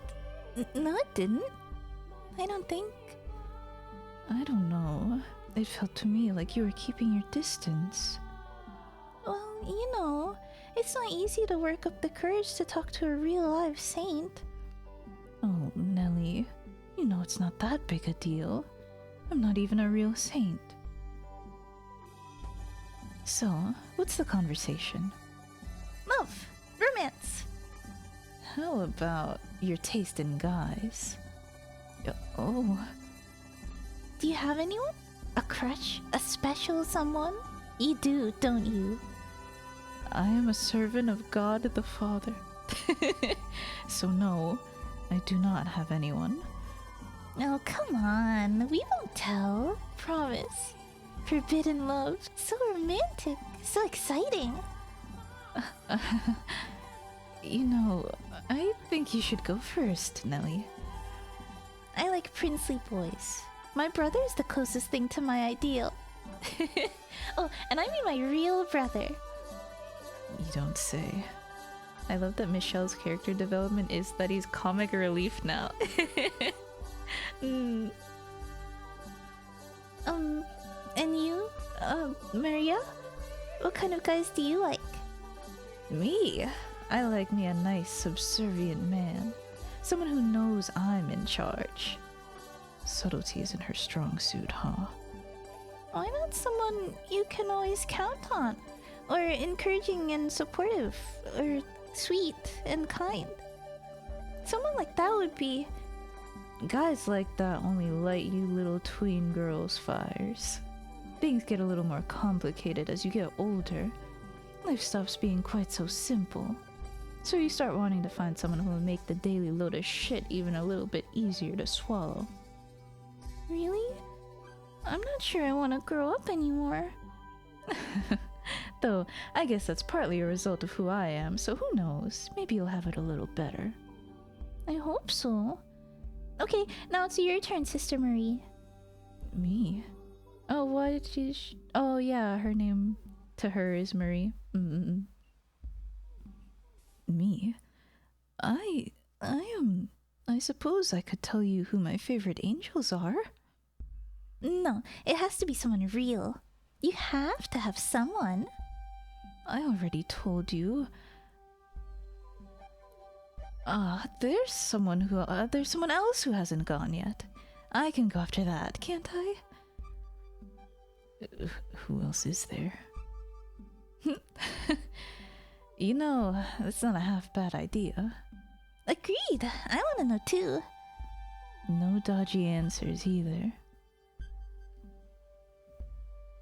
Huh? What kind of girl do you like, Michelle? You're not supposed to bring me into the conversation. Lighten up, loosen up, let us have it. It's a very complicated, personal matter. Then how about we make things simple, turn it into a choice? A choice? Of the three of us, who ticks the most boxes on your complicated taste? Hold on. That's interesting. Oh my. No dodgy answers, huh? Don't think too hard about it. Just pick one. Me, the teensy tiny one, or the nun? Who'll it be?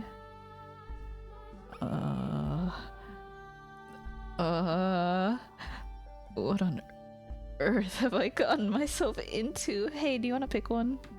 The way they're staring at me, I'm not getting out of this.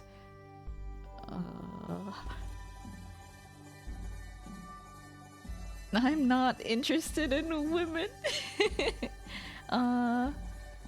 Yeah. There are the ice cream. Oh, true. I already have someone. A nice bowl of ice cream. We could go through the list. We saved. Hold on.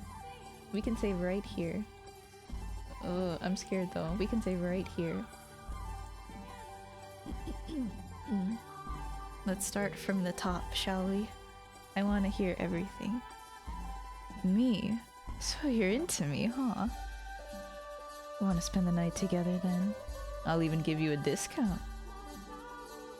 I was simply answering your question, not propositioning you. Oh, okay. My DMs?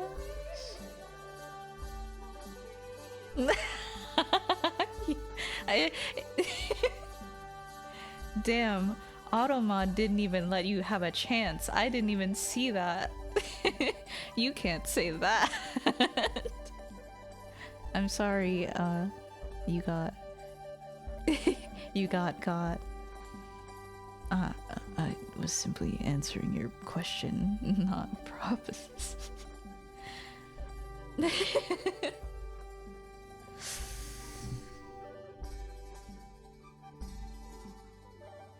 I don't fuck with women. I'm not interested in women.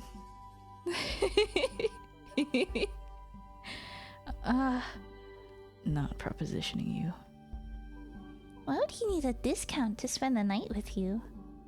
We'd be doing more than just talking, girl. Oh no, it'd be a grown-up it'd be grown-up fun, if you know what I mean. Maria, I already asked you not to talk about that around Nellie. Oh, quit being so overprotective. She's not a toddler. She knows what I'm talking about. But... grown-up fun? You know, what a man and a woman do in bed. That's vulgar. You're both vulgar. You're vulgar for mentioning it, Maria, and you're vulgar for paying for it, Michelle.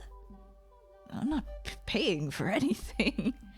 That's something you can only do with someone you really, really love after lots and lots and lots of time getting to know each other and a whole bunch of other stuff. It's not something you pay money for. You're not even allowed to kiss if you're not in love. That's about right. For most people. That means you too, Maria. You have to stop this instant. If I stop, I won't be able to make a living, and you'll find me starved to death in an alley somewhere. What? That's my life. I don't have to tell you what kind of work I do now, do I? Out there, in the real world, there are more women than you can imagine who have to live like that. Swallowing their pride, selling their bodies, sucking up to people. Don't look so disillusioned. I'm sorry. I wasn't trying to make you feel bad. And just so we're clear, I'm not discontented with how I ended up. If anything, I mostly just hope you don't think worse of me for it. I don't. No, we're just getting to be friends. I'm just surprised, that's all. As you should be. And I hope you keep right on the straight and narrow. Behind the third door, she was driven by a desire for vengeance. But I guess she's not really a bad person, huh? I only answered the question because they were pressing me to. I'm not actually interested in her, I promise. Took you long enough to remember me. Aww. No! Now I have to do that 3 times before I say I like Giselle. I'm sorry. It's okay, I know. Though, I think it would have been better if you had said you had already had someone instead. I assumed there were only the 3 choices. You need to learn to think outside the box. Yeah, we had the option, man. That said, can I ask you something? Yes. Why did you pick Maria? Because she's bright and energetic. Like you. Oh, it comes back to love! It comes back to love! That was a good answer. So I'll let you off the hook. Thank goodness. Oh, okay. Now, we go see the other ones. And then this is probably the last thing we'll do, and then times it. Only 5 a.m. Wowie. This is for video game purposes only. This choice does not reflect my taste in women, nor age.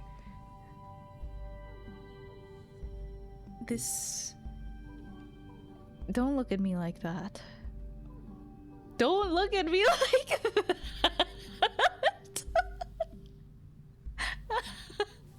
Her sprite for this specifically is really funny because she looks really concerned. Oh, oh my god.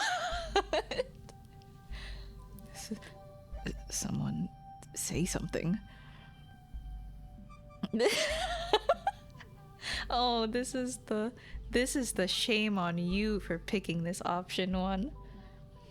Do you know how old I am, Michelle? 14 or so. And how old are you? 27. Pedophile. Oh, Maria said it. Ay, bad ending. Yeah, I should die for this one. No. No. Pedophile. That is a bit of an age gap, I think. If you're going to be like that about it, then don't make her an option. I never thought you'd actually pick her, you know? Everyone has their preferences, and sometimes there's nothing you can do about them. But for some things, you should keep to yourself. Ah, her sprite's so scary. Yeah, exactly. That's what they said. I had no idea, Michelle. Slow down. I can't do it seriously. Slow down. Don't dogpile me all at once. That isn't why I chose her. You're welcome to defend yourself, but choose your words carefully or we'll tie you up and throw you out into the cold. Nellie, she thinks of me as a brother, and she's the one I've had the most time to get to know. So I chose her because of the 3 of you, I'm the closest with her. So you don't have any inappropriate feelings for me? Not in the slightest. I don't know. You can say you don't, but that doesn't prove you're not secretly into that. Yeah. What if he's into that? Yeah! No! No! I'm telling you, I'm not. Alright then, prove it. Prove it? Wait. Huh? Prove it. Prove it? Yep. Prove you're not a dirty pedo. I already have someone I love, so I'm not interested in children. Why did she react like that? Oh. Oh? Well, then tell us about her. Prove you're not just making it up to get out of the hole you dug yourself. What do you like about her? When'd you fall for her? 14? All the juicy details. Ugh. I want to know too. Tell us. If my number one brother ever gets a girlfriend, I'll stop her silly. But for you, my number 2 brother, I'd gladly congratulate you. Let's start with her looks. Oh. Tell us what you like about her body. Uh-oh, you... What? Why are you quiet? Oh, oomph. What happened?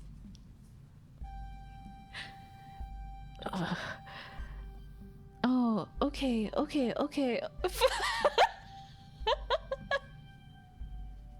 Yeah. Ah. Okay, so what happened was he explained all the things he likes about Giselle. He did not just say flat chest and they looked at him surprised. Well, I'll be damned. It sounds like you really are head over heels for this chick.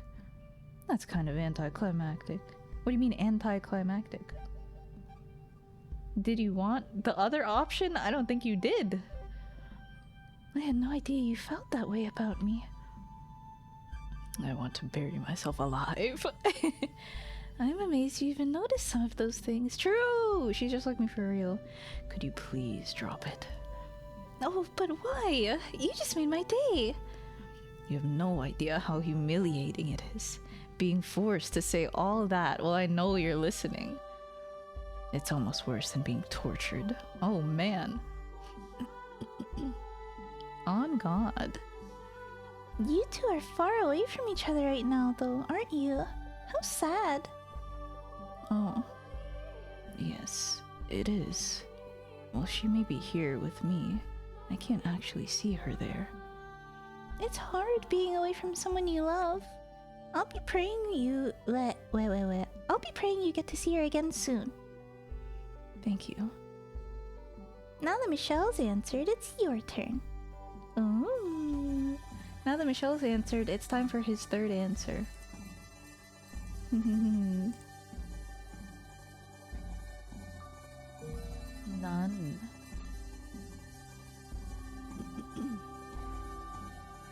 Huh?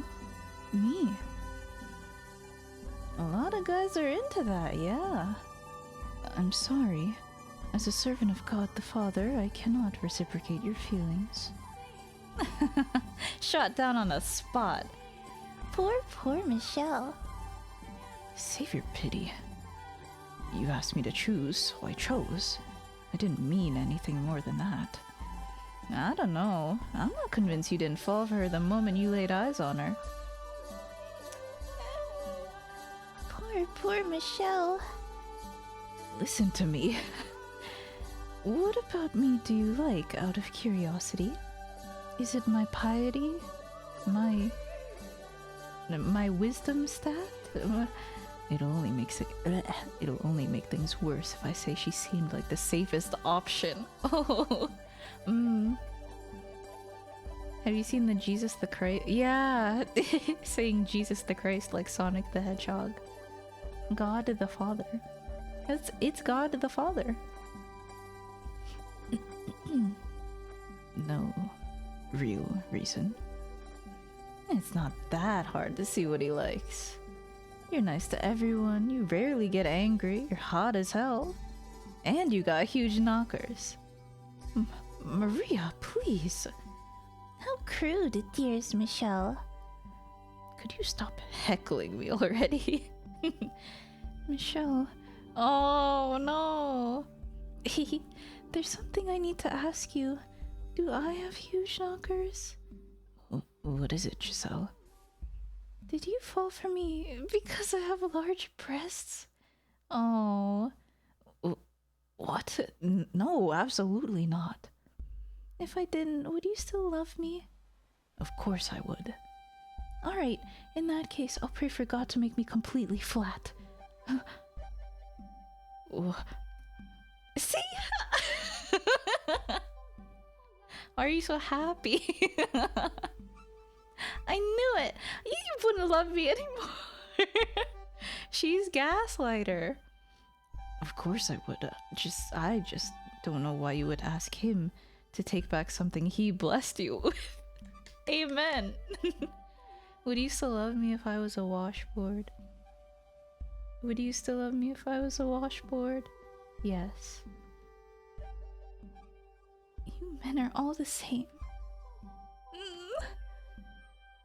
How does liking big breasts make me a bad person?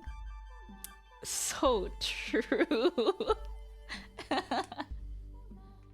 The hell are you doing over there, Michelle? Holding your charades game? Don't worry about it. Does that mean the other boys won't be interested in me if mine aren't big too? I can massage them for you so they'll get big. You won't be too rough? I'll be very gentle. And she calls me the pedophile? Ma'am? Maria? Nellie? This couldn't get any more uncomfortable. Okay, yay! How silly. Wait. And then... Wait. Good. Water time.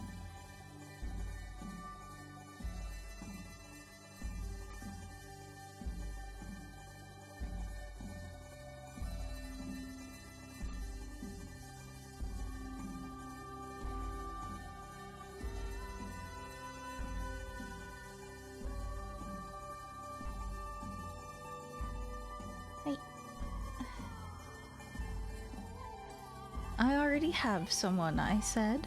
And then Giselle goes, oh. What? Really? Psh, that's no fun. You can still tell us what lights your fire, at least. Even if you've already got someone. Loving someone is a beautiful thing.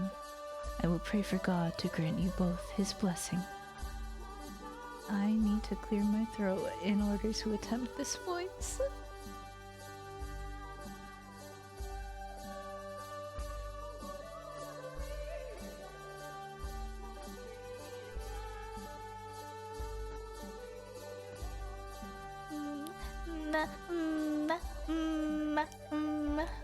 Okay.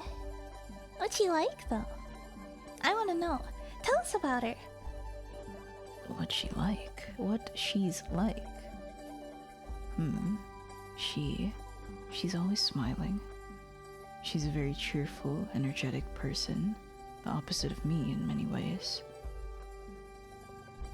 So, is she staying at the mansion with you? No, I'm here alone. Does she not feel the same way about you? Unrequited love, is it? You poor thing. It won't be cheap, but I'll keep you company for the night if you want. No. Excuse me. She loves me too. Yeah. Then why isn't she here? If you're a couple, you're supposed to stay together. Did you leave her behind when you left? Circumstances prevent us from seeing each other right now. I can always feel her there by my side, but I can't see her. What circumstances? Now, Nellie, don't be prying. It's a personal matter. One I'm sure isn't easy for him. Will you ever be able to see her again? I have faith that I will. Because when I see her next, in the flesh, I need to take her by the hands, look her in the eyes, and tell her something very important. Michelle? Is she... wait.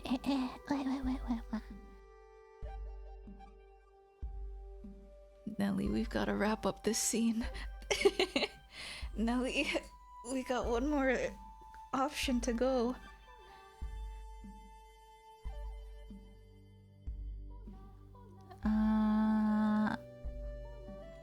Is she somewhere really far away? Or is there something else getting in your way? Women are fickle creatures, though.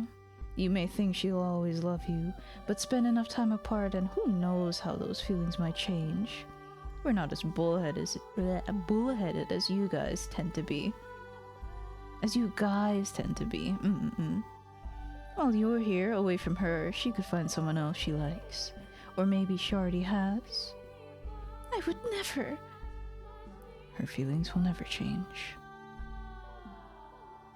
She has spent more time waiting for me than you can possibly imagine. Though there were times she lost sight of what she was waiting for. Deep down in her heart, she never forgot about me. I know that for a fact. I don't buy that sickly sweet, her love is eternal crap one damn bit. It's short-sighted, ignorant. People change. Their feelings change. It's the ones you think you care most about who will inevitably stab you in the back one day. That's what people do. You just never had the pleasure. But one day you will. You'll taste the bitterness of betrayal. Is there anyone in your life you care about more than yourself? Wow. Not a one.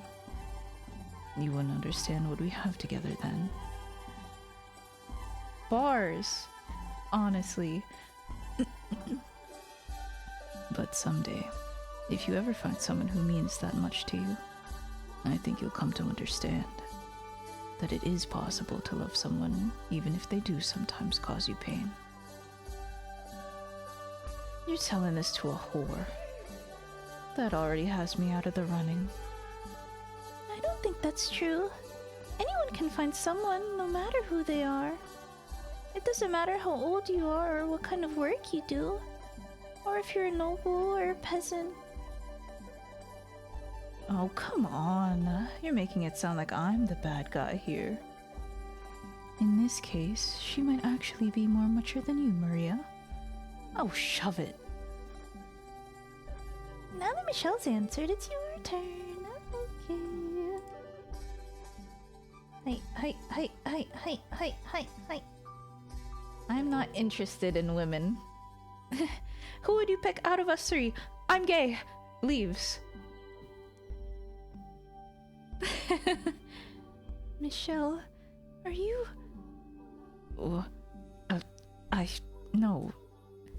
No, I didn't mean it like that. I only said that because I thought it would be disrespectful to you if I chose any of them. Oh, disrespectful to you to choose any of them. Hence, I'm not interested. I kind of get what you were trying to say, yes. But your choice of words is really asking to be misinterpreted. Oh, you swing that way. I'm sorry for putting you in such an uncomfortable position. No, you're not going after my Mel, are you, Michelle? What? What did I tell you? That's why you wanted to get close to him, isn't it? Yeah, no, that's impure. I'm not interested in women, no homo. Yeah, I'm not interested in women. No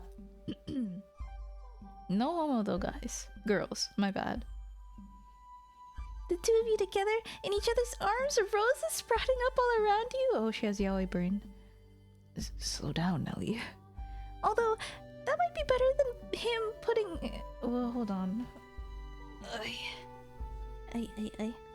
Although, that might be better than him putting his hands all over some strange girl. Stop.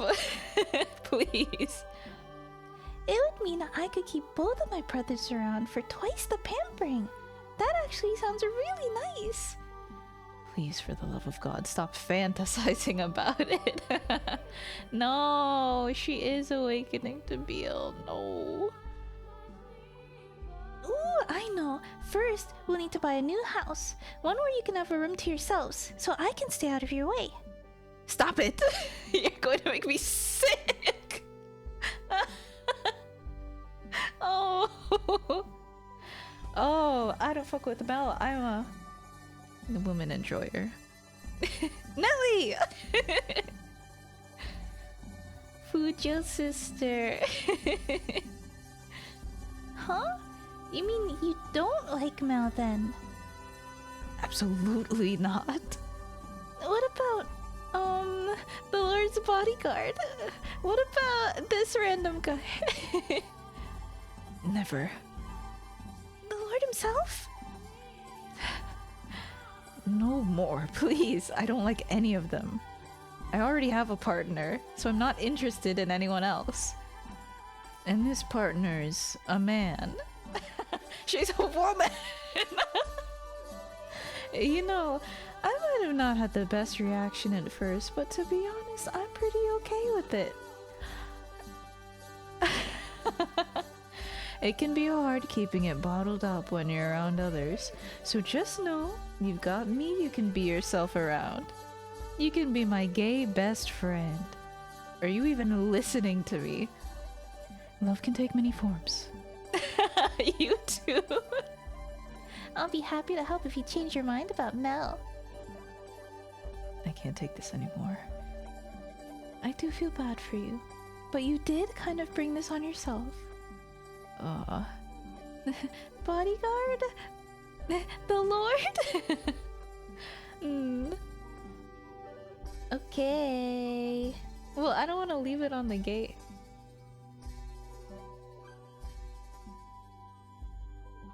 I'm leaving it on the gay one. I think...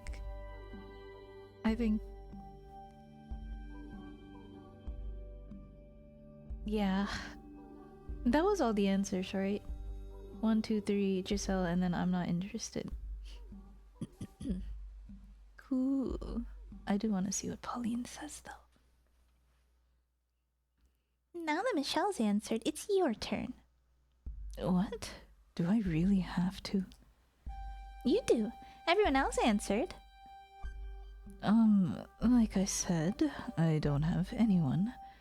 Oh, don't forget about the tea I made. It's going to get cold. Anyway, I'm more interested in catching up with you, Maria, than talking about boys. What happened after you left? Alright, sure. We can talk about that. Okay, we're not gonna talk about Paul. Maurice. She has no interest in any men that we've met. Of course, of course. GG's. We're on the gay route, heart.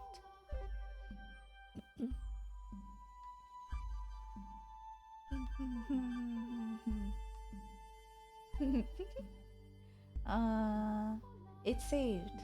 Good. That means it's quittable. Yes. And that means I can go here and here. Yes. Oh, I think that was good. That little respite from the serious plot.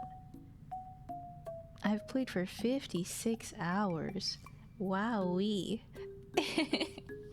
That's quite a lot.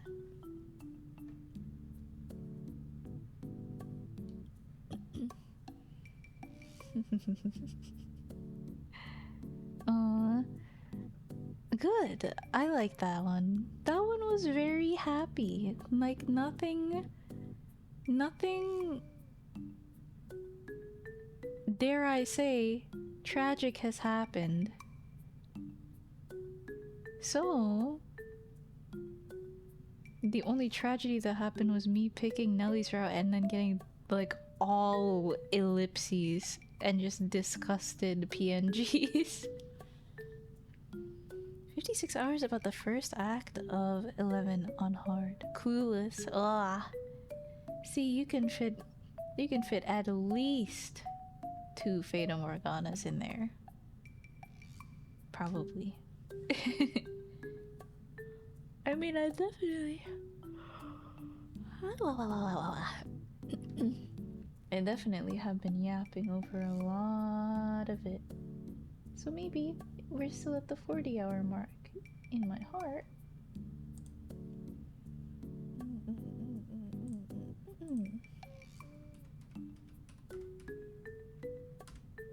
Yeah, I think that's good. I mean, literally the plot is we haven't made progress. However, we made good progress. We're about to get into... Actually, I am really interested in Maria's, like, happenings in this one. I only vaguely remember... again, that she was our friend, and then she kind of wasn't our friend. Oh no, she was definitely not our friend. I remember what happened. Oh ho ho. Oh, she's not... the third door is quite interesting as well. Fata Morgana is quite the cool story. It's very... I don't really have a word for it. Like, cool really isn't the right word for describing the story. It's more like... I don't know. I didn't expect those story beats. It's unorthodox, I guess. It's unique. It's quite like... Yeah, I think unique is a good word. Tragic is like the big theme, but in tragedy, I mean, I don't know how to word it, but there are always going to be those good moments in lieu of tragedy. And I think things...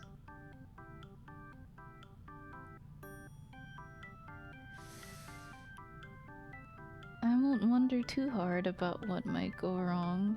No.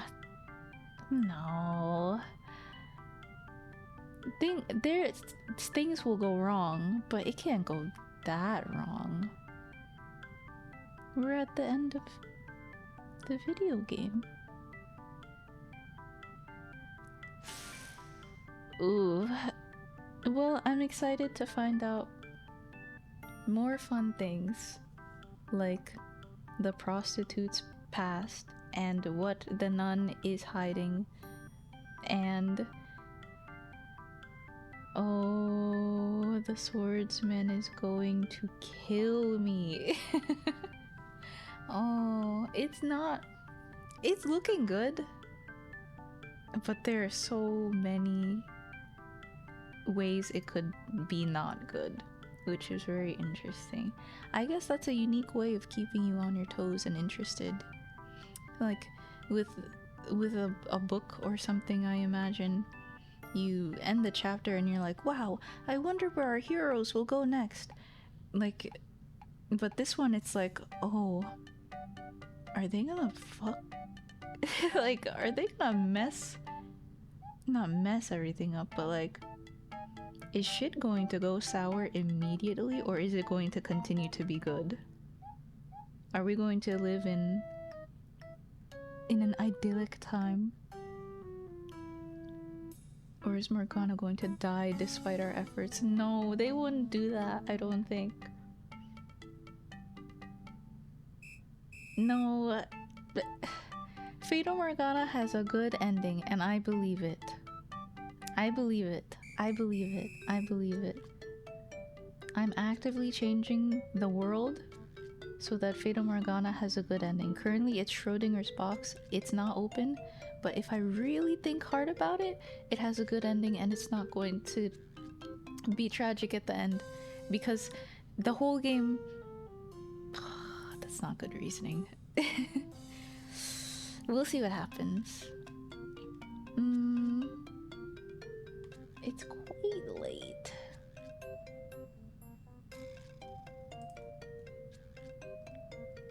It's quite late indeed. Lord. Alright. Oh, I did Pekora post hentai teku no roji. It's apt. We did. I mean, not really.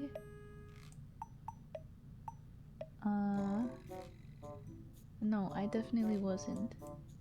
Oops. Okay. Anyway, thank you for joining the stream. I should probably call it a night. Well, it's daytime. I guess I'll stay up. I don't know. The what now? What did I say? Hello, sunrise. Hello. It's not for another 2 hours, I don't think. Excuse me. Oh, my Pekora post, I mean. My live tweet. Hi. Thank you. I hope you have a good night, and I hope you are asleep. That's all. Now I'm going to cold close. No, not cold close.